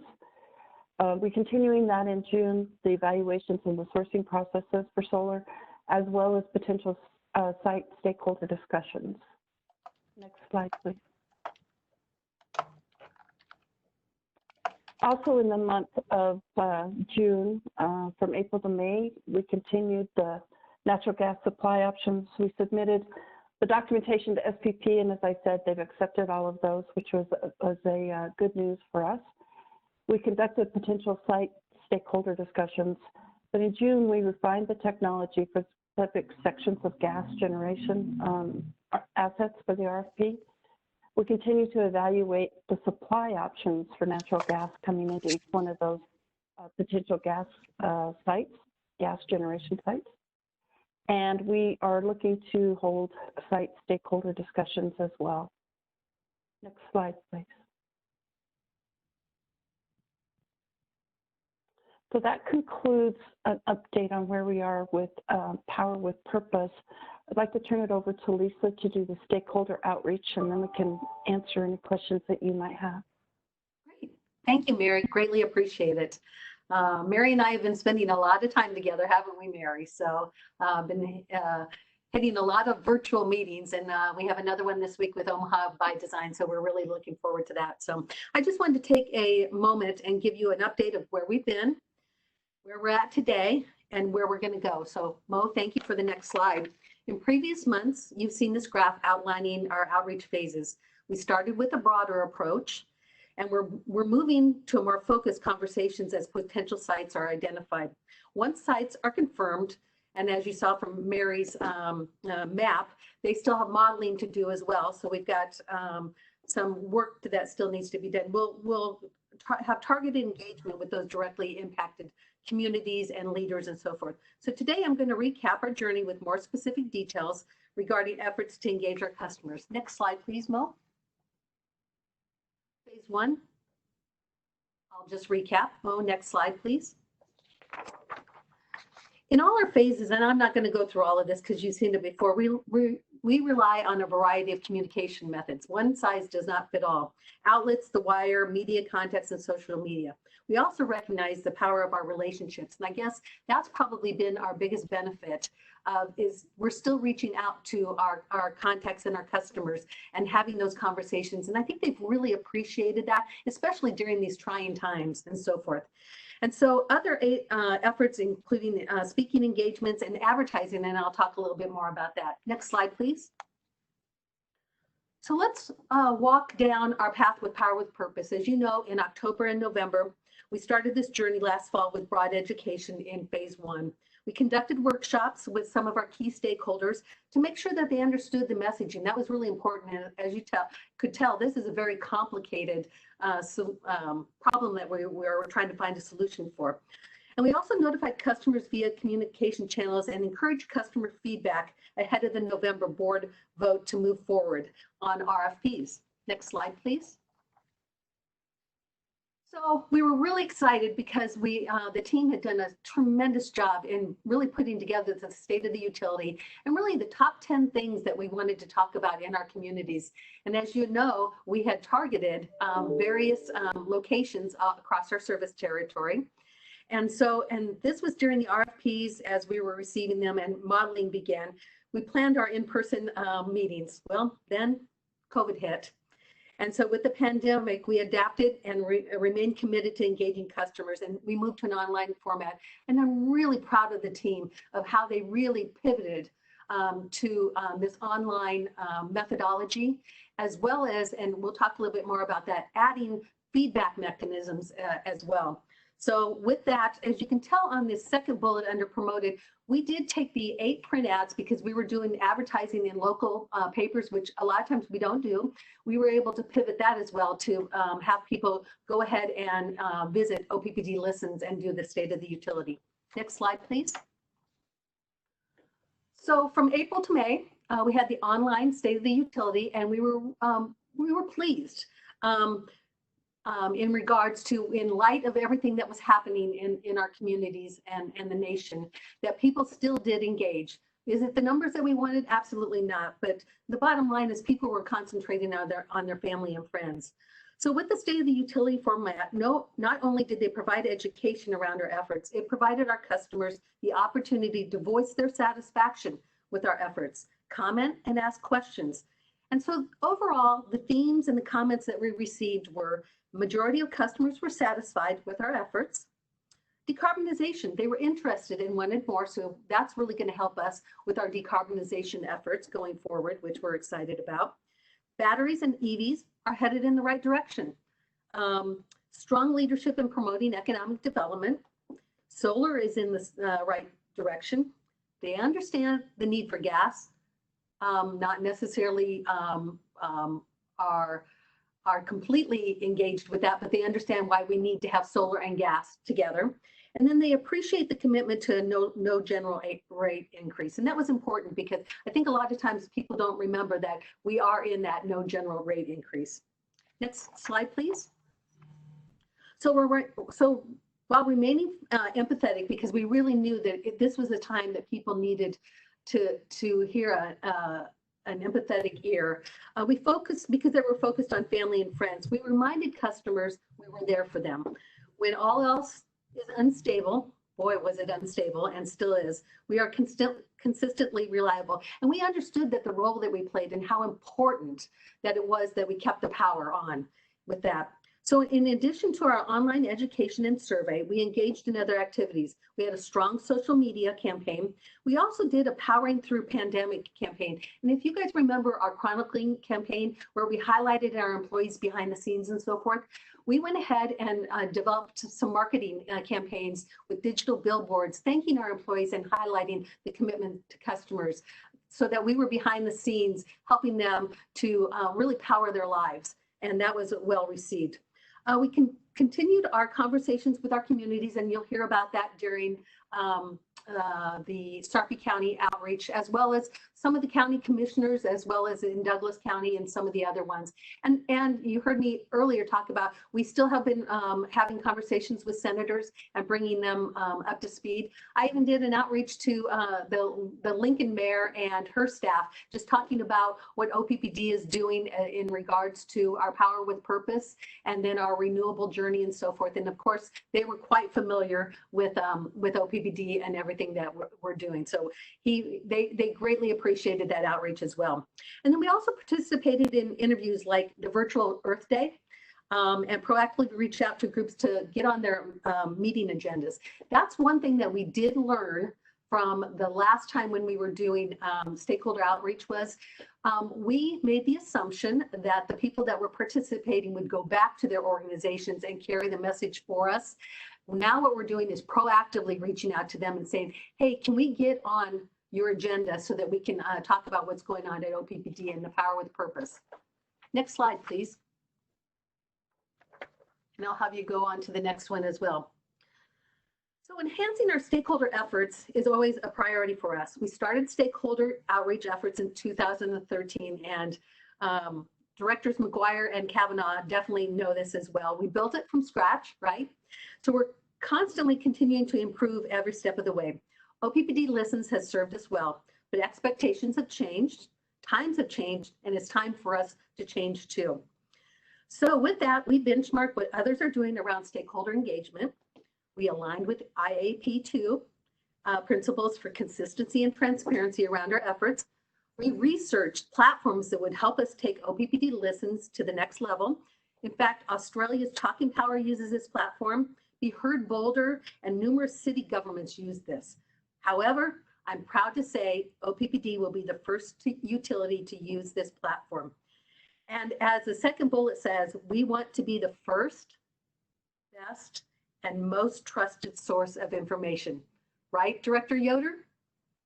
So the new platform is more interactive and will allow us for enhanced user experience. There are multiple ways to participate besides comments and questions.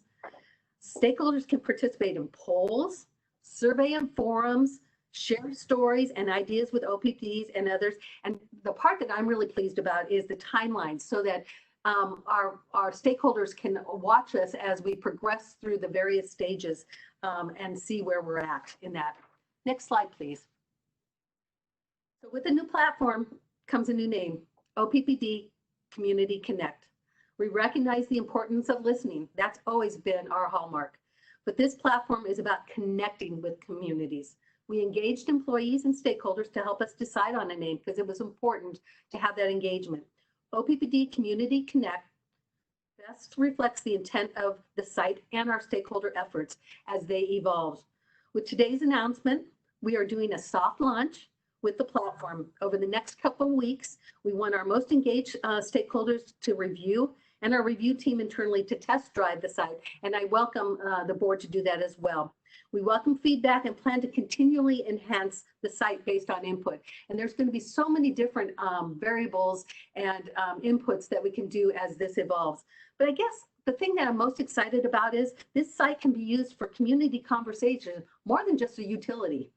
We can be that connection with the communities, like on decarbonization, workforce development, and diversity inclusion. In spite of everything that's going on, we can be that conversation. So next slide, please, Mo.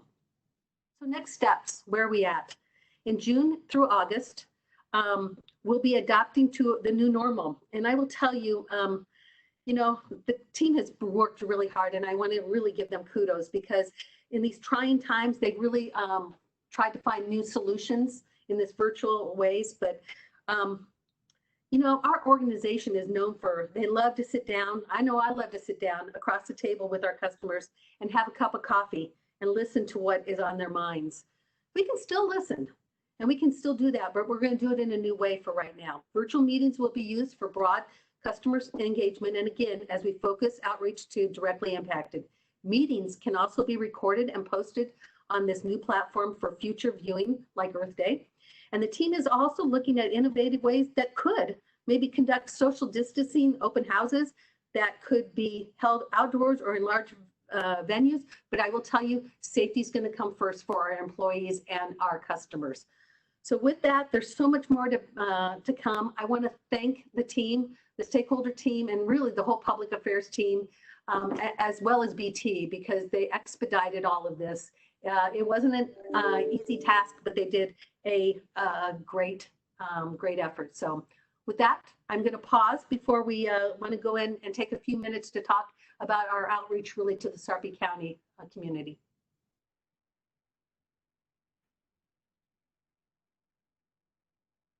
Okay, next slide, please.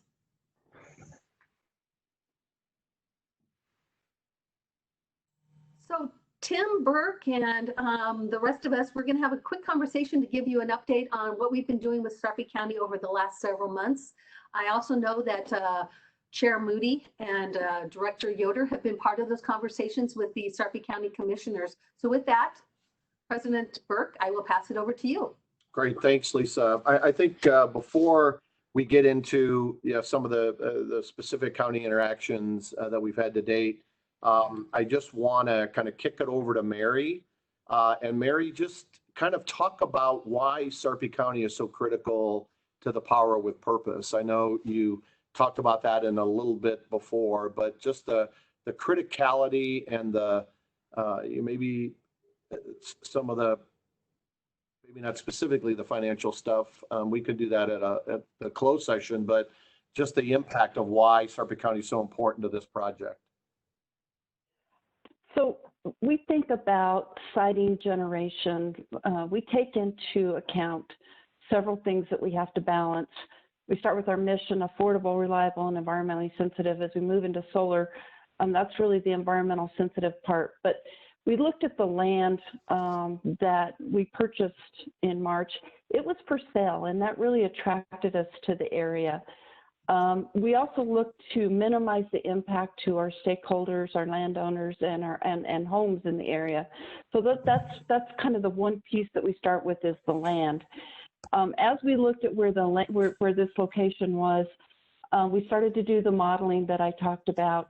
And that modeling showed us that there was really high system benefits associated with the location that we chose. And what I mean by that is the essential reliability services that we need in order to maintain a resilient and reliable system. We've done a lot of electrical infrastructure build out in Sarpy County to support that load. And that close by infrastructure that we've built really helps us to maintain the affordability part of this project for our customer owners going forward. So land that was for sale, owners that wanted to sell, minimizing the impact to the community in terms of the homes that are in the area, looking at electrical infrastructure and what is close by so that we can connect in the most cost-efficient manner.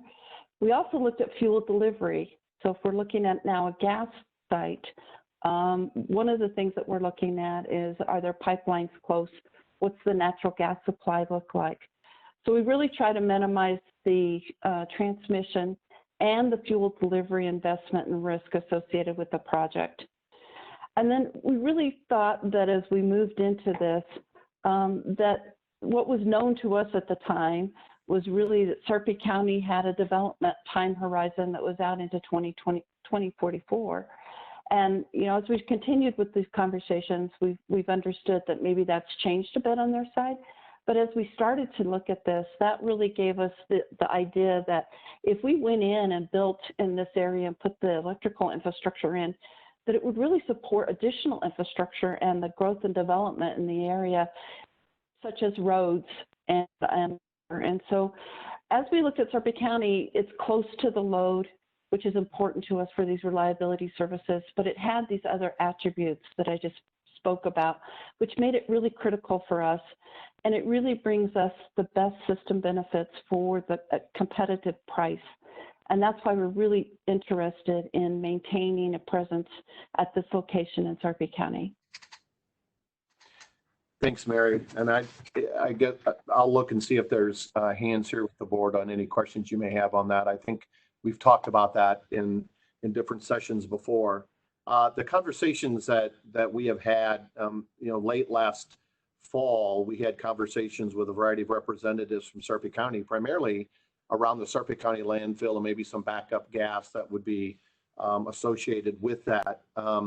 We began really power with purpose conversations beginning 7 months ago.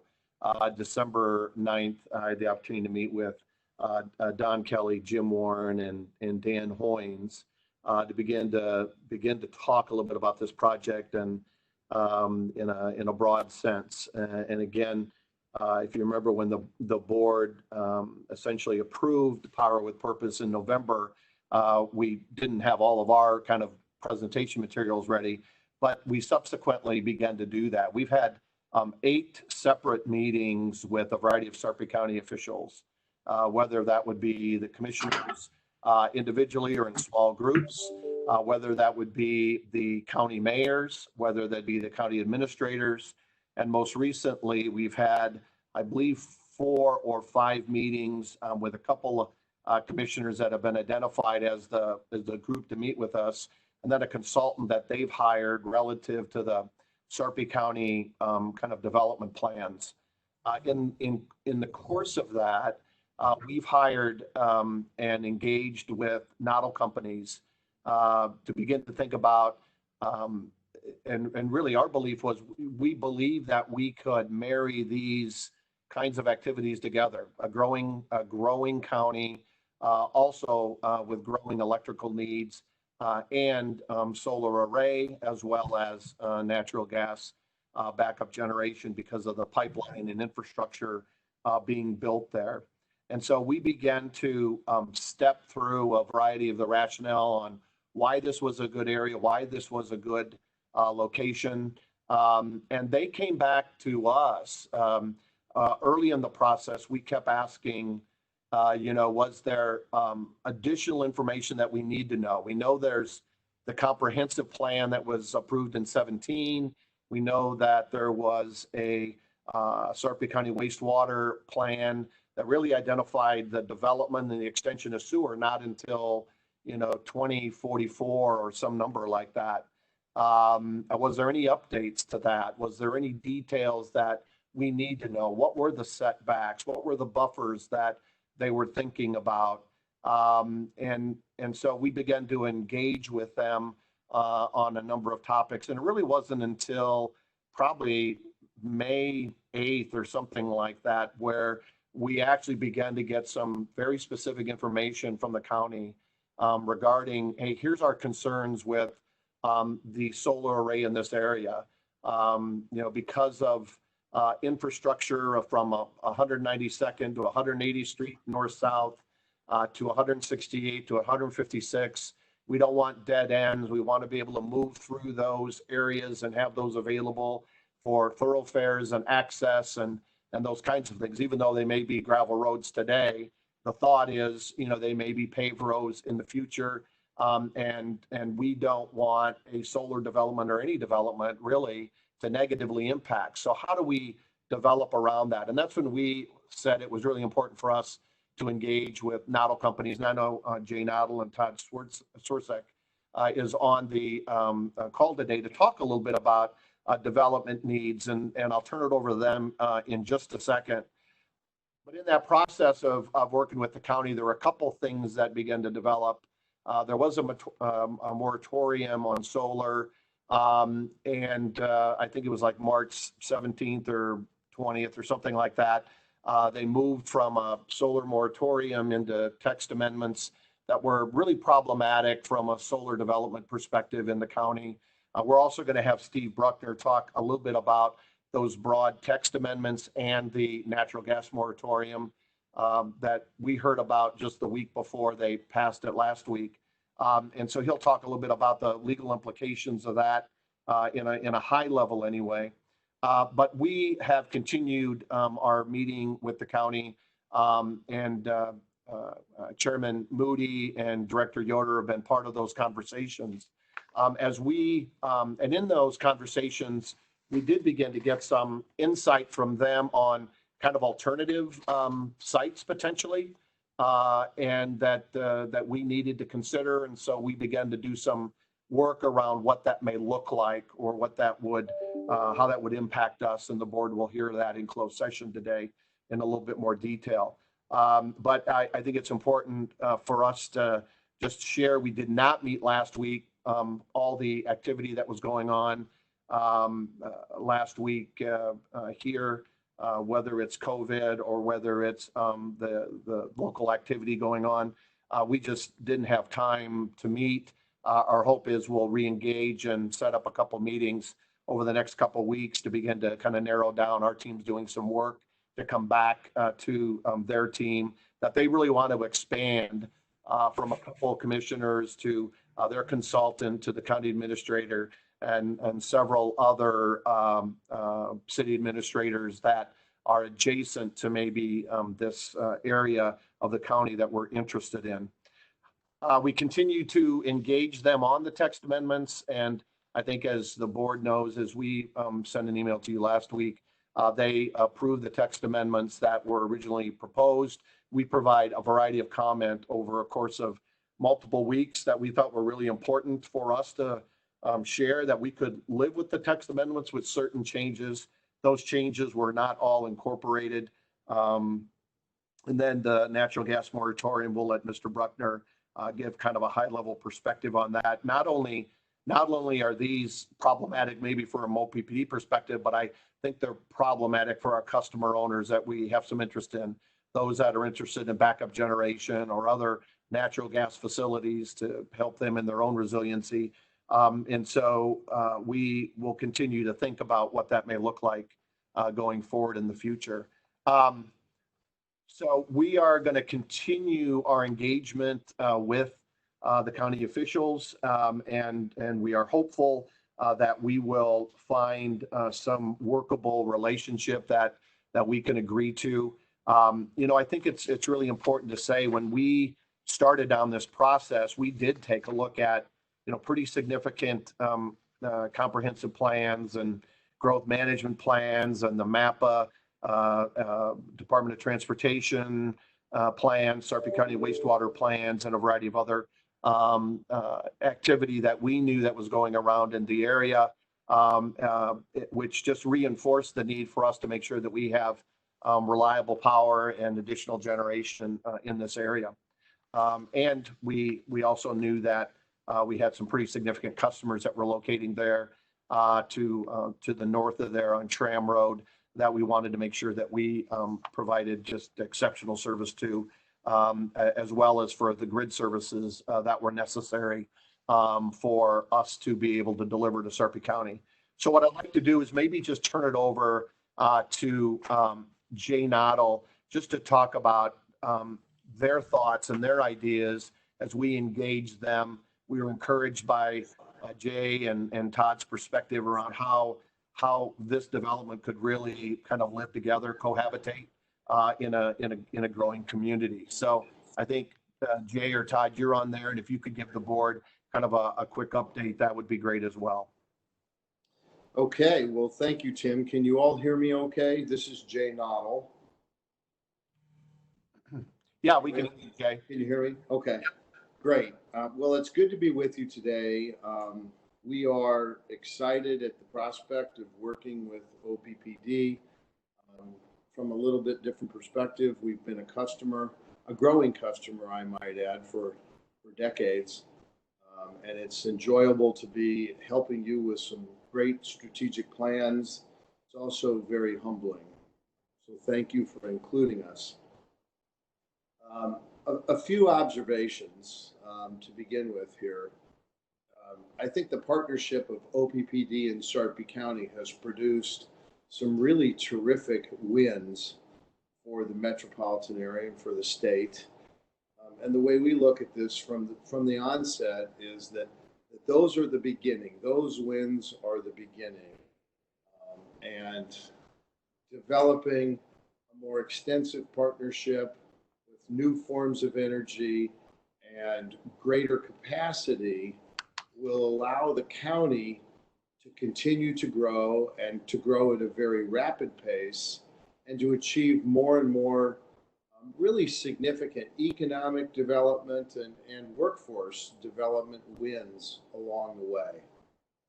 And we know that the county has spent quite a long time working on comprehensive master plans, and as is almost always the case, there's an ongoing effort always to update those plans as new developments take place, as new opportunities present themselves.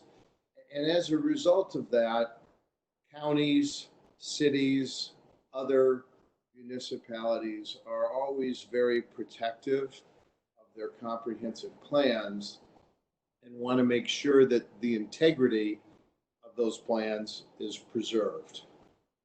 In this case, Sarpy County has been concerned that the sites along the Platteview Road corridor are, in their minds and in their planning, destined for other uses, not necessarily a solar array or a gas facility.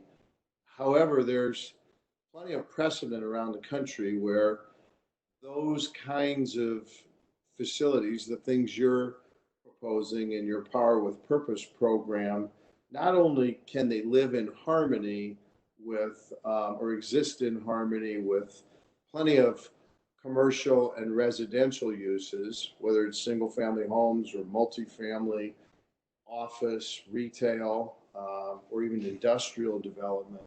Not only can they live together, but if there's a great spirit of cooperation, which I think everyone is dedicated to here, they can help to advance one another at an even more rapid pace. So there have been a number of concerns that some of the locations, some of the land that is either owned or controlled by OPPD would, in effect, hold back, stifle the development of the Platteview Road corridor. But in reality, OPPD couldn't be a more perfect partner for the county. It will take probably 10 to 12 years at least for the necessary infrastructure to be available along the Platteview Road corridor in the proximity of your land. in order for the land to be developed. So if it takes 10 or 12 years to get there, for the infrastructure to get there, with the amount of land that is in the area, there's certainly another 10 to 20 years of build out time. And so if you think about that timeline, there will come a point in time when a solar array, which likely has a lifespan, when that land that's devoted to the solar array is ready for development, it has by then become the hole in the donut with development surrounding it, and kind of X marks the spot. It becomes the premium location to finish off the development of the Platteview Road corridor. And so it's just great timing. It's going to take a little time to work through the issues that various folks in Sarpy County are concerned about. I really believe that the two groups and their initiatives and dreams can be married together very successfully, and it will lead to great development in Sarpy County.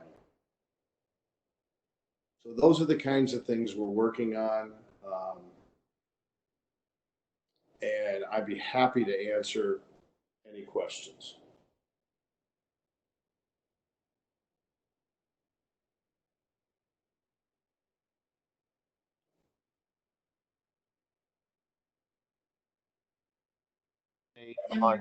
Yeah, sorry about that. Oh, someone unmuted me. So thank you. His lips were moving, but he didn't speak. So sorry about that. Thanks, Jay, for that. Really appreciate that. They've been, Jay and Todd and the team have been an incredible amount of help for us, just understanding that development capability and opportunity, and for us to think with a different part of maybe a brain that we don't always have the ability to do. And Jay's provided that expertise, him and his team. Steve, could you maybe give an update currently on, primarily a little bit about the text amendments and the natural gas moratorium? That would be, I think, helpful for the board to hear from you as well. Hey, Steve, before you go, I want to call on Director Williams. He's had both his actual and virtual hands raised for a minute or two. There we go. Okay. Very well. Great. Thanks very much. Jay, regarding the potential future land use along the Platteview Road corridor, I know that study's been in process in Sarpy County since about 2016. In some brief online attempts to understand, I know that some work is beginning from, I think, 72nd out to 108th Street, but the specifics of Platteview Road corridor as it moves towards the west side of Springfield and connects back up to I-80 seem quite uncertain. It sounds like NDOT is still in the process of evaluating where the interchange might be located in the future, and that has not yet been concluded. And so for the planning process to be so fixed on the idea that land directly adjacent to Platteview Road has a destined final outcome, but without any actual Platteview Road corridor finalization, nor, as far as I understand, wastewater plan finalization, can you give us some idea of how these relate? I guess the assuredness that we are hearing that this land needs to be preserved for some future use, but based on plans that are still in process in lots of ways, I guess, can you just help us understand what is the level of certainty of the development pattern based on, again, other documents that don't seem to be finalized? Okay. It's typical in a setting like this for there to be a comp plan that is contingent upon other actions taking place. So the two that you mentioned were wastewater and the NDOT. The county has been communicating with both of those entities for quite a while, and I think everybody, all of those entities that is, are focused on the Platteview Road corridor being the corridor they're all dreaming about, with the with the uses that they've outlined and sort of set as goals in their comp plan. Exact, which location is the winner for the new I-80 interchange, if not both. While those remain to be finalized, I think the corridor itself is very likely to be just what they're intending it to be. The market conditions will dictate the uses along the way, and the extent to which those uses are viable.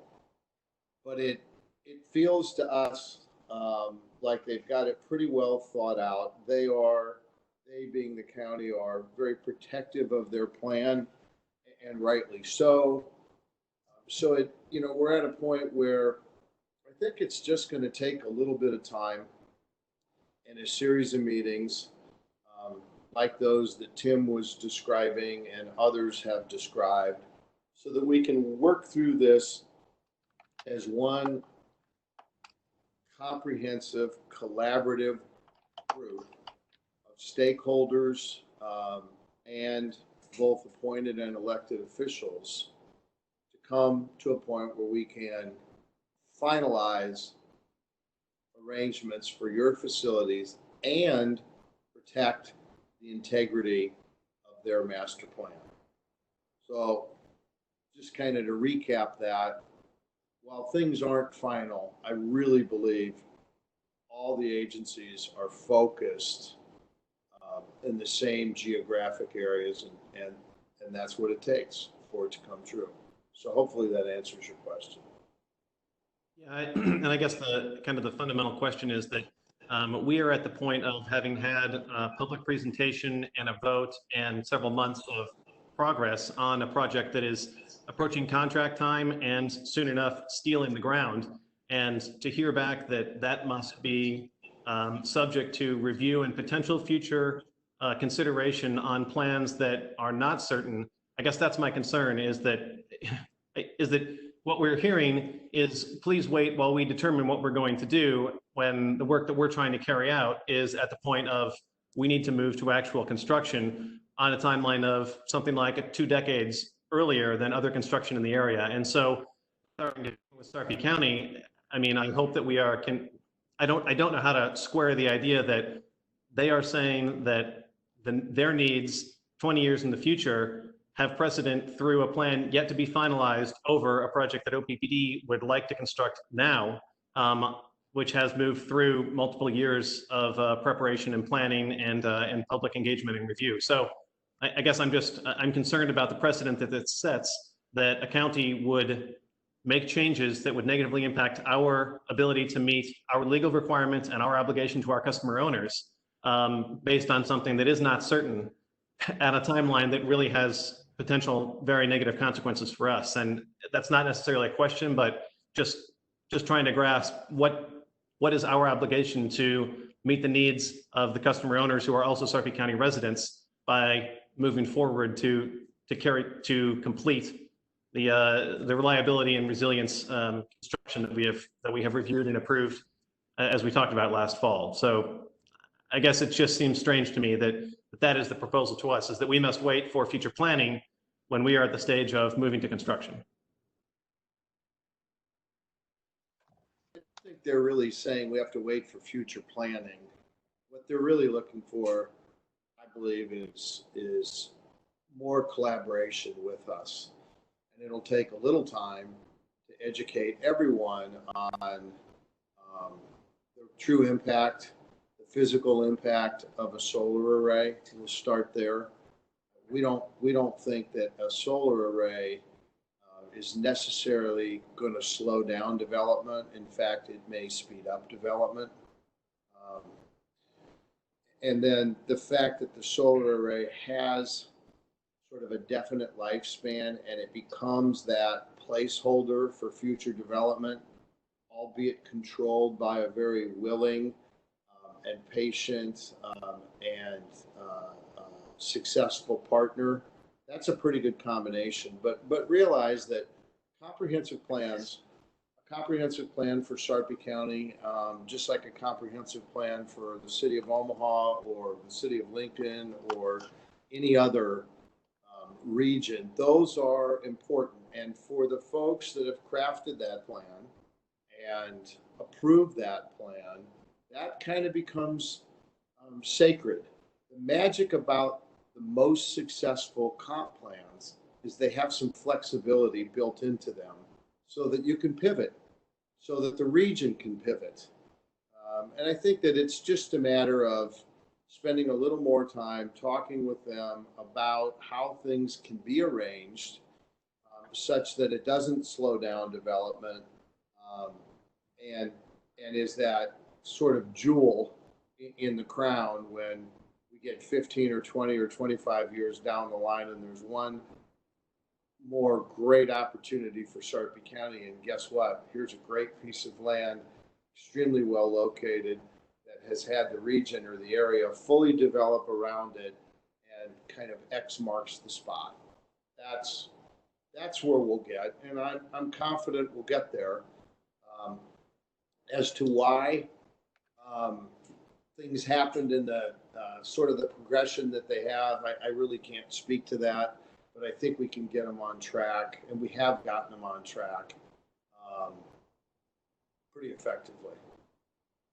Let me just add a very brief comment, and then I'm going to go to you, Mr. Bruckner, so we can talk about that moratorium. Having sat in on some of the Friday morning calls with representatives from Sarpy County, what I can say is that I would echo Jay's comment. The comp plan seems to be something that's kind of constantly evolving, right? Like the minute you get some plans done, they're immediately out of date and new information comes at you and situations change. So I think that's a lot of what my perception of what's going on is, that things are happening and they're having to adjust plans as they go, which is completely reasonable.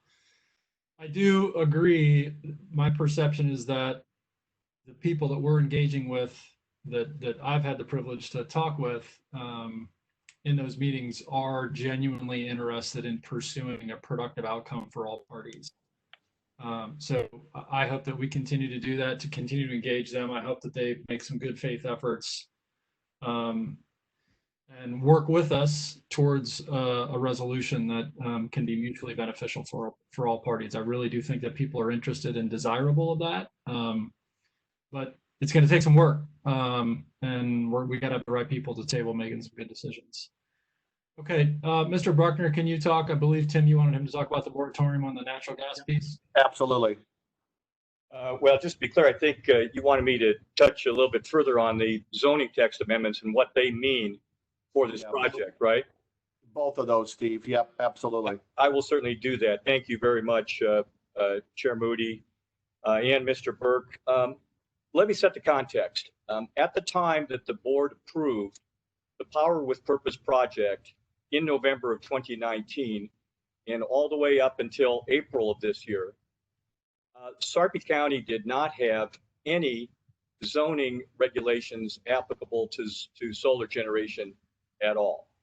So during all of this time that OPPD has been out engaging with Sarpy County officials directly and pursuing the acquisition of the site that we're talking about here along the Platteview Road corridor, there were no zoning regulations applicable to solar generation.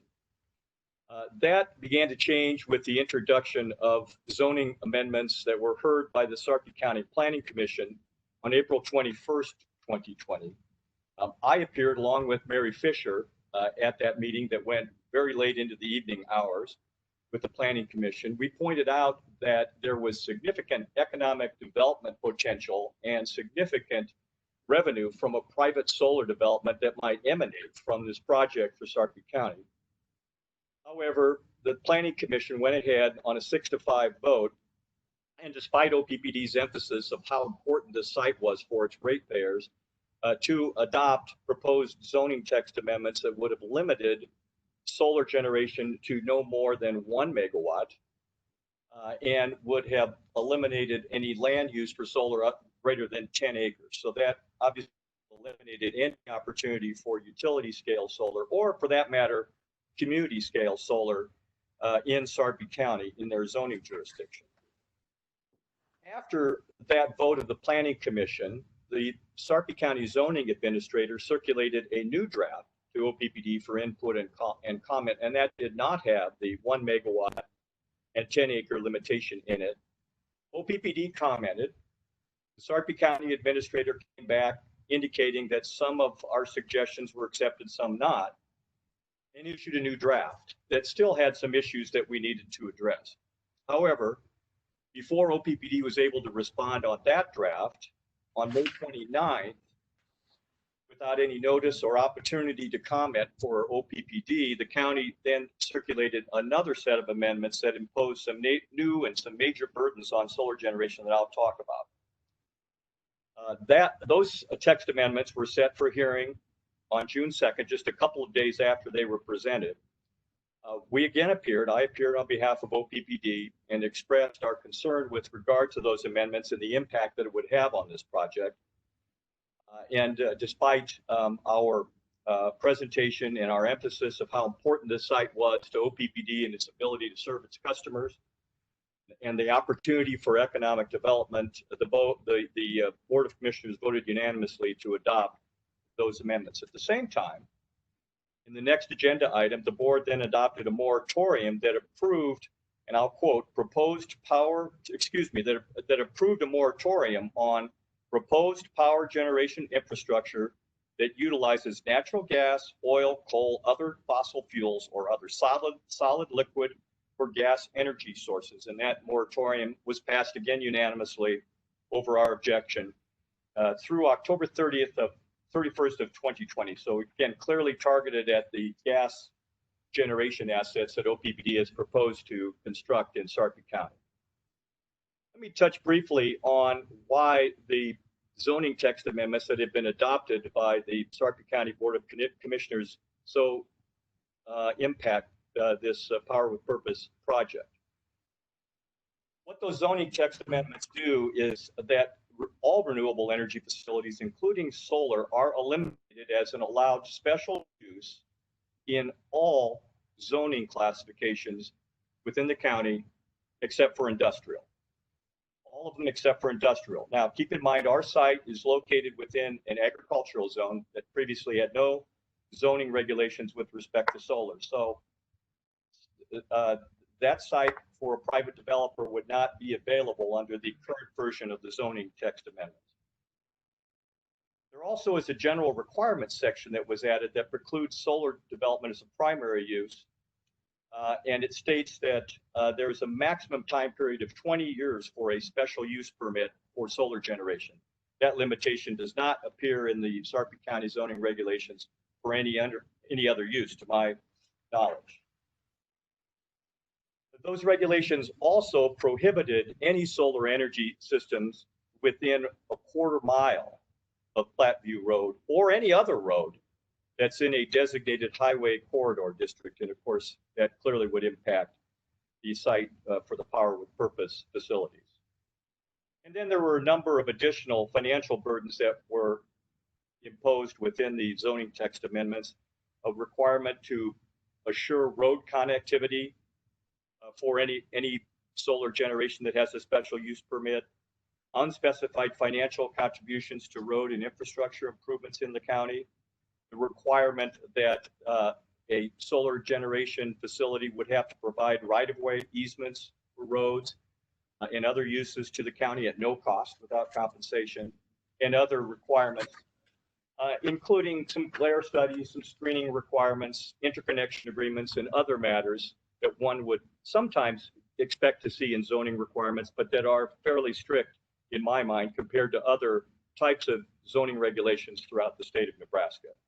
So the bottom line, with the current zoning text amendments that were adopted on June 2nd, those amendments would prevent private utility scale solar development at the OPPD Sarpy County site. Those are my comments, Chair Moody and Mr. Burke. I'd be happy to answer any questions. Thanks, Steve. I appreciate that. Any questions? I see Tim Gay's hand up. Yep. Yeah, my comment was more of, I had my hand up when Jay was speaking a little bit, and then I didn't want to interrupt Steve, but I like Jay's comments and his attitude, especially when it comes to those, these planning documents. They do take great pride in it. But I like his optimism of and try to get something done.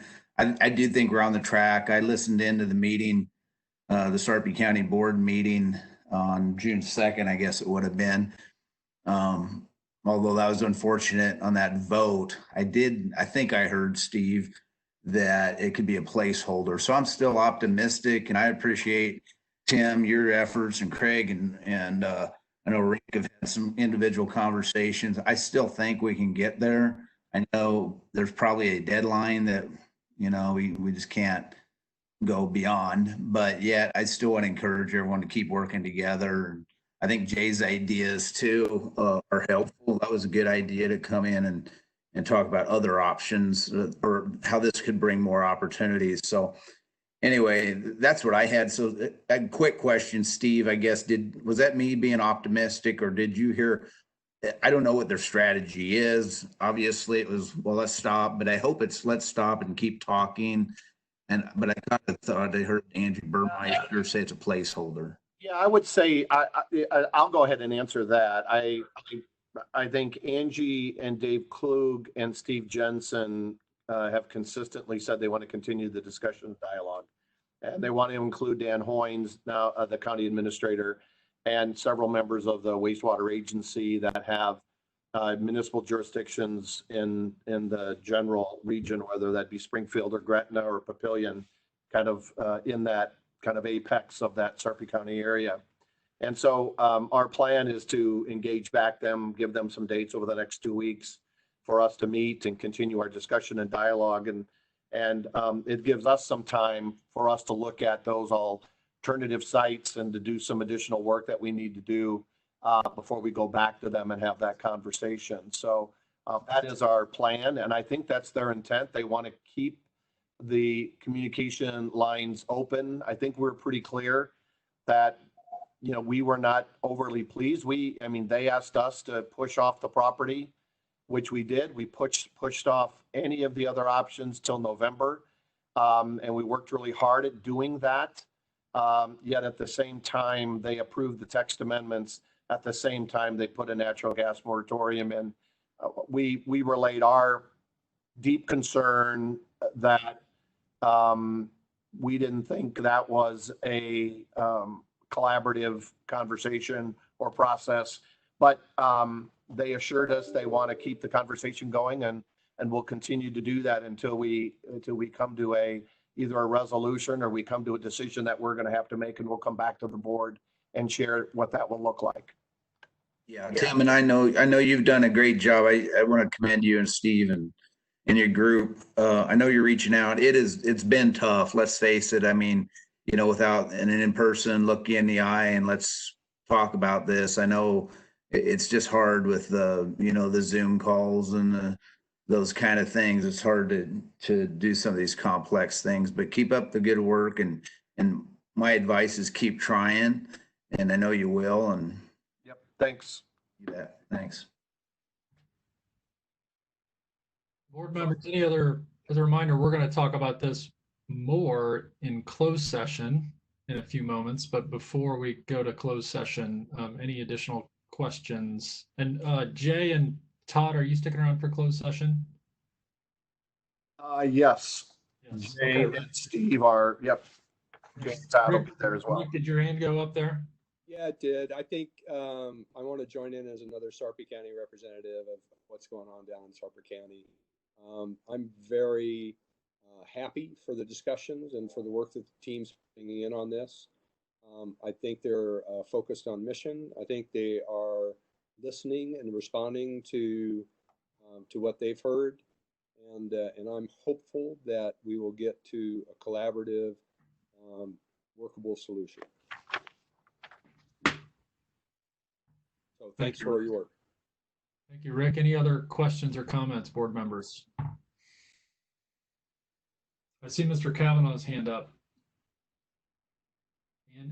I'm sorry, I can wait until executive session. Okay, Director McGuire? If we can move to go into closed session, are we ready for that? Yeah, I just want to make sure there aren't any remaining questions that need to be asked in public session. Everybody else good? I'm good. Okay.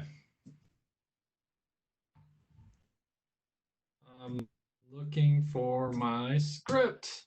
I begin. Go ahead, Craig, you start. Yep, I'm trying to pull it up. Hold on. Sorry. Okay, as I noted this morning, we will conduct a closed session this afternoon to discuss 3 items: Power with Purpose, Enterprise Risk Management Quarterly Update, and the Corporate Officer Performance Reviews for Vice Presidents Julie Comstock and Lisa Olson. Director McGuire, do we have a motion to go into closed session? Yes, we do. I move that the board go into closed session at this time, 3:37 p.m. to discuss an update on the Power with Purpose project, a quarterly update on enterprise risk management, and the corporate officer performance reviews for Vice President Julie Comstock and Lisa Olson. With respect to the update on the Power with Purpose Generation Resource Project, a closed session is necessary because the discussion will involve competitively sensitive utility infrastructure information, including potential pricing and types and locations of resources that would create a competitive disadvantage for the district if known by its business competitors, and also would create a competitive disadvantage for the district if known by potential contractors and property owners that may be involved in the infrastructure projects. The update will also involve discussion of legal matters that are protected by the attorney-client privilege and attorney work product doctrine. With respect to quarterly enterprise risk management update, a closed session is necessary because the discussion involves matters that are confidential and protected by attorney-client privilege and attorney work product doctrine, and involve discussions of security for district property and utility infrastructure information. With respect to corporate officer performance reviews, a closed session is necessary to prevent needless injury to the reputations of Ms. Comstock and Ms. Olson, and neither has requested a public meeting. The motion requires a second to move forward. Second. Wagner. Yes. Kavanaugh. Yes. Gay. Yes. McGuire. Yes. Off. Yes. Moody. Yes. Williams. Yes. Yoder. Yes. Motion carried. Motion to go into closed session is passed. This closed session will be limited to discussion regarding Power with Purpose, Enterprise Risk Management Quarterly Update, and Corporate Officer Performance Reviews for Vice Presidents Julie Comstock and Lisa Olson. No votes or other action will be taken. Okay, Director Gay, I believe you're checking out now. Is that correct? Yes. Okay. We'll lose him. Public attendees, if there are any that hung with us still, we're going to go ahead and bump you off the meeting. And any OPPD staff that do not need to be present for the Power with Purpose discussion, you can go ahead and hop off now as well. We're gonna stop the WebEx event recording, and we need to transfer host responsibility to Mo Hinners as well, who will confirm that we got the right people, right participants on the meeting, and then we'll lock it. So we're going to take a 10-minute break right now while all of that happens. And then, so we'll reconvene at 3:50, and we will start with Mr. Bruckner's legal and governance reminder. So I'm sure that will be an energizing moment for everyone to carry forward the rest of the closed session. Okay, you got 10 minutes. Okay, please stand by. We are working on the attendee list here for the closing.